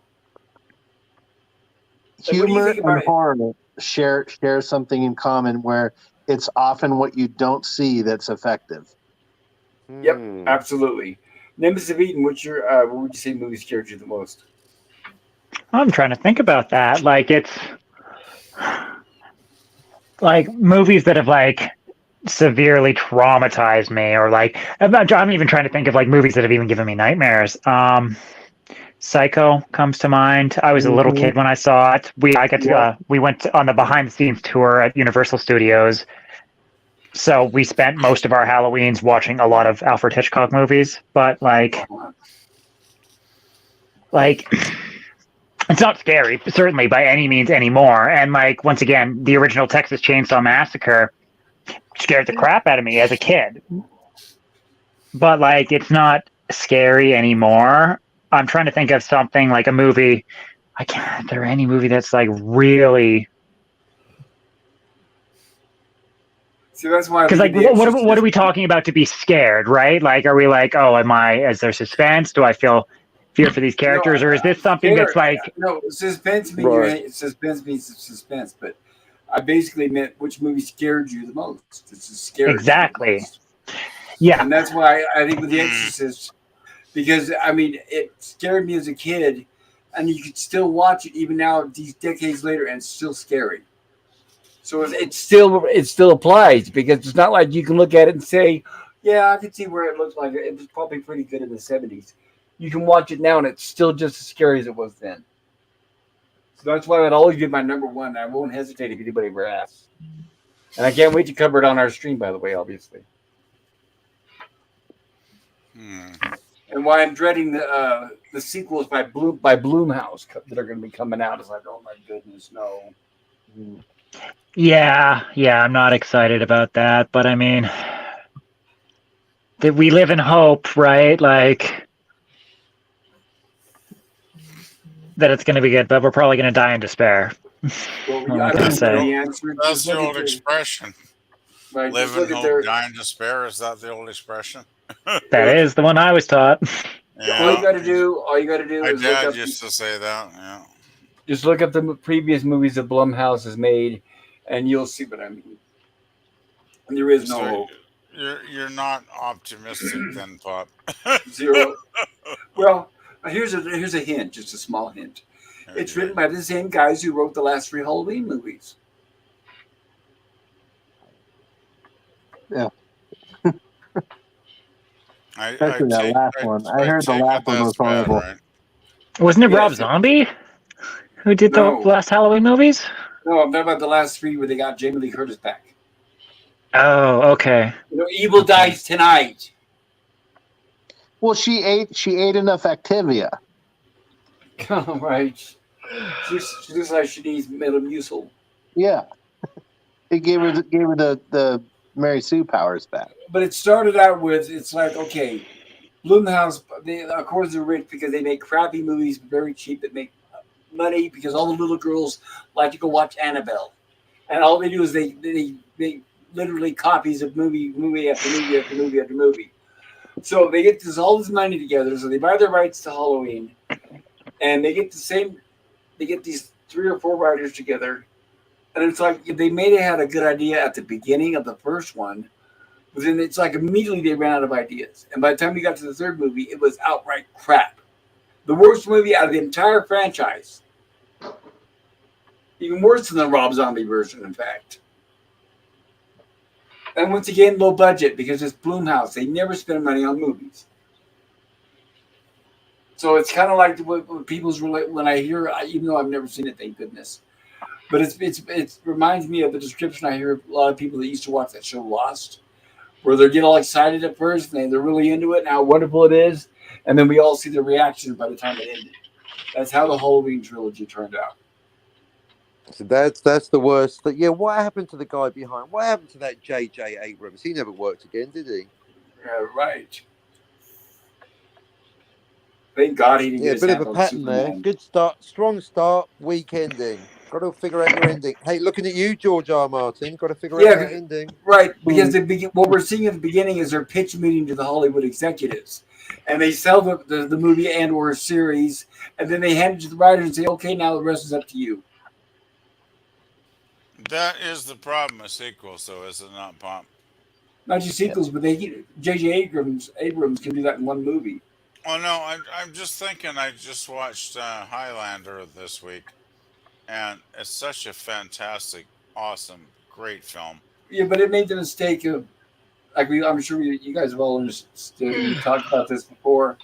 If you're going to do a sequel, bring something new to the table. If you just make a copy or watered down version of the original, it's not going to go anywhere.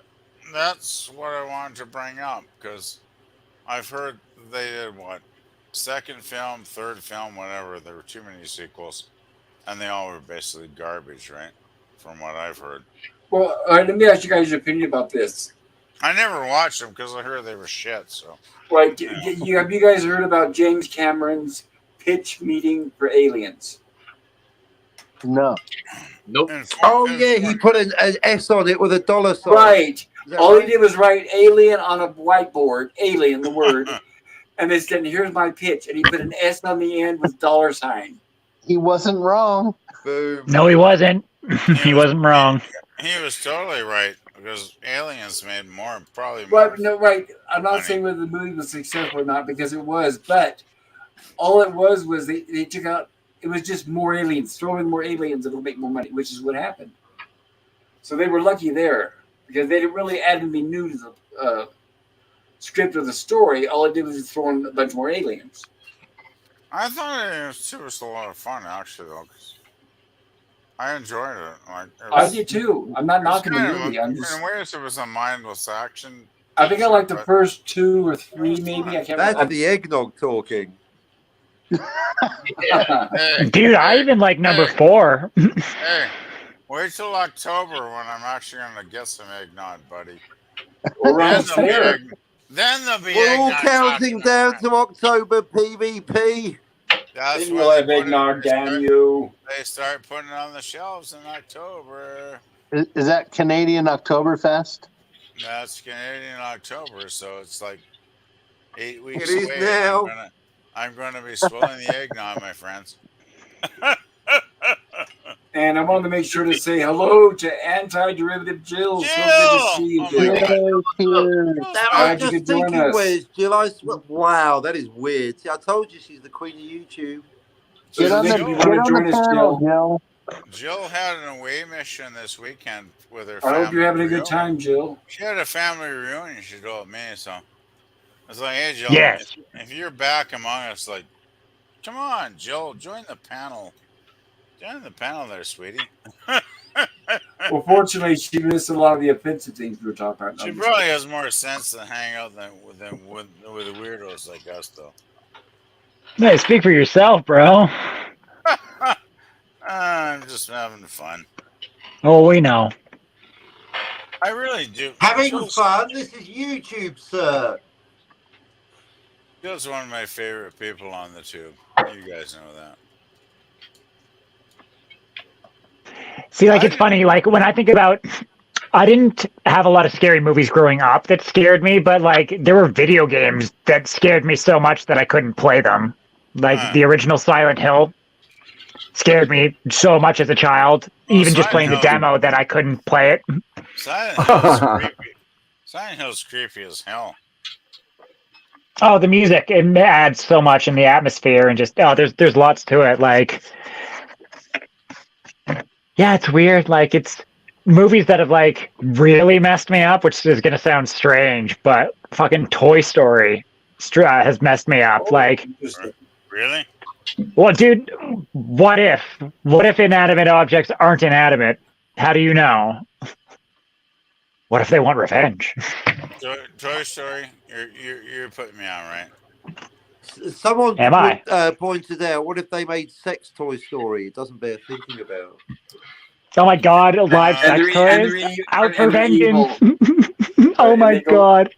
I'm guessing Sex Toy Story would not be produced by Disney. I'm just throwing it out there, but not in today's Disney. Actually, Jill Disney's says, one. I wouldn't be surprised to tell you the truth. They probably have that guy at the Bippity Boppity Boutique selling them. Jill says offensive things. Most of those things, they don't bother me as long as it isn't at the expense of others. I agree, Jill. In fact, Jill, if you ever get a chance, Jill, please check out the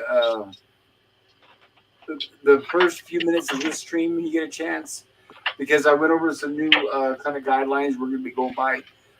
We're going to be going through on my live streams in the future, not yours, but the ones that I'll be covering, because it seemed to be like a circus last Tuesday night. So if you get a chance, try to watch the first 10 or 15 minutes of this stream. And PvP is attempting to say hi, Jill. And Jill says Sid was traumatized for life. I'm trying to type something, but I'm That's okay. I'm just kidding. You still away, says Pleasant Valley Picker? And Jill says K. Is Jill coming on the screen? I'm actually very impressed that Jill's with us, because I thought she was going to be away till Monday from her family reunion stuff she told me about. So she might be on her phone or something. I'm just glad she's here. I'm glad she was able to come by. Yeah, Jill doesn't sleep, I think. She'll probably ignore me anyway, because she usually does. Oh, maybe Jill's just checking in on us all to make sure we're okay. Jill's awesome. Being the mom of the group again. I have a big love for Jill, but I know. She's got her family. Yeah, I'm seeing a pattern. She got to look out for kitties and all that stuff. So I'm cool with that. Yeah, kitty. She's got it. Actually, you've made my cat arrive. She does have a kitty too. She has a kitty and the kitty, so that's even more complicated. Here we go. Behave, PBB. Behave. Oh, I do behave. Hey, I've told Jill how much I respect and love her. So before I forget, PvP, you were away from the computer when I asked everybody on the panel a question, and that was, what movie scared you the most? Oh God, that's a tough one, man. You got to give me some time to think that one over, Pup. Oh, No, you got to make the on-the-spot Yeah, decision like we all had to. now. No, That's right. No, drink more eggnog. that's a tough one because, to be honest, guys, there's been very few films that have actually ever scared the fuck out of me. Like, it's very rare. It's like I'm not the kind of person that gets scared easily. Because believe me, if I told you guys my personal life history, it would be like a Stephen King, short story. Horror I've gone, film. I've been I, married. I've gone through shit. I've gone through shit that would probably kill a lot of people. Well, I'm sorry to hear you were bullied by awful people, as per usual Stephen King stories, and you were the young, misunderstood poet. It's not just bullies. Misunderstood. I went through some shit in my family too. Anyway, I won't go into. Oh, dude. Well, I'm sure there's. I'm sorry. I'm not trying to delegitimize your life struggles, PvP. Oh, I had some serious life struggles. I'm actually amazed on Nemesis that I'm still a actually decent person and a nice person that has fun and goes on and has fun with you guys. But yeah, I went through a lot of shit, man. And God Jill, damn, I'm trying to think. Movie that really scared me. I'm at Jill in The the chat day says the I'm out of. eggnog ran out. That's a tough one. It's really Jill a tough says one. Jill says I'm out of commission until later tomorrow evening. Just to listen I tonight. thought Well, so. I'm glad you're here, Jill. Yeah, Yeah, thanks for stopping by, Joe. I Amen. thought she was pretty much on her away mission all weekend, from what we talked about. So yeah, Well, she was missing you, PvP, and she's dropping by. that's nice. Well, I'm glad, Jill. Thank you for missing me, Jill. I missed you too. Oh boy. Damn Oh, it, Jim. So did Matt G, apparently. Jill's a sweetie. Come on, guys. We all love Oh, you Jill, know right? those comedies where there's always a guy in the corner reading the paper and just Oh, puts his paper shit. down every 15 minutes to go, I oh boy, honestly that's can't Jim. come up with a film that really scared me. It's like, I'm sorry, but I will need like a week to think about it. So Come would up you with say a your theme. answer is no I'm- movie really scared you that much? I'm just drawing the blank. I'm sorry. I'm drawing the He's blank. unscarable. You're shooting So- blanks, you said? How Damn. about a I'm theme? like one of those guys in a porn film that's shooting blanks. I'm just shooting blanks. Sorry. What about a rat on a sidewalk? Does that scare you? He I'm probably getting eats a rat on a sidewalk. I'm getting nothing. I know I should think of something, but No, it's no big deal. Instead of thinking of a movie, think of a scene. Like, is there a scene you saw as a kid that made you just get your pants? I'm just not getting it. I think it scared me. I'm sorry, but So, I'm well, really and I not. know Nemesis said Psycho, and I remember when I was little, my mom says, "Hey, come here, watch this," and it was the scene where she turns Mrs. Bates around and you see her skull. God, Yeah. that Oh, piss out yeah, of me. of course. Well, there you Psycho's, go. There's an answer. Psycho's the easy choice, right? With the shower Yeah. scene when she gets, hacked to death by our madman, but that's Good an old easy. chocolate syrup. That's an easy one. It's like, okay, that's obvious, but That's okay. gotta be- It can be. It there's can got to be. be something more deep than that, which I'm not getting. So, That's The Last fine. Jedi, maybe. but yeah, the Psycho shower scene is great. And Jill says Jim is cracking me up. Oh, what are we, chopped liver? Yeah, Joe. What am I chopped liver too? You don't even acknowledge I You said hi set to him you. off, Captain. God damn it. I said hi, and you're just So sorry. ignoring me. No, I do have to say Wow. on Jill's behalf, she said hello everyone. She doesn't have to necessarily name. She doesn't have to go down the list. Well, I'm glad she did. So confirm. What? all No, three we are demand all Jill go funny. down the list. No. We Right, go understand. down the list, Jill, and me first. Come on, Joe. Name, Right. name every single one of us because we're fans. Yeah, list all of us and tell us why we're funny. Come on, Jill. And especially if you're driving, right? That's right. Make sure you're God. super distracted about it. That's right, Joe. That's right. Drive unsafely, Joe. Make sure your seatbelts are off. No, That's right. hopefully wherever she's at, she settled in for the night. Because I know Oh it's my God. 2 o'clock in the morning there. So no, I don't want to see her It's out driving gotta this be. late. Yeah, it would be like 2 o'clock. Jesus. Jill, Don't go you to blaspheme in here. get home and go to sleep, Jill. Be safe. See, like, and it's funny, like, Sean, you were mentioning, like, scenes that scared you. I remember I always had, like, the weirdest luck when it comes to, like, scary scenes. Because, like, as a kid, I would always come into, like, speaking of The Exorcist, Pop, that one scene where they're talking about Beelzebub and his face flashes on the screen for, like, 1 second. Yes. I remember seeing that as a child at like midnight, coming down to like talk to my parents because they were like, "We're watching this before we go on our flight to fucking wherever and drop you off and like with your brother in the middle of the fucking woods in the middle of the night."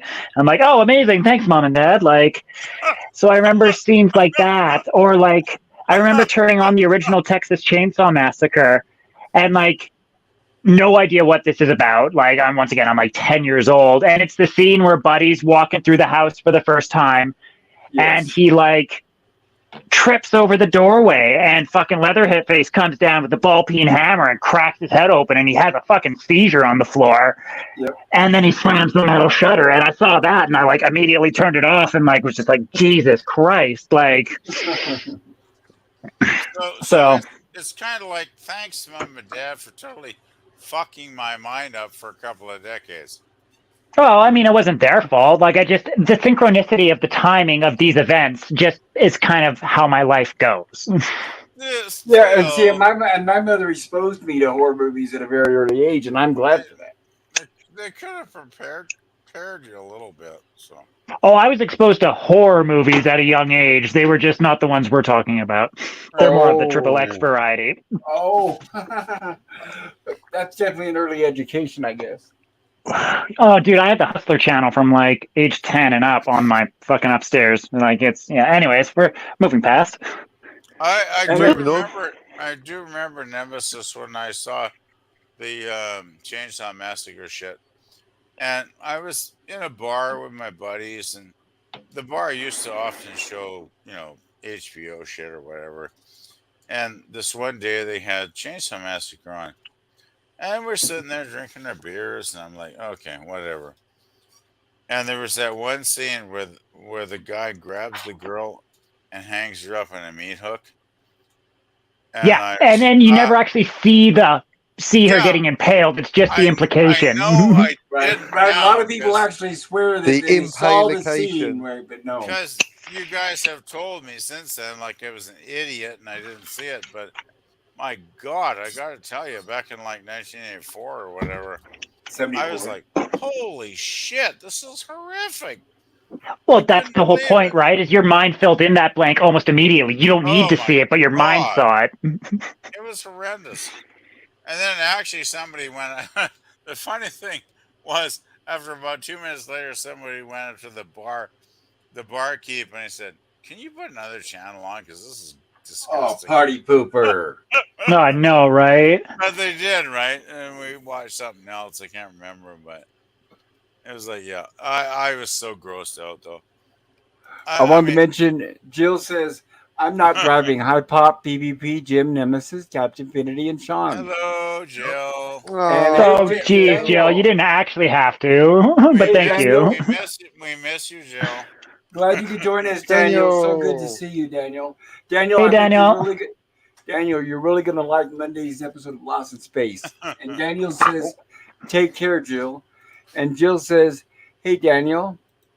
And Jim says, night, and I do, Jill, take care. Did she say good night? I must have missed it. If you say good night, Jill, then good night. Night, night. I thought I'm trying to catch all the I'll have what Daniel's having. I think Jill had her family reunion this weekend, and she's probably driven back home by now, so that's cool. She did say she was having her family reunion, so that was awesome. Yep. Definitely. Enjoy your time with your family. They are. By the way, the Lost in Space on Monday is going to be fantastic, hey guys. I think we're going to have a lot of stuff to talk about. The future and see what happens. Well, we got the War of the Robots one with Robbie, which is like, wow, that's going to be really, really good. Yeah, I'm excited. I can't wait. It's not like that's one where I can back remember the entire thing, scene by scene. But I'm gonna watch it just to enjoy it, so I'm refreshed on it. Yeah, I'm going to watch it tomorrow night, and I'm expecting it will be totally awesome. You Basically, know, it's not Robbie though. It's a Robotoid. Yes, well, it's kind of a version of Robbie, though, right? and I think it's the Yeah. same guy doing the voice from the Forbidden Planet. It's pretty close. It's pretty close to Robbie, so I think of him as Robbie. It's kind of cool because in Forbidden Planet, we never saw Robbie do anything offensive, or like defensive or offensive actually. Because remember, at the end when the Walter Pigeon's character, whatever his name, Morbius, told Robbie to shoot and defend him from the id that was busting to the door, Robbie wouldn't do it. We saw him shoot like it was a vase or whatever and destroy it, but then Morbius immediately showed how he wouldn't hurt humans. But so this is Well, what's good about War of the Robots is we get to see him under a little more without spoilers because Daniel hasn't seen it, guys. Remember, we see him under a little more menacing role. I'll put it that way.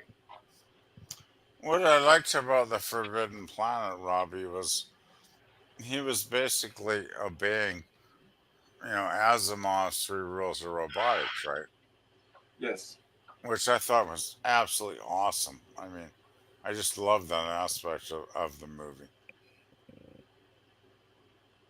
And I especially yes, and I agree with that. And I like the design, which of course was the same guy who designed the B9 for Lost in Space.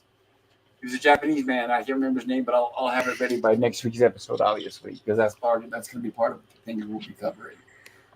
But the fact that they're both designed by the same guy, and you can tell when you look at him, I think it's fantastic. And it's sorely missed, by the way, these days.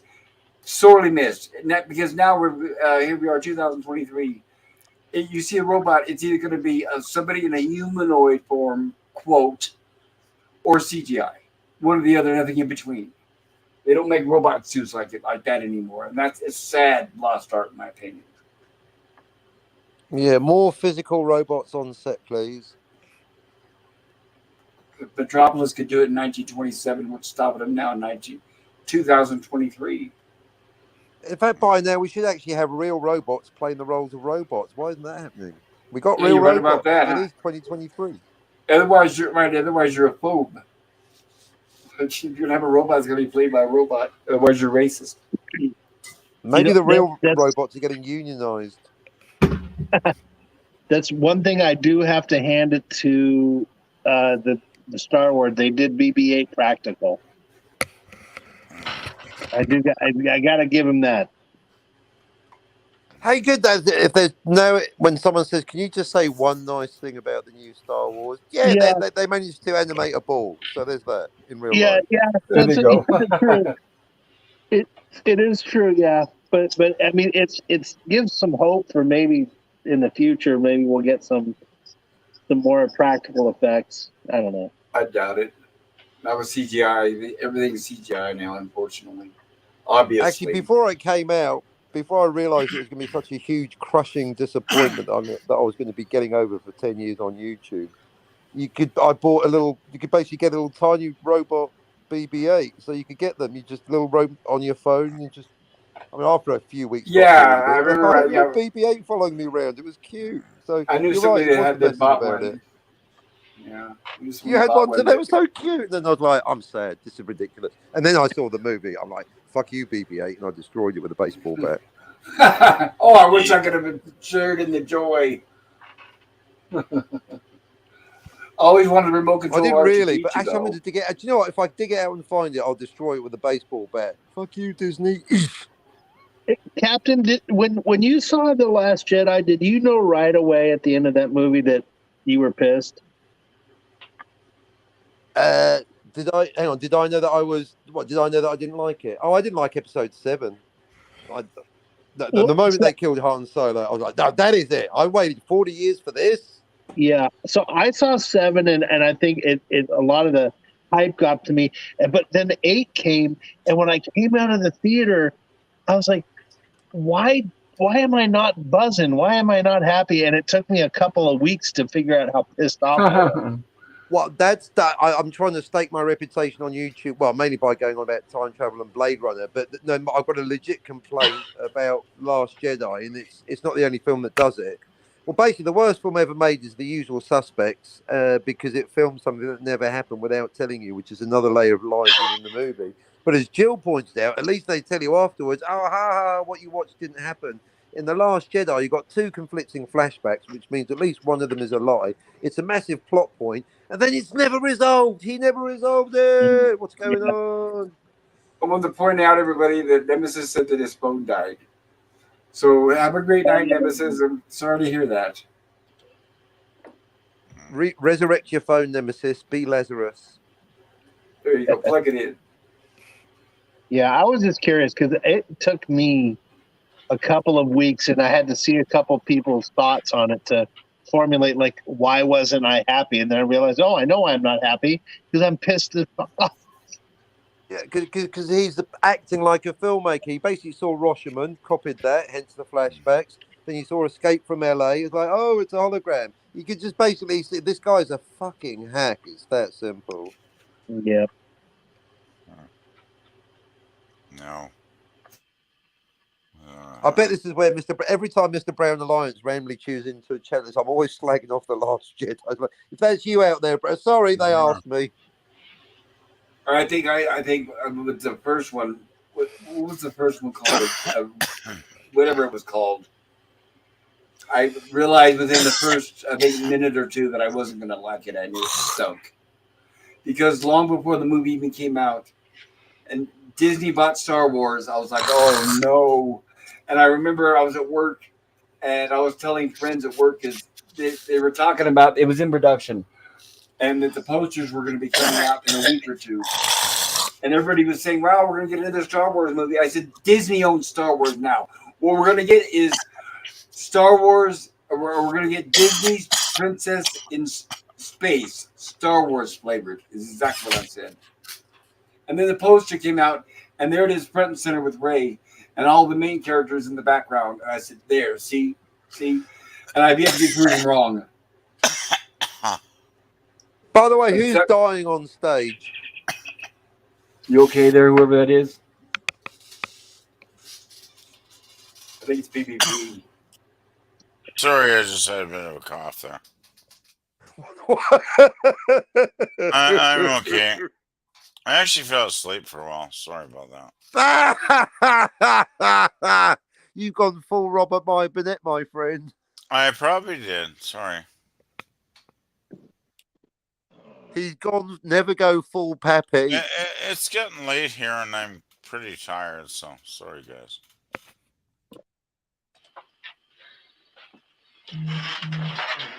That's all right. You got to sleep sometime, right?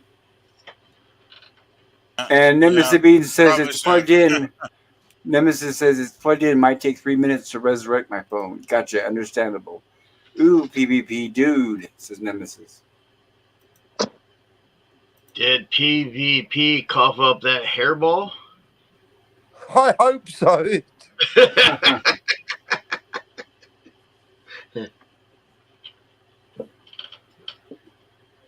All right. I think what I might do is I know Nemesis just plugged his phone in, but I think I might be calling it a night. Because I know it's really late. Some of you guys it's later than others. Some of you guys it's earlier. Some of you guys it's really late. Like Captain's a day ahead of us. Oh, it's only 16 after 3 in the morning. You're okay there, Sean? Bad paper cut. Yeah, how'd you do that, Sean? I did this with this handy X-Acto knife right. Ooh. Oh no, don't that. The artist's nightmare. Oh.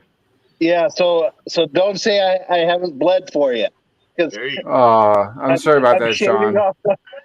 I'm shaving off some of the paneling for this thing. But you know what, though? It's common. I have a first aid kit. I do appreciate your dedication, sir. Yeah, okay, I'll take it off. But yeah, no, I injure myself frequently.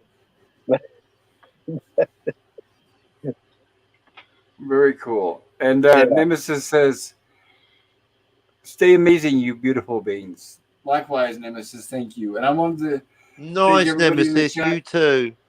Yeah, I wanted to thank everybody in the chat who stopped by at one point or another. Hopefully, some are still listening. I know it says 6, so I feel really bad about ending this, but it is late, and I got to take the pooches out. But I want to personally also thank everybody on the panel for being here. Thank you, PvP. Would you like to tell us about your channel?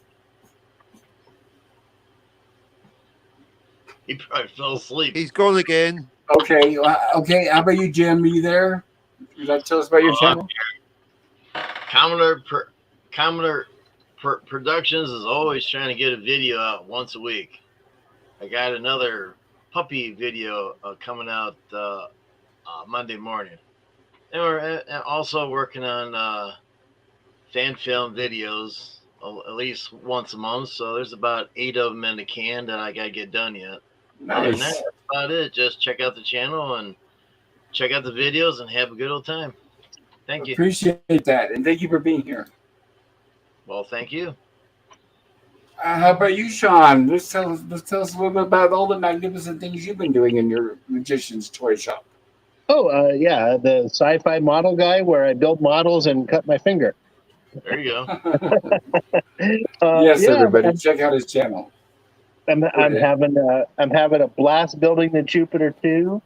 And if anyone out there is so inclined and is building models, I do also a viewer mail series. I've done 2 of them so far, where I ask people to send me an email of the projects they're working on, and I showcase those. So I mean, the channel is about e-learning, and it's about them learning. So if you've done modeling in the past or you're building one now, send me an email, and I will show it. That is very cool. Thank you, Sean. Thanks. Captain, tell us a little bit about your channel. What would you like to share with us? Oh, it's the same 3 topics every day. Blade Runner is Deckard a Replica. What's up with the time travel and Back to the Future? And Reservoir Dogs. What the hell's going on with that commode scene? All day, every day for 3 years. I just don't care. And other stuff. And humour and things. And I no second Ahsoka. that, No Ahsoka talk. If you're tired of the Ahsoka talk, no Ahsoka talk. Yeah, we get it. No one likes it. Let's move on. Yeah, hate clicks. Not interested. I'd rather talk about obscure things that you might like The Expanse. So that's. Thank you. I totally agree. No hate clicks. Right? We're not here for that. That's like the lowest. I mean, you think nobody can sink any lower. Those people that thrive on hate clicks. Oh my goodness. That's the bottom of the bottom. It does seem like a ridiculous show, but it's like Disney already famous, so we don't need to give more attention to it by, Precisely. I'll spend 5 minutes on the lightsaber thing. 'Tis but a scratch, but then after that, let's watch The Expanse, and that might be good. Thank you. Nemesis of Eden says PvP does music playlists and eggnog reviews. Yes, he does. And we'll be getting more eggnog reviews next month. And Nemesis of Eden shares a link there to Sean's channel. Everybody, thank you, Nemesis. Everybody, check that out. Thank you. Yep, thank you. And Nemesis shares a link to Jim Commodore Productions channel. Everybody, thank you. And there's a link to Captain Infinity's channel as well. Thank you, Nemesis. I really appreciate this. Thank you, Nemesis. Nemesis, I want you to share yours as well. And Nemesis of Eden also shares a link to PvP's channel. PvP, are you back? Oh, PvP's not back. That's okay. And Nemesis of Eden says, and of course me. And there's a link to Nemesis of Eden's channel. Yeah. And all right. But thank you guys. I wasn't sure how long this was going to last or if we had enough topics to cover, but I guess we did. It's over. We're going over 4 hours and 16 minutes. Oh, you sure did. So I really appreciate that, and I'll try to have another Rumblings next week. But if I don't in the meantime, by the way, Pop. Yes, sir. Pops. Ironically enough, I'm interrupting you to say your talk at the beginning about the interrupting and what you organised with Nemesis of Eden. In all seriousness, that is good. It's better to go over these things so we know how to comport ourselves than just pretending there's not. So that very mature choice. We're all happy because we know how to carry on. So good work. Thank you. And I will cover it because like Tuesday we'll have a lot more people, so I'll make sure I cover it at least once or twice during the stream. Worth doing. So I appreciate that. But yeah, thank you everybody here. I'm trying to remember, is there anything I forgot? But yeah, everybody and PvP's asleep. Don't forget, only 4 more weeks till eggnog time. Yeah, well, we'll see if we can get an unboxing from him too, right? Eggnog unboxing. Yeah.